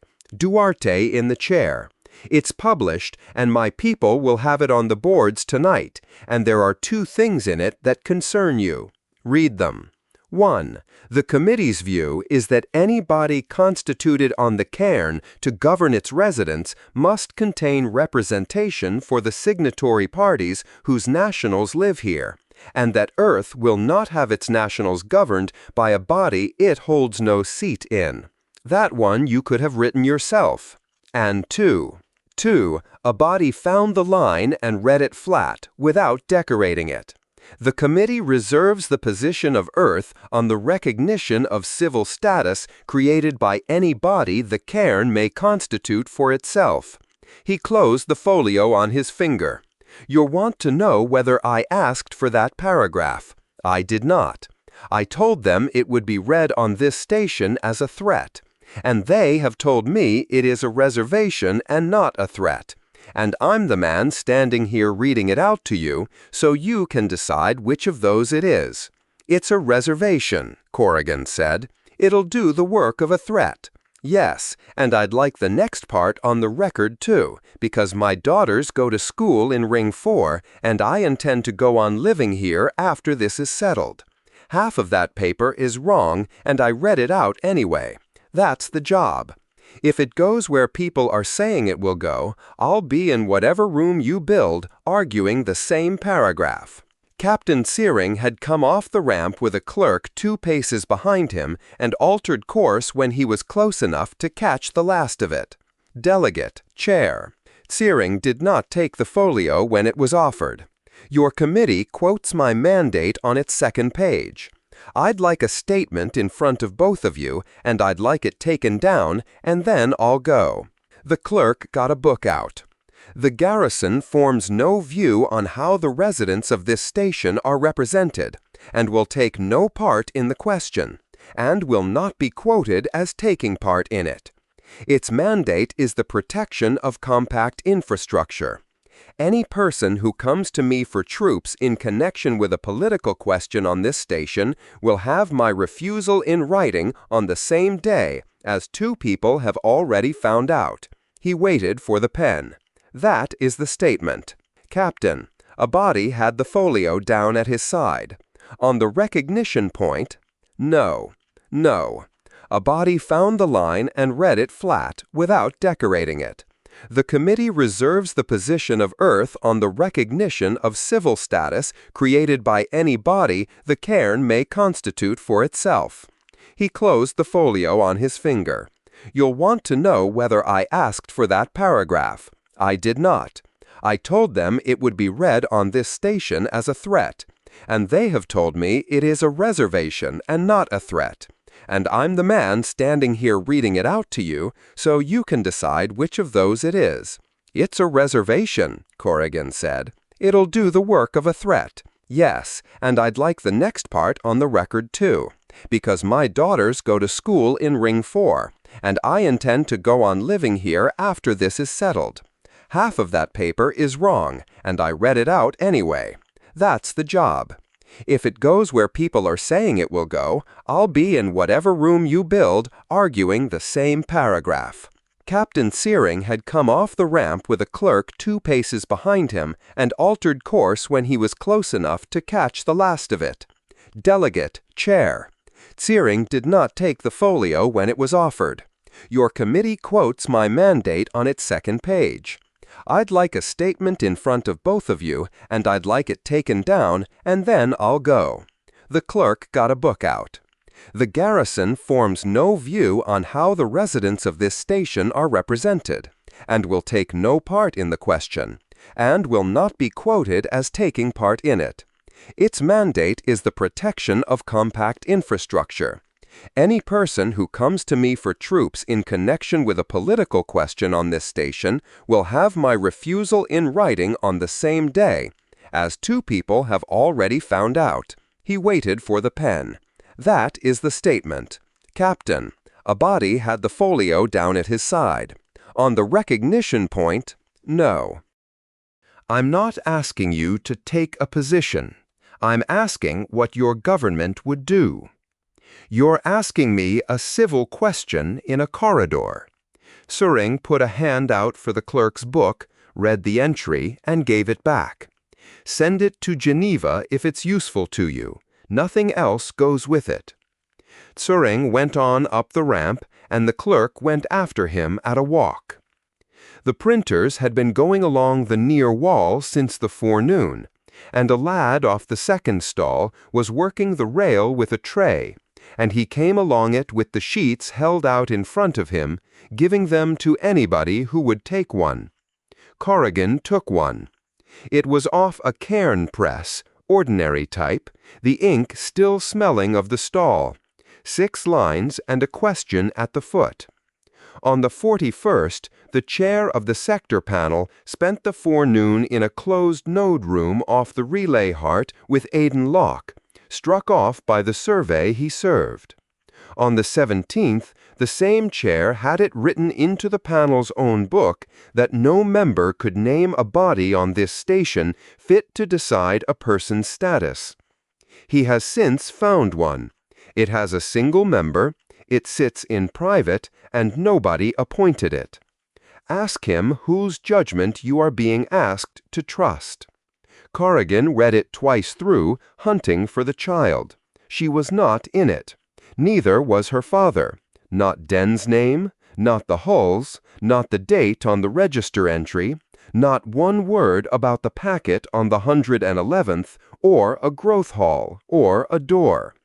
Whoever had set that had had every bit of it to hand and left the lot of it out. "How many have you run?" he asked the lad. "3rd tray. They're doing another 2. "Who's paying for them?" "Chair, I carry the tray." "Fair enough." Corrigan folded the sheet along its middle and put it inside his coat. "Give me another one for my sister. She'll want to see the type." The lad gave him another one and went off along the rail with the tray held up. The route clerk had brought the index terminal back up on its trolley and was waiting on the goods lift with one boot against the wheel to stop it rolling. "2 things," Corrigan said. "The warden's taking a witness statement tomorrow at the 4th hour. She'll want a room for it and somebody to take it down who isn't her own technician. And I'd like the access off this forenoon entered again properly, with the reference field filled in." "It's filled in. I put the warden's." "Put mine." The clerk got the terminal off the trolley and onto the lift floor, and got her book out on top of it, and had the pen going before the doors came across. "Under your own name or the panel's?" "Mine." "Room's not free before the 4th hour," she said, writing. "There's a hearing in it till then, and they always run over. The 4th hour will do." Chapter 14. Worse Claimants. The heads stood down the left of the sheet with nothing under any of them. A finding against a man, ended by his own entry. What he owed dead and what he owned alive. A marriage standing on top of a marriage. A child out of the household that has had him. 2 entries, and the choosing between them. Yas went down them twice with the stylus off the page. Everyone was a thing a person could agree with in a corridor and put down again at the stair. No date anywhere on the sheet, no hour on it, and not one person's name. The statement room had the only table in the building long enough to lay paper along, and it had been clear since the 3rd bell. 2 chairs, a lamp on a bracket, a jug that leaked at the lid. The door stood open. A shut door in that room means something to whoever goes past it. The printed sheet in her coat pocket still had the ramp head fold in it. A lad with a tray had put it into her hand on the stair with everybody else's. Most of it went at the panel chair's judgment and at another man's name set under his. The line at the foot was in a smaller face, and it promised a form of words for people whose papers did not answer to one another. Nobody had asked Yas anything about any of it. Denn's statement stood in the index at no offense disclosed, where it had stood since the 6th, and she had no more standing in the matter than the lad with the tray. Halden's instruction had held all these years because everything it asked for could be checked afterwards by somebody who had not been in the room. Nothing on this sheet could be checked. It could only be agreed with. A hold at joint security is drawn off a Hull's departure articles because the articles are the last roll anybody has a signature on. It stands while the Hull is out, and it comes away two ways. The hands walk down the ramp and sign for themselves, or a clerk at the registry keys an entry and the hold is discharged against it. The discharge book runs to 2 volumes, and Yas sent Sabri to the press for it. "Which one?" Sabri said from the door. "Both. There's a number on the front of each, and you've been in this building since the spring." Sabri brought both through on his shoulder, put them at the head of the table, and went back out to the counter. Each discharge ran to a line: name, Hull, what the entry was keyed off, the hour the hold came away, and the initials of whoever took it away. Most of the page was ordinary and had a certificate under it: a man off a tug, a fall in a hold at trade lower, a woman who died in the ward on deck 12 with her own people round her. The rest carried a route file on the basis line. Denn's ran like the others: discharged at the 228th of 25 off a closure in a registry clerk's initials that were not hers. Above him and below him, other names, other hulls, other years. At the front of the volume, under the open holds, one stood, an independent out of the throat, the drover, overdue since the first days of the year, her closing date printed under her, a long way off. Her articles sat in the press 2 shelves down, with the seal still on the roll, and Yas left them there. Those people were alive and at sea and had done nothing. The 4th name up from the foot was Ferrick, and the initials against it were her own. Yas had taken his statement in this room, at this table, with the door shut. A landing beam had come off the strop on the lower apron, and a hand named on the same tally had gone under it, and Ferrick was the man on the winch. The charge stood at the far end of it. The finding went down against him, and the disqualification runs off the finding and has no term on it. No ticket on this station again, ever, on any apron. Ferrick never argued a line of it. In the corridor outside when it was read, he put his hand out to the dead man's brother, and the brother took it, and the 2 of them stood there while people went round them. For as long as the aprons let him work at all, he paid something into that household on the last day of every quarter, out of a wage that was not a rigger's any more. And there is a receipt book on trade lower with his initials in it, quarter after quarter. Then there was no work anywhere on the aprons for a man carrying his finding, and he took a berth on a hull going out, because nobody at a shipping agent's table reads a station's disqualification list.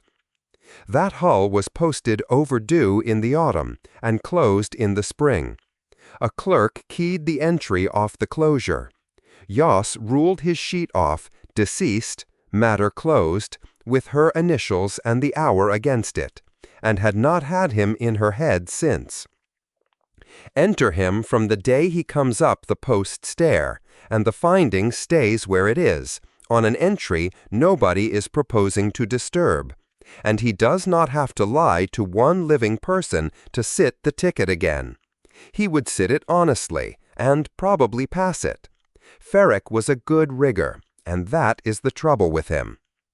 The dead man's brother is on trade lower still. Yos had the address in her own hand in the file. Ferric's name went down first, with the date and the hour beside it, and the sheet stopped being a list of headings. Bassote came 3 pages further back, and the rest of it arrived up from the registry counter before the interval with the lease reference attached. Bassote had held a 2-room let on 7B, and owed a season's stores to the chandler on the ramp stair and a smaller run to a stall on the concourse, and both wrote it off inside the year, because there is nothing else to be done with a debt against a closed entry.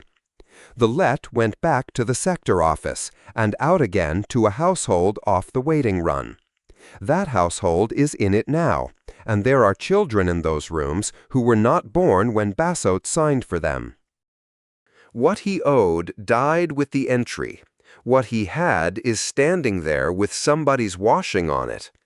A man who comes up the stair to ask for his own rooms back is not a monster and is not even greedy. He left a let paid up and he came home, and he will say it in that order, and nobody at that counter has any reason to know the stores exist. Marin came next, and Yos had her before the line came up, because Marin had been into this building twice about the same thing. Duraj sailed on a hull that was closed the year after. A clerk keyed his entry off the closure, and the marriage entry closed under it, because a marriage entry is held against 2 living lines, and the counter had 1. Marin asked whether it had to at the registry first and then here, on the wrong side of the interval, on the grounds that if a policeman would give her the true answer, she would rather have it off a policeman. The answer was the same in both buildings, and she took it standing up. Marin is on 7B now, with a household in it. A man who has never done a thing to anybody, a floor he put down himself in the small room, and a child who is not his and calls him by his given name. Bring Duraj back and enter him, and some clerk at that counter has to decide whether the marriage line comes up with him. And there is no field on the entry that tells him, and nobody in the building with an answer. Ask the clerk, and he asks his chief, and the chief asks the registrar, and it lands on whoever is nearest when the question is put. Marin will not have asked for 1 word of it. She asked for the opposite, twice, and was told no twice. Saraf's line carried a hull Yas had to look up. There was a boy, and he went to Saraf's sister on 10B when the hold came off, and the sister has had him ever since, and she has nothing on paper that says so, because the boy's mother stands on a register as dead, and there is no line anywhere for what the sister does at the 6th bell every morning of her life. Yas had the boy's face before the name came to her. The lad had come into this building on his own about a draw chit he picked up on the ring stair, and he gave his aunt's name for the household and his mother's for himself. And the counter clerk asked twice because the 2 did not match, and the boy said them both again in the same order, patiently, like somebody who has done it at other counters. He was small enough then to get on his toes at the shelf. He would not be now. Saraf is his mother, and there will be a paper somewhere that says so, and if the sentence gets written, she has the better claim by a distance. A woman who went out on a hull to earn and came home to find somebody else raising her son. Any room she stood up in would be on her side inside a minute, and nobody in it would be wrong. And the boy goes out of the only household he can remember, and the woman who raised him has no standing anywhere to say so, and nobody in the business will have done a single wrong thing. Yos got to the end of that one and stood at the window end of the room a while without writing anything under it. Kolar was the last of them, and the quickest to write, and the coldest. There is a maintenance order against Kolar on Ring 3, made before he sailed, running weekly against a household that has had nothing out of it since the entry was keyed, because an order cannot run against a closed entry and nobody has tried. Enter Kolar from the day he arrives and the order stays where it is. Everything he wants goes on the new line: a quarter of domicile, a lease application, a ticket, a household, and everything he does not want stays behind on the old one, and he never has to say a word about any of it, and the people on Ring 3 go on getting exactly what they have been getting. Yoss wrote the fair copy out in her own hand because print stock in this building goes through a machine that 3 people read on their way past it, and she put the date and the hour across the head. Then, above the 5, she set down what Den had asked for at the post.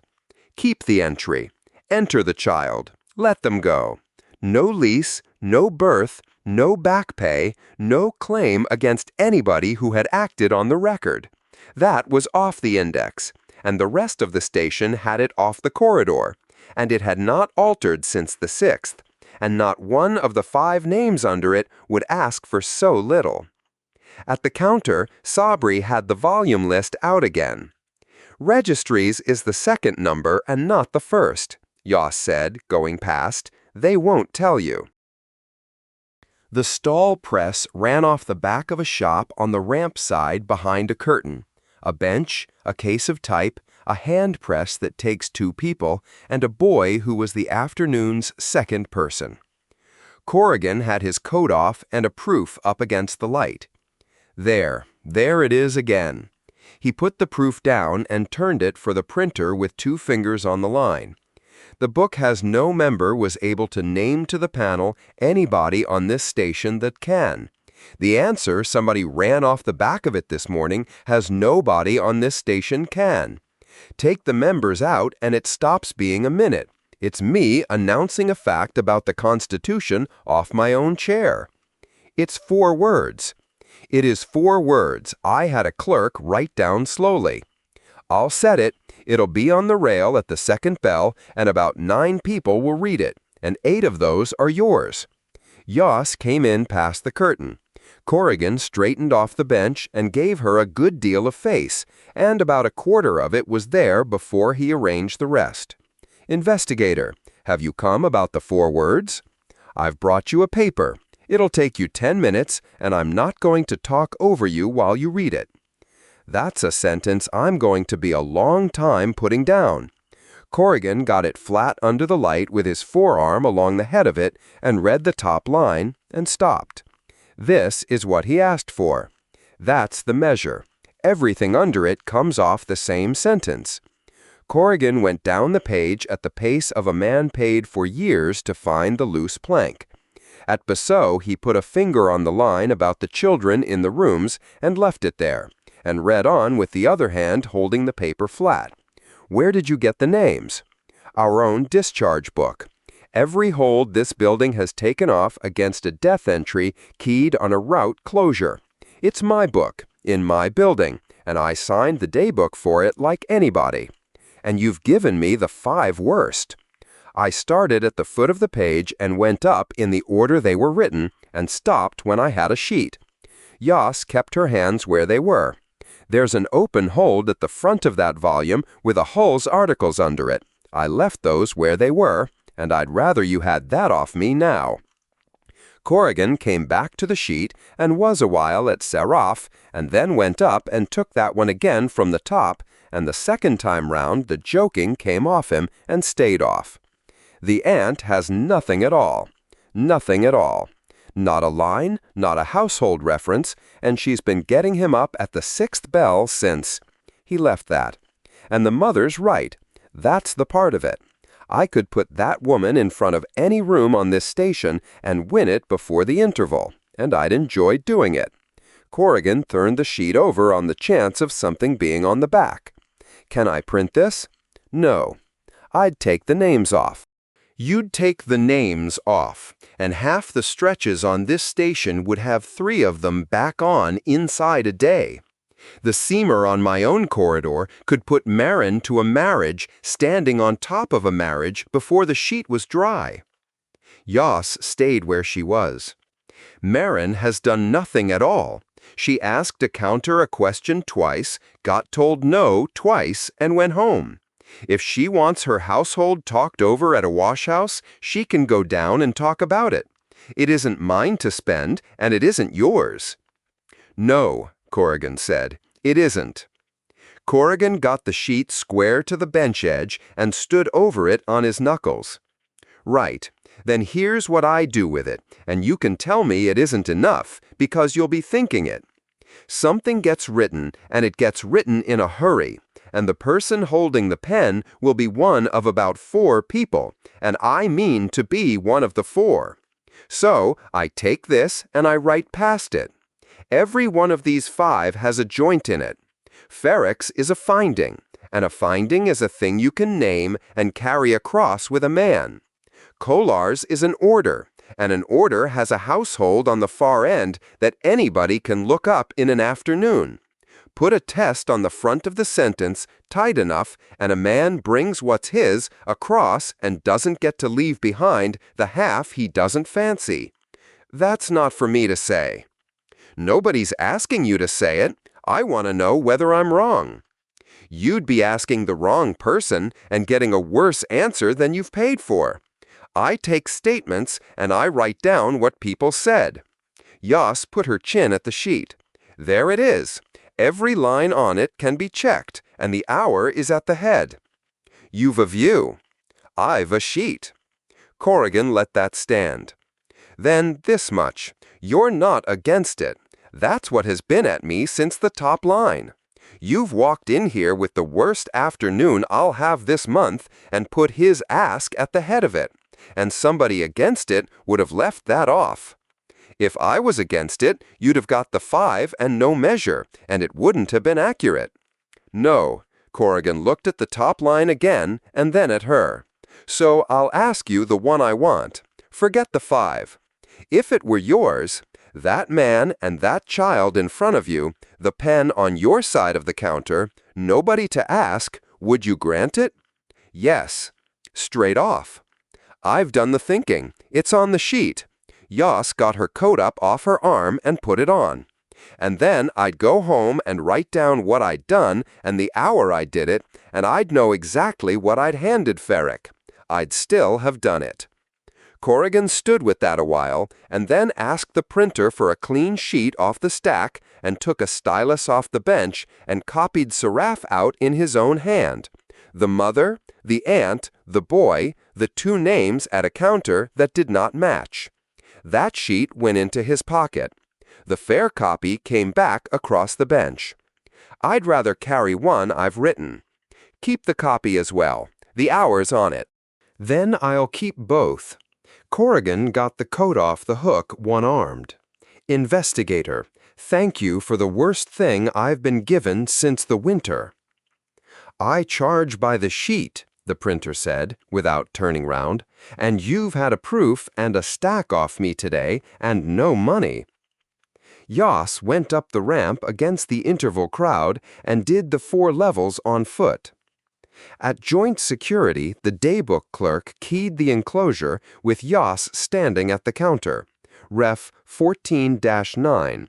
Enclosure lodged, 1 sheet, officer's hand, with the date and the hour after it, and pushed the slip across.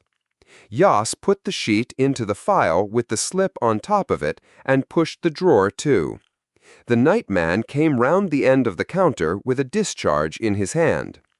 Throat side has the drover alongside since the forenoon, off her posting since the year turned, and putting it down to a diversion, and her masters on the ramp about the birth fee and using language.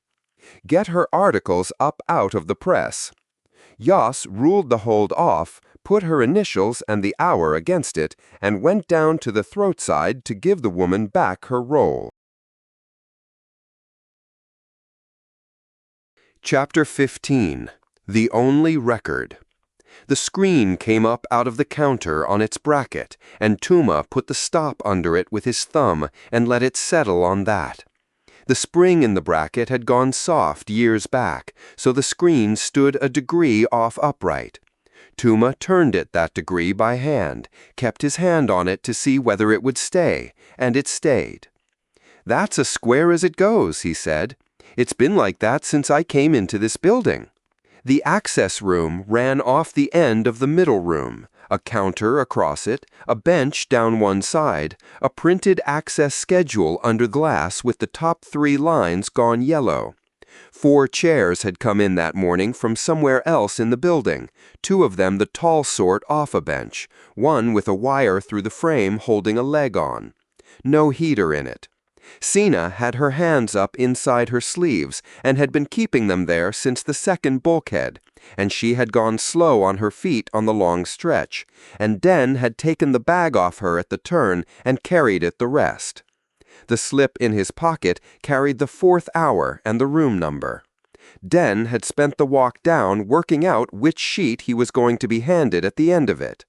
Sesk stood at the counter end with the docket case under his arm and had not put it down. Inez Halden came through with the custody case in both hands and set it on the counter beside the screen, and did not open it. "Loadmaster, you applied on the 13th over your own signature, and you're entitled to the finding, so you'll have it first and standing up." She took the finding out from under her arm and read it at the pace she wrote. "The position came off the statement taken from this man on the 6th. A structure at the settlement, the second growth hall, the door of it. An item in the old holdings answers to that position and carries no index line. On the 42nd, at this counter, under witness, the man who wrote the logging format identified the head of it as his own, signed the account, and put his name on it. I have run the match myself, twice, off the survey's lodged reading of late 29 in my own hand, and the second run was made without the first in front of me. It resolves both times. Anybody holding the lodged set and the format can do it again this afternoon and get the same length. Then it is chained. It's chained. It's wound and route material, made on our instruments, held in our custody, and I can now say how it came to be ours, which I couldn't say to you on the 36th. Halden set the finding flat and put her palm across the foot of it. That's the last of what I've been asked for, and it's the last of what I've got. Nothing in this room made that item. The survey's reading told me where to look and did nothing else. It was there before anybody went looking, and I won't go one word past that, and neither will anybody in this building." Den had his elbows on his knees and did not straighten up. "Was it made when it happened?" "That's the word I said I wouldn't go past," Halden said. "You won't get it off me, and you wouldn't get it off Locke, and he wrote the drawer." Sesk put the docket case on the counter and opened it for the finding. "Then I will take it to the counter and lodge it with the rest," he said. "You'll take the finding. You won't be in the room for the material." Halden did not soften the join. "The office that applied is entitled to what I certify. It is not entitled to what I certify about. Those two have been separate since before either of us came here. If I let them run together for you this afternoon, the first advocate who comes at this pack takes the difference off me, and everything under it goes. I know the schedule. You do. I'm saying it in front of him so he hears me say it, because he's going to want something out of me inside the hour, and this is the ground I'll be standing on." Sesk got the finding into the case, signed the archive's receipt where Ravn put it in front of him, and went out past the racks without stopping at the door. Ravn brought the access book up onto the counter and turned to a clean page. "Entitled in the room," Halden said. "Myself, the technician entering the access, the subject of the material, and the child, who is also a subject of it, and who is 7, and whose father is standing there." She turned round on the chair. "That last one's yours. She can go along to the racks with Rav, or she can sit where she is. I haven't looked at this. I said in a room on the 41st that it would be opened once, at this counter, with the people entitled to be here in the room, and I've kept to that, so I can't tell you what you're letting her sit through. Den looked along at Senna. Senna had the spine column out on her knees and was bending it over and letting it come back, the lace gone slack where the piece had come off it. She sits where she is. Then that goes down as your decision and not as an oversight of mine. Halden put it to Rav to write, and Rav wrote it. One more thing, and then I'll run it. There's one length, not 4, not a run of afternoons, not 13 years of anybody's life. Rav had it on her unclosed list in this building as one item, or possibly several, and now it's settled, and it's one. Don't leave this room believing there's more of it somewhere, and I'm sitting on it.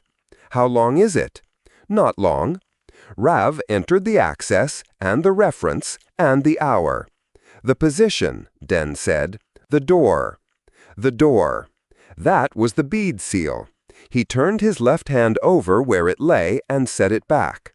I gave the man that on the 6th because it was the thing that still annoyed me. Wrong class of seal, on a growth hall, off our stock, and nobody would take it off. I gave him a stock number he didn't want.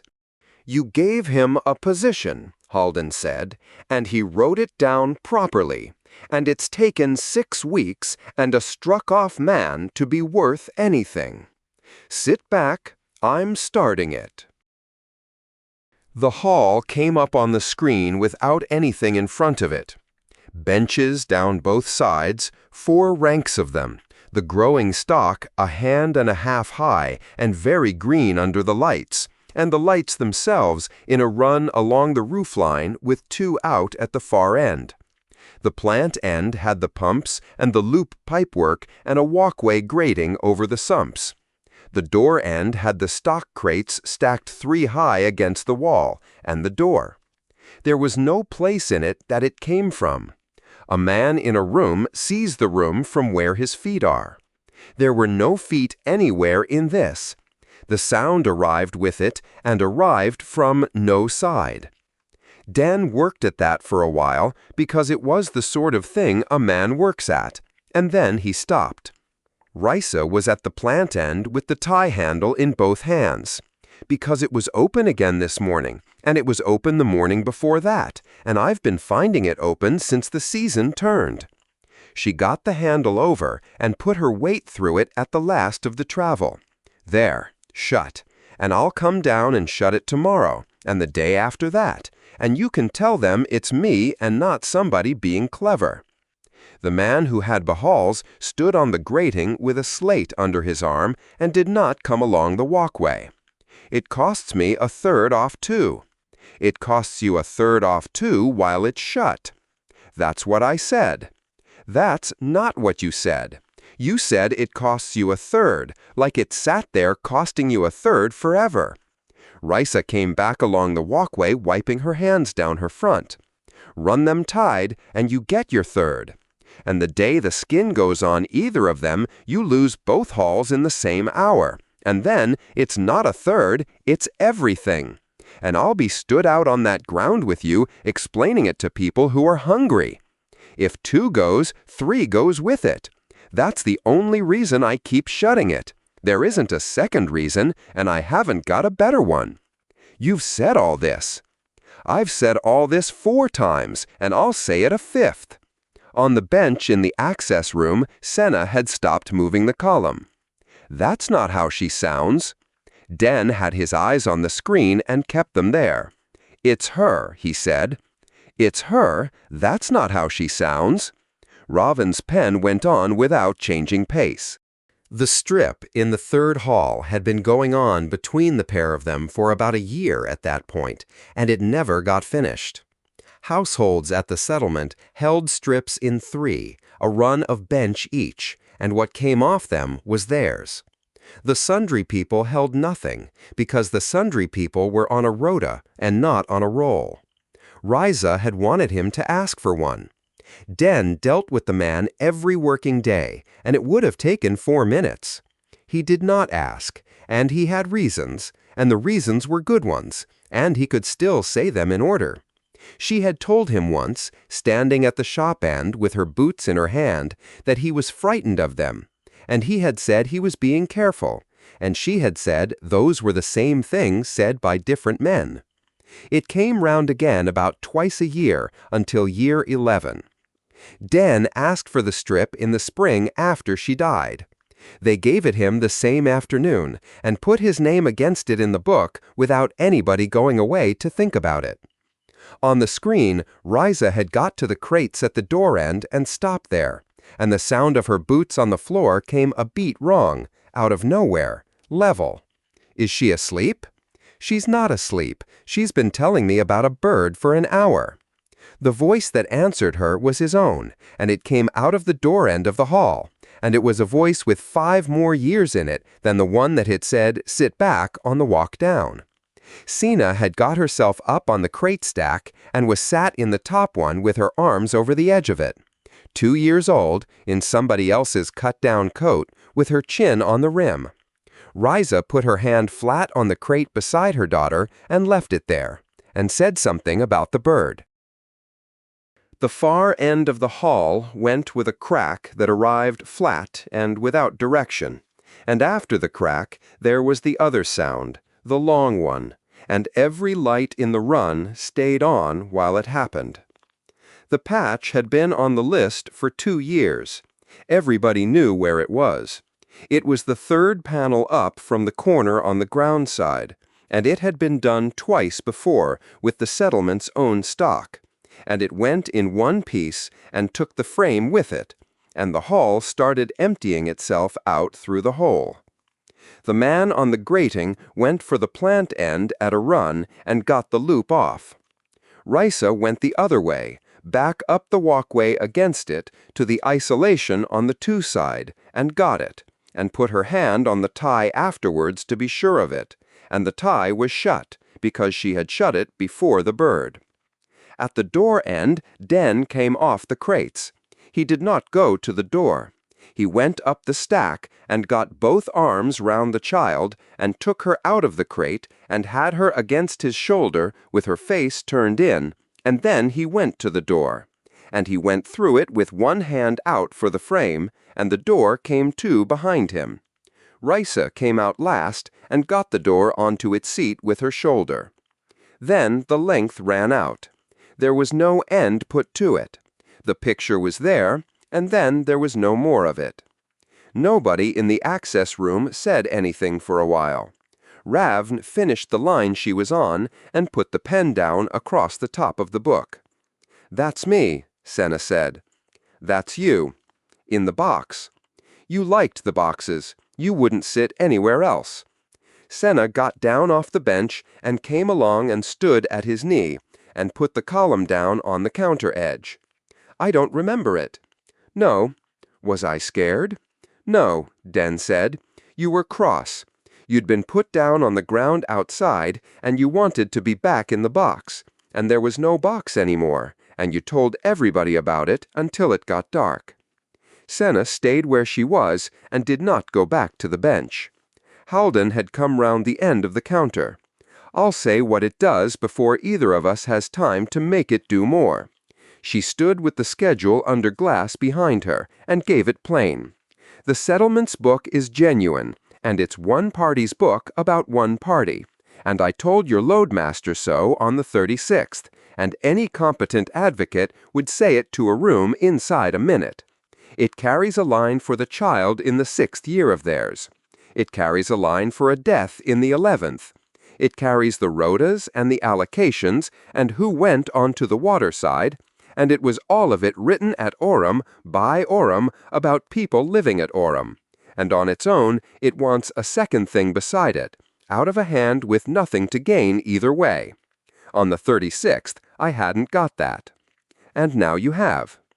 Now there's one afternoon in one hall in the 8th year of theirs, and in it a woman doing environmental work and arguing about it, and a man off a hall with the child up against his shoulder, and the child's about 2, and none of it came from anybody at Orem, and none of it came from you." Halden put 2 fingers on the counter. "You didn't know it had been seen. Nobody at Orem knew. If you'd known, you'd have said so on the 6th, and it'd be worth a good deal less than it is." Den sat with that. "I'd have said so on the 6th. "You would. Everybody does. That's the trouble with everything else in your pack." Halden took her fingers off the counter. "Off that one afternoon, a person weighing the book can read the book. Not because the book's become true, it was true this morning. Because there's now a place where it can be checked against something it didn't write." He never said she was right about the tie. Den said it to the screen rather than to her. Not that day and not after it. He came round in the spring and put a proper isolation on the 3 side and never once put it to her that she had been right. And she was dead 3 years later, and he still hadn't. And she went on shutting it every day in between. He turned his hand over on his knee. She wasn't a great woman. She was the one who kept coming down and shutting a valve while people were sick of her for it. "That's generally what it looks like," Halden said, and left it there. Sina had stood through all of that at his elbow without being spoken to, and had not gone anywhere. She used to sit on the step by the door, she said, with the cup. She had the cup on the step next to her, and she put her coat over her knees. Den looked down at her. Raisa had never once sat down inside a working hall. Not on a step, not on a crate, not for the length of a cup. Den had 13 years of her, and he did not have that. "Did she?" he said. "On the step, not inside." Sina picked the column back up off the counter. "You weren't there." Rav took her along to the middle room for the sample racks because Sena had asked about the colored seals every time she had been through that room and had been told twice they were not for touching. Den stood up when the door went and stayed standing. "I want it shut," he said. "Say what you mean by it. The material, not the finding. You can print the finding on the concourse for all I care. I'm a man who's alive, and a child who's 7, and a chain that runs, and anybody can have that." He put one hand on the back of the chair. "There's a line in that book where she was born, and a line where Risa died. And there's that afternoon. That's the lot.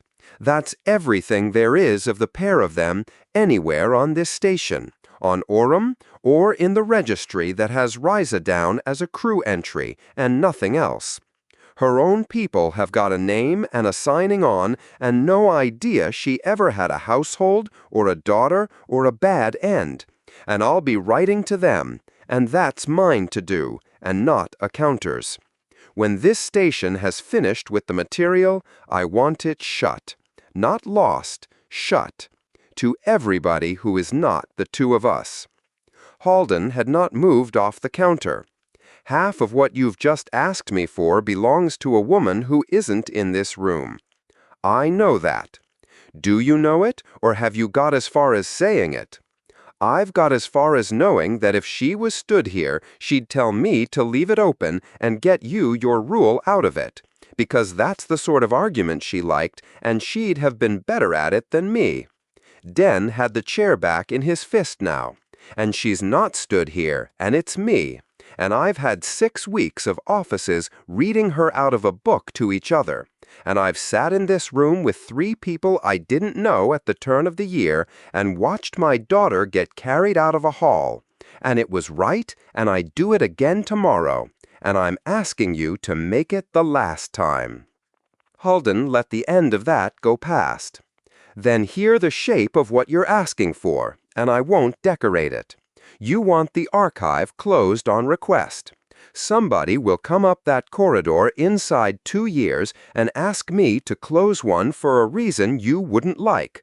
Because a household is embarrassing, because a finding went against them, because there's a person in a length who's inconvenient to a man with a birth. If I can do it for you, I can do it for him. And the day I can do it for him is the day this office is worth having a word with. Then make the reason a hard one. That's not my trade, and it isn't yours. Halden came off the counter. And there's the other side, which you've already worked out, or you wouldn't be gripping that chair. Whatever gets written for you gets written for the next one. The next one comes up the ramp with a child and nothing on paper and no useful memory of a part number. And they get told there's material and they can't see it, because a decent man on the 52nd asked for the door shut behind him. Yes. Say the rest of it. They'll be worse off, Den said. I've had that in my mouth since the 36th, and I haven't got round it, and putting a face on them doesn't help, and I'm still asking. Ravn's voice came through from the middle room, going down an inventory with Sena, color by color. You will not have it, Halden said, not this afternoon and not this month. The material can't be restricted before it's been used.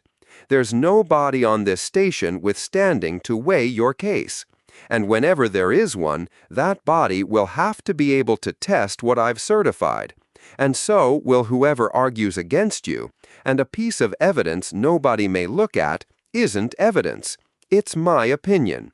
Shut it now, and you hand your own case away at the counter. And your daughter sails on the 111th in somebody else's custody. And I'll have done that to her. I know what it does. Then you know what my answer is. I know what your answer is. I'm asking today. Den took his hand off the chair. Ask me again when it's finished with, and I'll ask you again. And I'd rather it was on your book from today than from whatever day it suits me. Halden stood a moment with the custody case under her hand. Ravn, she said, through the door, the access stays open at the foot. Enter it as a request by the subject for restriction of the source material after evidentiary use in his own words, and put the hour on it, and enter under it that the warden has not answered it. His own words are going to run to about 4 lines. Then it'll run to 4 lines. Out in the middle room, the plate press had been going since the 3rd bell. Tuma had the finding under it and was making up the sets, the registrar's counter, the trade side post, joint security, the medical section, and a receipt to go on the top of each, and the settlements book copied and trimmed square behind them, and he had the offices written out on the wrapping in the order he would walk them.